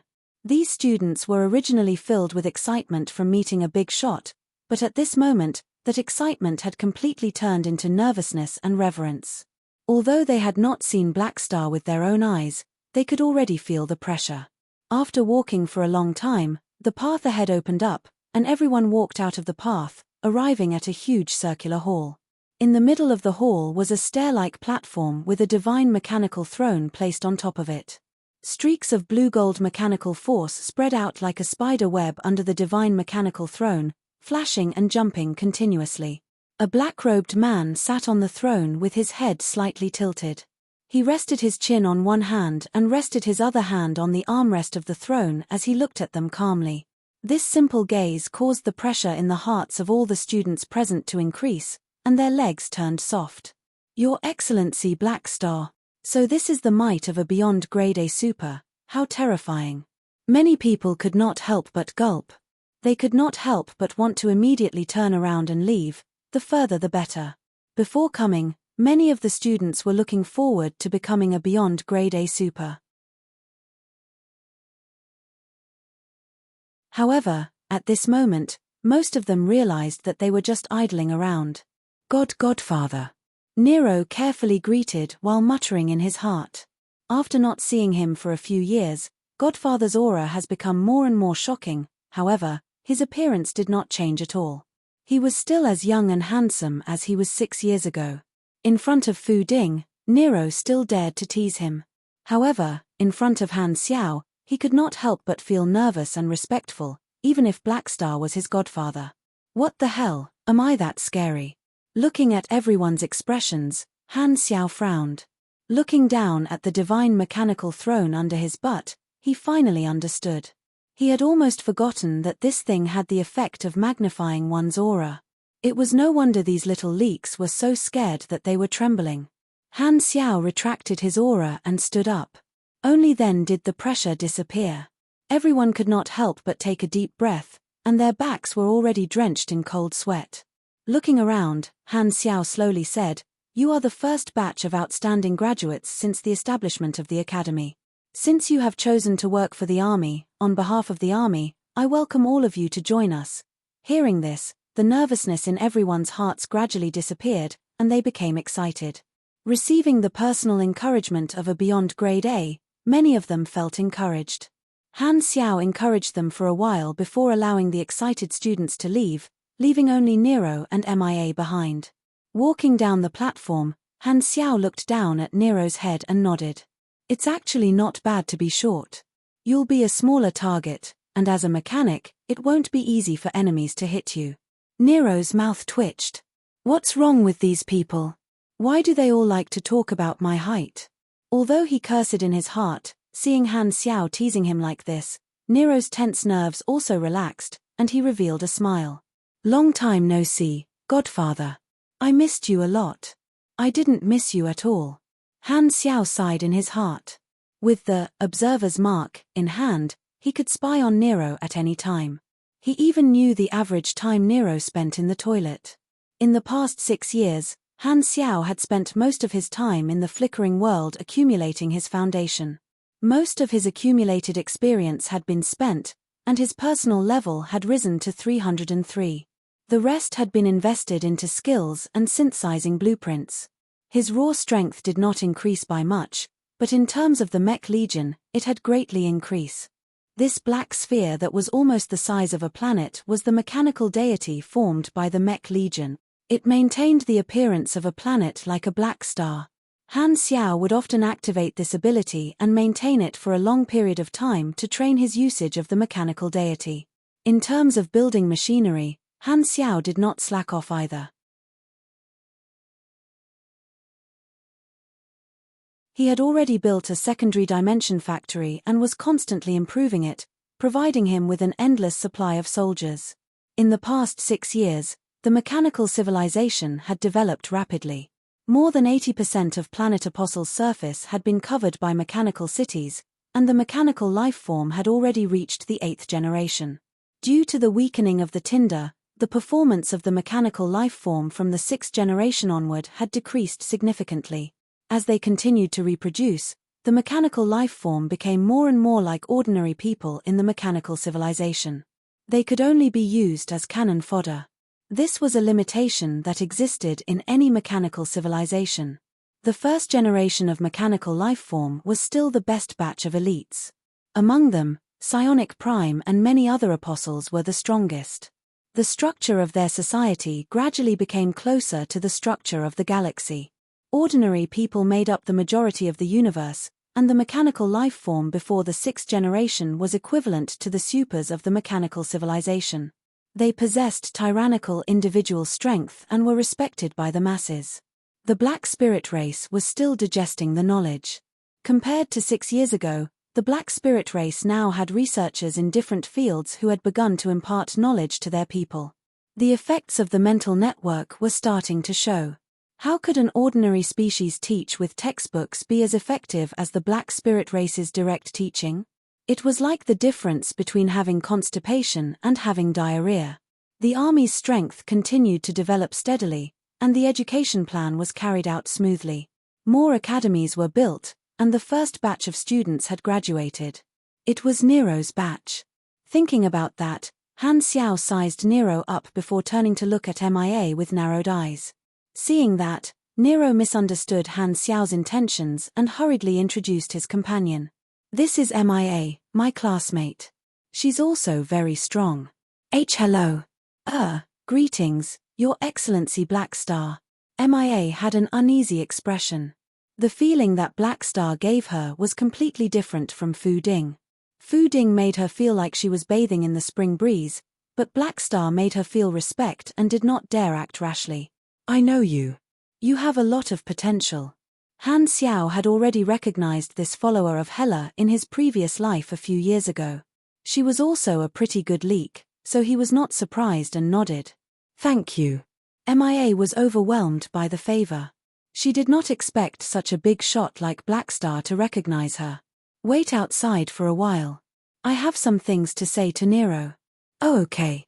Hearing that, MIA glanced at Nero and could only turn around and leave. After sending MIA off, Han Xiao retracted his gaze.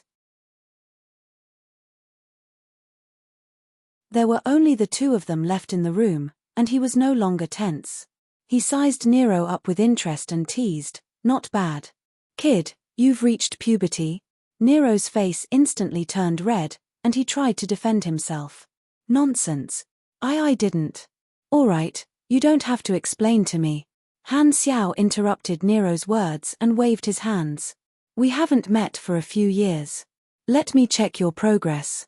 If you only care about dating and forget about your studies, humph."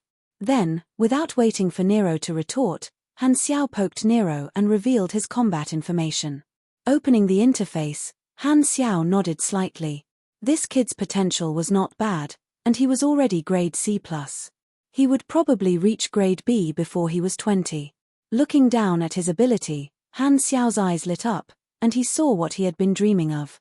Nero's mechanical sense talent had finally grown to perfect mechanical sense. The leak that he had nurtured for so long had finally matured. After spending almost 10 years, he finally managed to create this ability. It wasn't easy at all. Han Xiao was overjoyed, and he patted Nero's shoulder with all his might and laughed happily. Not bad at all. I'm very satisfied with your progress." Nero's shoulder was in pain from the pats, and his bones felt like they were about to shatter. He could not help but grit his teeth and say, "As long as you're satisfied." Han Xiao could not help but rub Nero's round cheeks happily. He was relieved that Nero did not neglect his studies because of dating. Now that the leak had matured, what he had to consider next was how to harvest it. Reynold was stubborn and refused to give him any missions no matter what. However, Nero was different. He had the advanced luck glow and had just finished his apprenticeship. His life had just started, and there were plenty of storyline missions that he could trigger in the future. The chances of him obtaining perfect mechanical sense from Nero would be many times higher. In the worst case, he could even take the initiative to create some scenarios for Nero, throwing him into all sorts of dangerous situations. According to Han Technician's experience, as long as Nero had something to ask of him, there would be a higher chance of him triggering a mission. However, he had to find a reason to do so. Using actual combat as an excuse seemed to be pretty good. Han Xiao's eyes rolled around. If this still did not work, Han Xiao still had one last method. Nero's potential was greater than Reynolds, so he had to think of a way to nurture him and then beat him up in public. All sorts of thoughts flashed through his mind, and Han Xiao looked at Nero with a playful gaze. "Little brat, what awaits you next is true hell. You will know how happy you were when you were a student." Sensing Han Xiao's gaze, Nero suddenly felt a chill run down his spine and had a bad premonition. For some reason, I felt a wave of malice sweep past my body. Nero scratched his head and carefully asked, "Oh, right. Godfather, I still have something that I need your help with." Han Xiao's eyes lit up. Whoa. Look at him, he's so good at raising a request the moment he arrived. He's so much better than Reynold. "Speak, what do you need my help with?" Han Xiao asked with a pleasant expression. Nero was a little embarrassed and stuttered, "Mara is a martial artist. When she loses her temper, it hurts a lot. I want to learn how to transform my body." "Godfather, you're a grandmaster in this field. Can you teach me how to take a beating?" Scram.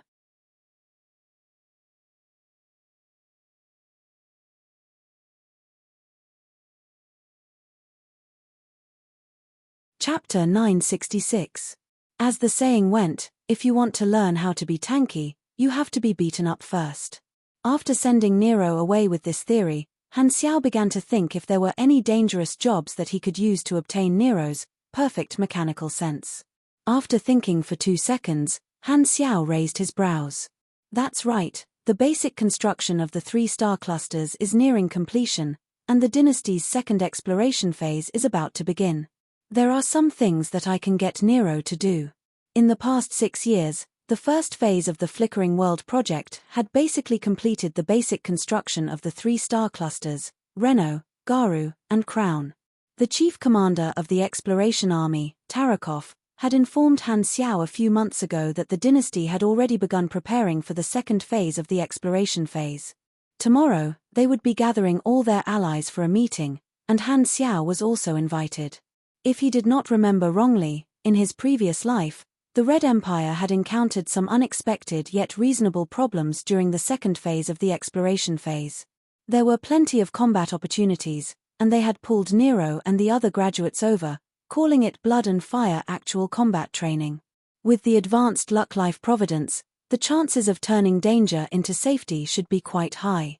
Thinking about Nero's current state, Han Xiao could not help but feel enraged. You actually want to learn the path of a tank from me? You're a proper mechanic. The reason is not to improve but to resist domestic violence. What a good-for-nothing. Why don't you learn from your godfather's swift and decisive lifestyle? While thinking, Han Xiao instructed his subordinates to arrange the accommodation for Nero and the other students. He then returned to the divine mechanical throne and gave it a command. Clank. The next moment, the ceiling of the room started to move, and the mechanical structure started to move from the inside out. It was as though something was squeezing out from the depths. The mechanical deity was Han Xiao's palace, and he could control everything within the mechanical deity. Very soon, a black mechanical polygon fell from the ceiling and floated in front of Han Xiao. It was about 1 meter in length, width, and height. Han Xiao touched one of its sections, and it felt hot to the touch. For it to be able to make him feel hot, it meant that the temperature was indeed high enough. An item introduction popped up on the interface. Unknown core, a special mechanical part. No idea what it does, but it doesn't seem to be a waste product. Sigh, a universal treasure-level machine is indeed difficult to build. Han Xiao shook his head. Over the past 6 years, other than strengthening the Mech Legion, Han Xiao had also worked hard in terms of quality. He had attempted to create gold-grade, universal treasure-grade, equipment. The ability of a divine throne mechanic definitely met the requirements to create a universal treasure. However, even if he had the ability to create one, he might not be able to create a universal treasure. The uncertainty of this thing was too great. It required the cooperation of many factors to achieve a perfect state. And the first difficulty was the blueprint. Han Xiao did not have any universal treasure-grade machinery blueprints. The gold-grade blueprints required the ultimate knowledge, ultimate mechanical engineering, inspirational creation, to synthesize them. Han Xiao's inspirational creation was currently a grayed-out inactive skill. The activation requirement was ultimate mechanical engineering, reaching the maximum level of LV5. Furthermore, inspirational creation was random. Not to mention that no players in his previous life had announced the combinations of universal treasure-grade blueprints. Even if they knew the combinations, the synthesized items might not be the same. Because he did not have any blueprints, Han Xiao tried to use his own technology to create freely. He used a certain amount of universal simulation, but he still did not have a clue. He ended up creating countless waste products, and this polygonal mechanical body was the only part that might be useful. Thus, every day, Han Technician would play with this polygonal mechanical body, hoping to find inspiration. However, in the end, it was proven that this method did not have any effect other than comforting him. It's still too difficult without theory and blueprints. Inspirational creation is too random. Maybe the Tyracle's inheritance can give me a gold-grade blueprint, but the next inheritance blueprint will be level 360. It's still too early. Han Xiao shook his head. On the other side, Nero and the others left Han Xiao's mechanical deity and returned to the outside world. They landed on the mechanical planet on the 5th orbit. There were already staff members of the army waiting there, leading them to their accommodation. Along the way, the students visited the various base buildings and were rather excited. They chatted with one another as though they were out on a vacation. Not only did they come to the extremely mysterious flickering world, but they also met the army's leader, His Excellency Blackstar. These first batch of graduates felt double the joy.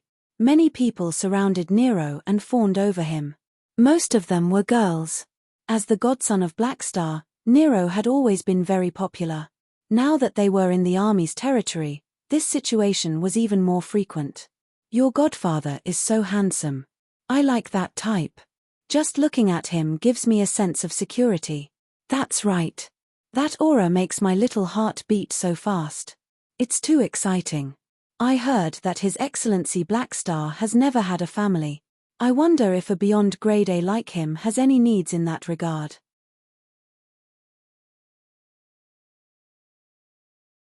Can you tell us more about what kind of person His Excellency Blackstar is? Nero smiled awkwardly but did not lose his politeness. He cursed in his heart. Damn, I thought all of you admired me in the past, but it turns out that all of you want to be my godmother. He had never been used to the feeling of being the moon surrounded by stars. Although he had a strong background, he had never been arrogant and bossy before. Of course, this was definitely related to Reynolds' destruction. In terms of education, Han Xiao had always been willing to call Reynolds the best. Reynolds was able to make students feel the vicious beating of society even when they were still in the ivory tower. Mia, who was standing beside Nero, was almost squeezed out. She could not hold it in any longer and exploded. Stop squeezing. If you continue to squeeze, I'll beat you up. Hearing this, the surrounding students all calmed down. They were still quite afraid of Mia. In the past, Mia had a weak personality and did not stand out in class. Who would have thought that after being assigned to the pugilist department, she would change completely and become more and more lively? During the sparring matches in the school, almost everyone had been beaten up by Mia. Among them, Nero had been beaten up the most. Even if he won, his face would be swollen and bruised when he got off the stage. Learning martial arts could indeed nurture violent tendencies. Everyone could not help but sigh. Very soon, they arrived at their residence. Everyone was arranged to their rooms, and the staff said that they would only be assigned to work after a period of time. For now, they would be on standby in Blackstar Palace. Everyone found their own rooms, and just as Nero put down his things, someone knocked on his window. He turned around and saw that it was Hadavi outside the window. He was riding a hoverbike and floating outside the window. "Hey, why is it you?" Nero scratched his head. He knew all the Blackstar guards around his godfather, and his relationship with Hardaway was not bad. "Stop talking nonsense and get on." Hardaway patted the back seat. Nero hesitated for a moment before sitting on the motorcycle. Hadavi immediately started the vehicle, and after a burst of speed, it stopped in front of a building. "This is..." Nero looked at the signboard and rubbed his eyes. "A casino?" "That's right, a casino." "Wait a minute. Why is there such a thing in the army's territory? Who owns it?" Nero asked in astonishment. "Who else could it be? Of course, it's mine, our beloved Blackstar owns it. Us Blackstar guards are always by his side, and we don't have much to do. How can we not have some fun? Let me tell you, don't think that this is the second headquarters of the army. There are plenty of entertainment facilities here." Hadavi tossed the floating motorcycle to the side and dragged Nero in without a second word. There was a sea of people inside, and it was extremely lively. The air was filled with heat waves. "Why did you bring me here?" Nero asked timidly. As soon as he said that, Hadavi brought him to a Wayne card table and exchanged for a large pile of chips. He then slammed the chips on the table, grabbed Nero's neck, and whispered into his ear, "Hey, Nero, you're right. Hey, I've lost a few years' worth of salary here. I'll rely on you to win it back." Reynolds was in charge of the logistics department in the Shattered Star Ring, so they could not meet each other for a long time. Fu Ding could not stand being disturbed and had long blacklisted Hardaway. Among the remaining people, Hardaway only knew Nero, who was good at playing cards. It was not easy for him to find a chance to turn the tables around. How could he miss it? "I am still a child." Nero's mouth twitched. He looked up at the expressionless robot dealer behind the table and gulped. He suspected that Blackstar had opened this casino to collect the salary of the army's members. As expected of my godfather, every mechanic who knows how to save costs is a good person. The next day, in the commander's conference room on Planet Lighthouse, the meeting of the Alliance meeting was held. The Alliance meeting for the second exploration phase of the dynasty was held as scheduled. Remote projections gathered in the conference room one after another. They were all important figures of the Red Empire, such as Clent, the diplomatic officials of the affiliated civilizations, and the many beyond Grade A allies. As soon as Han Xiao's remote projection appeared, many familiar faces greeted him. "Yo, Black Star is here. Come, sit beside me. I've saved a seat for you." After the incident 6 years ago, Han Xiao had obtained a higher status in the dynasty's beyond Grade A circle and was rather popular. These beyond grade as only needed to think about it to know the dynasty's attitude toward Black Star. Those with a discerning eye knew that he would most likely be the pillar of the next generation of beyond grade so their attitude toward him was much warmer. Putting aside his friends like Milizors and Bioni, there were also Raven Lauder, Maximila, Vyaru, Lotus Swordsman, and so on. Han Xiao even saw Heba. Of course, Heba would not greet him. He snorted and turned his head to the side. Out of sight, out of mind. As soon as he saw Heba, Han Xiao thought of the development of the army in the Shattered Star Ring. In the past 6 years, with the help of the Limitless Financial Group, the Bloodshed Land had still been competing with the Black Star Corps in various fields. While competing, both sides had been encroaching on other organizations, and their business scope had expanded a lot. The Germinal Financial Group had developed rapidly and had become the representative financial group of the Black Star Corps, helping the army compete with the Limitless Financial Group in the commercial field. Interpais and a few other talents had obtained high positions through outstanding performance. With the support of the Black Star Corps behind the scenes, the Germinal Financial Group had shown signs of becoming a first-rate galactic financial group in just 6 years. As for the Red Empire, they had also done some business expansion in the Shattered Star Ring, indirectly providing help. The pressure brought by the Limitless Financial Group was temporarily resisted by the Black Star Corps. However, since the Limitless Financial Group had entered the Shattered Star Rings market, they would not back out so easily. They had already become a strong competitor that could not be chased away. Han Xiao greeted the Beyond Grade who greeted him one by one.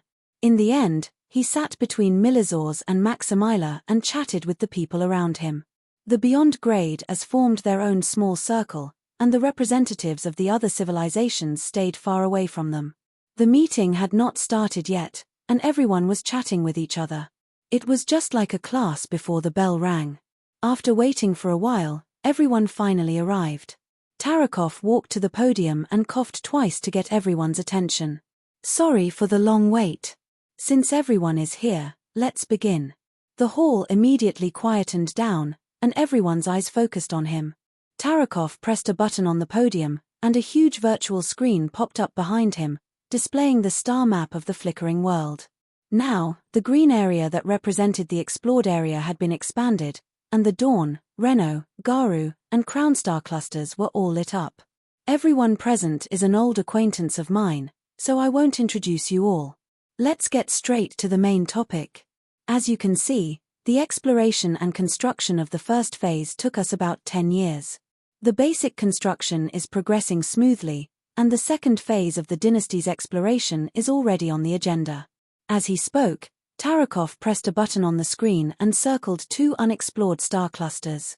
These 2 star cluster areas will be the targets of our second phase of exploration. They are the Russo star cluster and the Dust of Light star cluster. Everyone was excited. The 2 star clusters were right next to the first exploration area. The Russo star cluster was where Han Xiao had obtained the spacetime amber, and it was next to the Garu star cluster.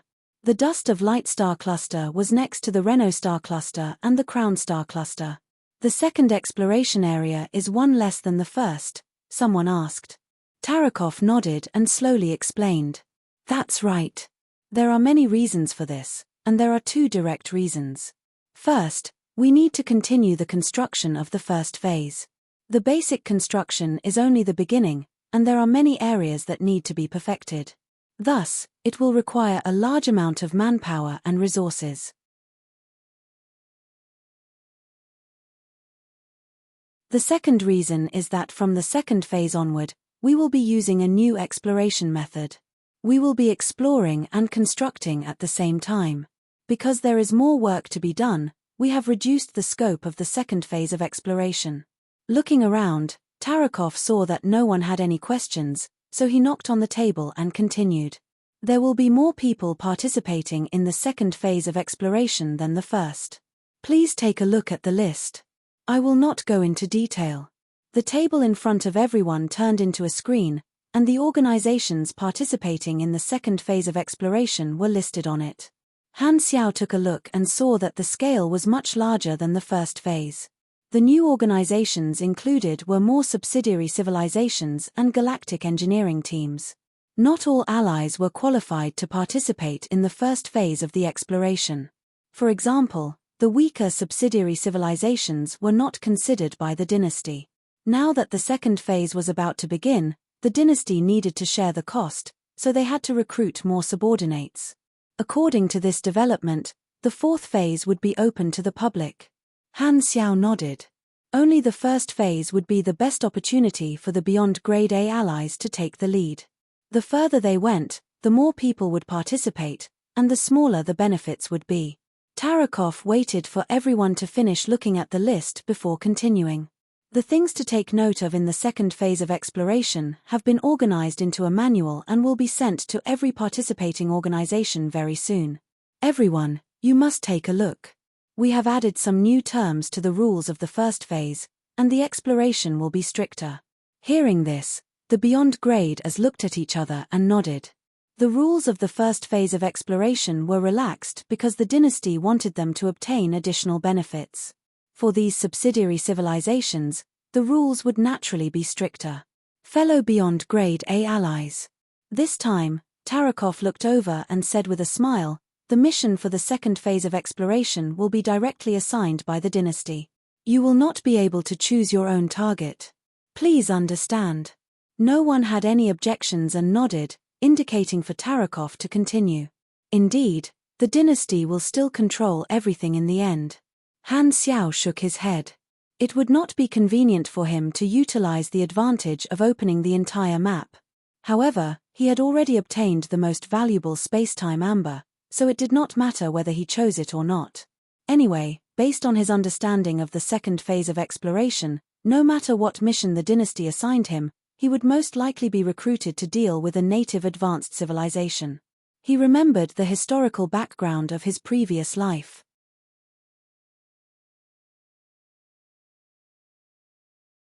During the second phase of exploration, the Red Empire had met an advanced civilization in the Dust-Light star cluster. Due to some reason, this advanced civilization was hostile toward the dynasty and was not easy to deal with. They had even caused trouble for the dynasty's exploration army. During the first phase, they had met a native star system civilization, and this advanced civilization had already reached the star cluster level. Of course, a star cluster level without the support of a galactic society was not a complete definition. However, they were indeed very strong and were different from the frogs at the bottom of the well that they had met previously. If they had met normally, the dynasty might not have used force. However, there were other forces behind this. The target of the Nero trial plan that Han Xiao had created was this native advanced civilization of the flickering world.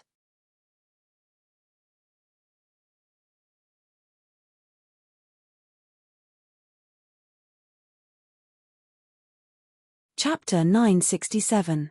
The meeting lasted for half a day, and Tarakov introduced the various matters of the second exploration phase. Finally, it came to an end. He slapped the table and said with a deep voice, "There is one last thing. During the exploration phase, please pay attention to any abnormal signals. From the start of the first exploration phase, there have been many organizations trying to sneak into the flickering world. We have taken various measures to eliminate a large number of stowaways, but there are always some that have escaped. If you discover any stowaways, you must pursue them." The flickering world was still in the closed development phase, and there were many organizations trying to sneak in.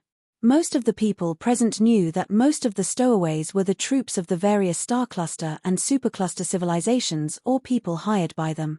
Because the first region had already been explored, these stowaways had already escaped to the later regions, and their whereabouts were a mystery. The Empire had also sent some small teams to pursue them into the unexplored areas, but the results were minimal. The way the dynasty saw it, The best way to deal with this was to complete the exploration plan step by step. In any case, these stowaways would have nowhere to run. After the meeting, the representatives of the various allied organizations brought the contents of the meeting back to inform their upper echelons. A portion of the beyond grade as did not leave immediately and stayed to chat. After chatting for a while, Tarakov walked over and asked Han Xiao to talk to him privately. The two of them walked to the side, and Han Xiao was a little curious. "What's the matter? Can't I talk to you if there's nothing?" Tarakov chuckled. "However, I do have something to talk to you about. The Garu star cluster is connected to the Russo star cluster, and your territory happens to be connected to the Garu stargate and the Russo star cluster border. The transportation is convenient, and it can be used as a long-term transportation route for the other exploration organizations. Therefore, during the second exploration phase, a portion of the teams will borrow the route from your territory, and they will also need your help to transport some resources." Sure, Han Xiao agreed without hesitation. The dynasty had given him 7 star systems, and he had absolute control over them. Because the agreement had already taken effect, the dynasty could not casually order his territory around and had to ask for his opinion first. Based on the situation of the second phase, opening up the transportation network to allow other exploration teams to pass through had more advantages than disadvantages.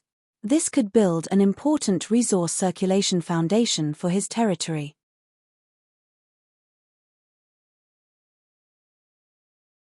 The more people chose this route, the more it would become inertia, allowing his territory to consolidate its position as the core area of the Garu star cluster and even improve the transportation network. Being responsible for the transportation of goods was equivalent to being responsible for logistics to a certain extent. Everyone knew how much profit there was in logistics. During the first exploration phase, the Black Star core role was more of a pathfinder. In the second phase, they had their own territory, and their role began to change to half logistics and half exploration, with more responsibilities. After saying this, Tarakov suddenly lowered his voice and said, "Have you received the news? The call for the evolutionary totem to be opened has started again." Han Xiao nodded and didn't mind.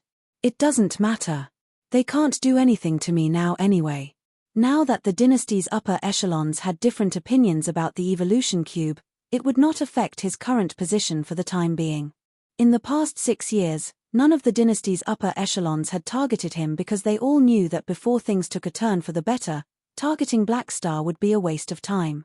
"I know, but you have to be careful," Tarakov softly said. "I heard that one of the candidates seems to want to obtain the support of the opposition." Hearing this, Han Xiao narrowed his eyes and playfully said, "You're telling me such news? Aren't you afraid of being punished?" I didn't mention any names, so it doesn't matter if I say it. Will you report me? Furthermore, the faction I'm in doesn't really like his actions." Tarakov smiled. Han Xiao suddenly realized that Tarakov was not just reminding him out of kindness but also had a political goal. The dynasty's ruler was a nurturing system, and during the term of the previous ruler, many candidates would be nurtured for the next ruler. These candidates were all high-ranking officials and had the support of different factions. Most of them would accept the nurturing obediently. However, there could only be one ruler, and everyone else was just there to accompany him.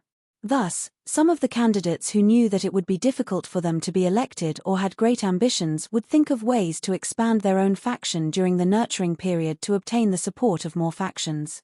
In his previous life, Uranril's term had ended not long after the Flickering World storyline. When a new ruler took office, the general framework of the dynasty would not change, but the details would change according to the style and personality of the new ruler.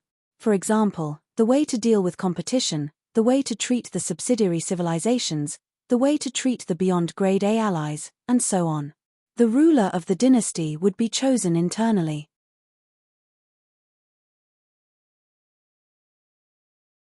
Other than extremely special circumstances, none of the allies would have any influence on the succession of the ruler, including the beyond grade As. Thus, to the ruler of the dynasty, obtaining the support of the various factions was much more important than pleasing the beyond grade A allies. Although Han Xiao was surprised by what Tarakov said, he was not surprised in his heart. Anyway, there were already quite a few arrows on his target, so there was no harm in adding a few more. A candidate is a candidate. The current ruler is not him. Han Xiao smiled. You're right. I think so too. Tarakov praised. After pausing for a while, he changed the topic. There's one more thing I want to ask you. Speak. How much do you know about the legacy Escod left behind? Why did it suddenly involve Escod? Han Xiao was a little confused. Hasn't his legacy been spread throughout the universe a long time ago? I don't know what you're referring to. Speaking of which, this matter is related to you. Do you still remember the spatial coordinates you gave us back then? The ones Escod was looking for? As soon as this was said, Han Xiaoxin's heart tightened. It was as though he was struck by lightning, and it took him a lot of effort to suppress his shock. Those spatial coordinates were the key to the world tree that Escod had left behind. Why would he suddenly ask about this? Could it be that the Red Empire had already researched something? Han Xiao narrowed his eyes and asked in a low voice, "What results did you guys obtain?" "I don't know. I'm not a researcher." Tarakov shook his head. "It's just that the project team in charge of researching Escod's legacy seems to have some ideas about this set of data. Since we know each other, he asked me to ask you about the situation. After Escod's legacy was leaked, this set of spatial coordinates was hidden among the vast amount of legacy data and became very inconspicuous. The project team would rather spend more time researching other legacy data than this wormhole data that had no records and led to an unknown location. However, after spending a few years, they had basically sorted out the various legacies of Escod, and the project team seemed to have set their eyes on the mysterious coordinates that Escod had obtained in the Shattered Star Ring. I only found out that Escod was looking for this set of data by chance. I don't know what's going on." Han Xiao heaved a sigh of relief and casually replied, hiding the truth. "All right, I'll answer my friend like this." Tarakov did not suspect anything. After chatting for a while, Han Xiao deactivated the remote projection and returned to his room. He heaved a sigh of relief and looked a little helpless. After the meeting ended, the Red Empire publicly announced to the entire universe that the second exploration phase of the flickering world had officially begun.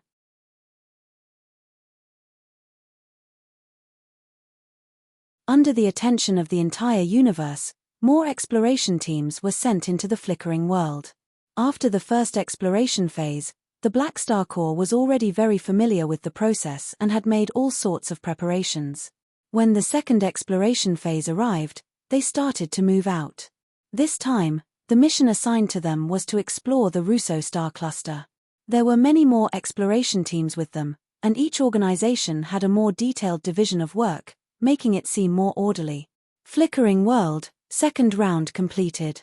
Your mission rating is, You have received 1.5 trillion experience, random reward x2 1500 dynasty contribution points, and 1 blank character summon card. Exploration Pioneer, current progress, 2-3. The third round of the mission has been updated. Mission Introduction, complete the second exploration phase of the dynasty.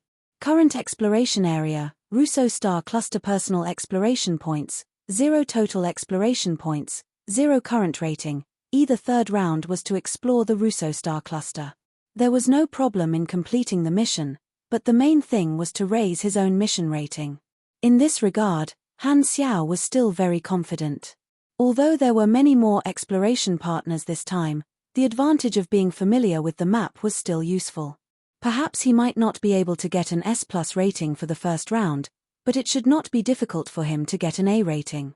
The exploration teams of the army were all sent out, and Han Xiao's main body remained in the Black Star Palace. He only sent a Lord's Avatar and a mechanical army to follow the exploration team to the Russo Star Cluster. The graduates were split into different teams and set off to explore the new area together. Han Xiao purposely split Nero and MIA into 2 different teams. According to his understanding, there would not be any problems with the exploration on the Russo Star Cluster side. Only the Dust Light Star Cluster's team would encounter a tough opponent. Han Xiao was waiting for the matter on the Dust Light Star Cluster to blow up. When the time came, he would throw Nero and the others over. Han Technician had already come up with more than 10 scenarios that would give him a chance to trigger Nero's mission. He would not give up until he deeply hurt Nero and made him feel pain and despair. Since Fu Ding was a mental expert, he could treat Nero's psychological trauma. Thus, Han Xiao did not have to worry about tormenting him.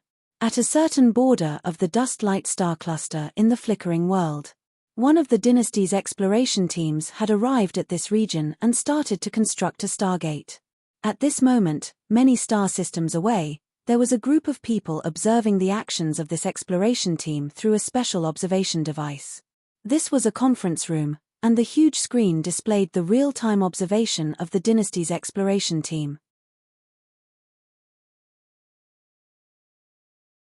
There were many crustaceans in the room, and they looked like a bunch of grey crayfish. This was a native intelligent species of the flickering world that did not belong to the Galactic Society. In their language, they called themselves the Kundi race. Looking at the fleet on the screen, everyone present fell silent. After a long time, the Kundi race leader sitting on the main seat spoke. Everything has come true. The data of the spaceship that crashed is real. There are more life forms in this universe, and our world has been targeted by a group of aliens. Everyone was silent, and their hearts were in a mess. For hundreds of thousands of years, the Kundi race had slowly developed their civilization there. 10,000 years ago, they had started to walk on the path of colonization, and their territory had been expanding continuously. It was not that they did not encounter other intelligent species during this period, but they were far weaker than them and had all become their pets and slaves. All along, the Kundi race had been guessing if there was a stronger civilization in the universe, but they had never encountered one. After so many years, they had controlled many star systems, and their population numbered in the trillions. They were the strongest civilization in this star cluster. However, their exploration range was limited to the dust-light star cluster, and the regions beyond were unknown to them. There was no galactic society, and there were no civilizations to communicate with. This was an isolated island, a dark forest. The Kundi race did not have the concept of star systems or star clusters, and their technology tree could not be as comprehensive as that of the Galactic Society. They did not have any Stargate technology, and their hyperdrive engine was outdated. They could only rely on cryogenic chambers to survive the long interstellar journey. To them, a journey that would take a day in the Galactic Society would take the Kundi race more than 10 years. However, all of this changed a few years ago. The members of the Kundi race present would forever remember that day when a spaceship landed on a colonial planet. On it were countless pieces of advanced technology that they had never seen before, as well as countless pieces of information about alien civilizations. This shocked them greatly. After hundreds of thousands of years, they had finally met a civilization that was stronger than them. Through researching the technology within, the Kundi race's technology had developed by leaps and bounds. They had learned Stargate technology, advanced hyperdrive engine, and applied quantum network communication technology. However, this surprise was followed by an even greater shock. This spaceship also recorded a powerful alien civilization known as the Red Empire. According to the information, the Red Empire was not only a powerful civilization, but it was also a universal predator.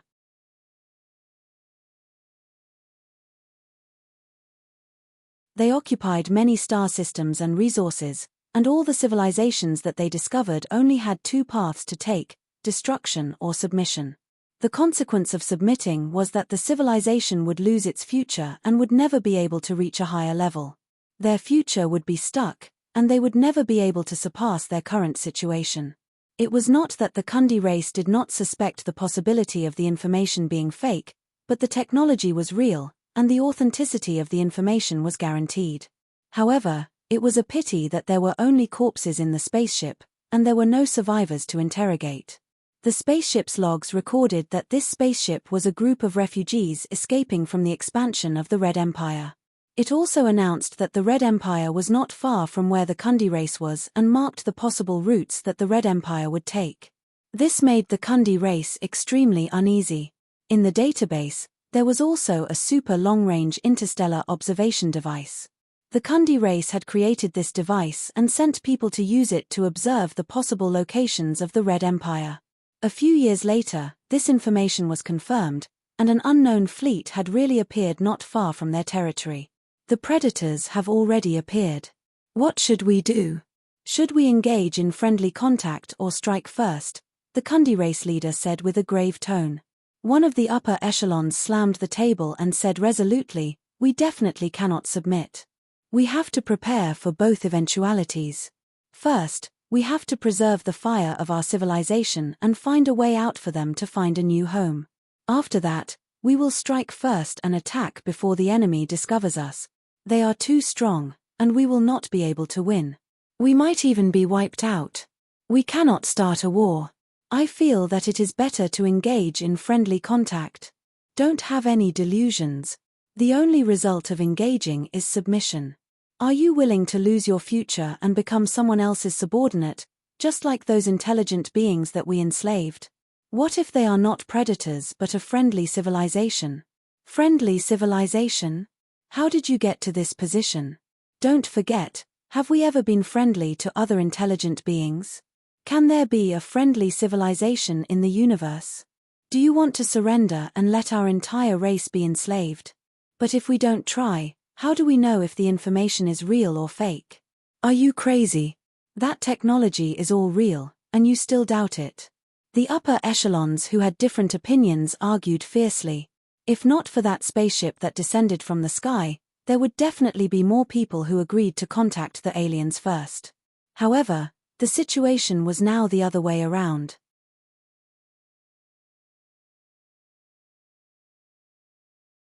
Under the influence of their preconceived notions, more of the upper echelons believed that the appearance of this alien civilization was a disaster from the heavens. They were predators that had come to occupy their universe. At this moment, a strange fluctuation flashed past the Kundi race leader's eyes. He slammed the table and said coldly, "Stop arguing. Stop arguing, I've already made my decision. You're tuning in to the Celestial War YouTube channel. Don't forget to subscribe and join us on this journey to catch the most captivating stories.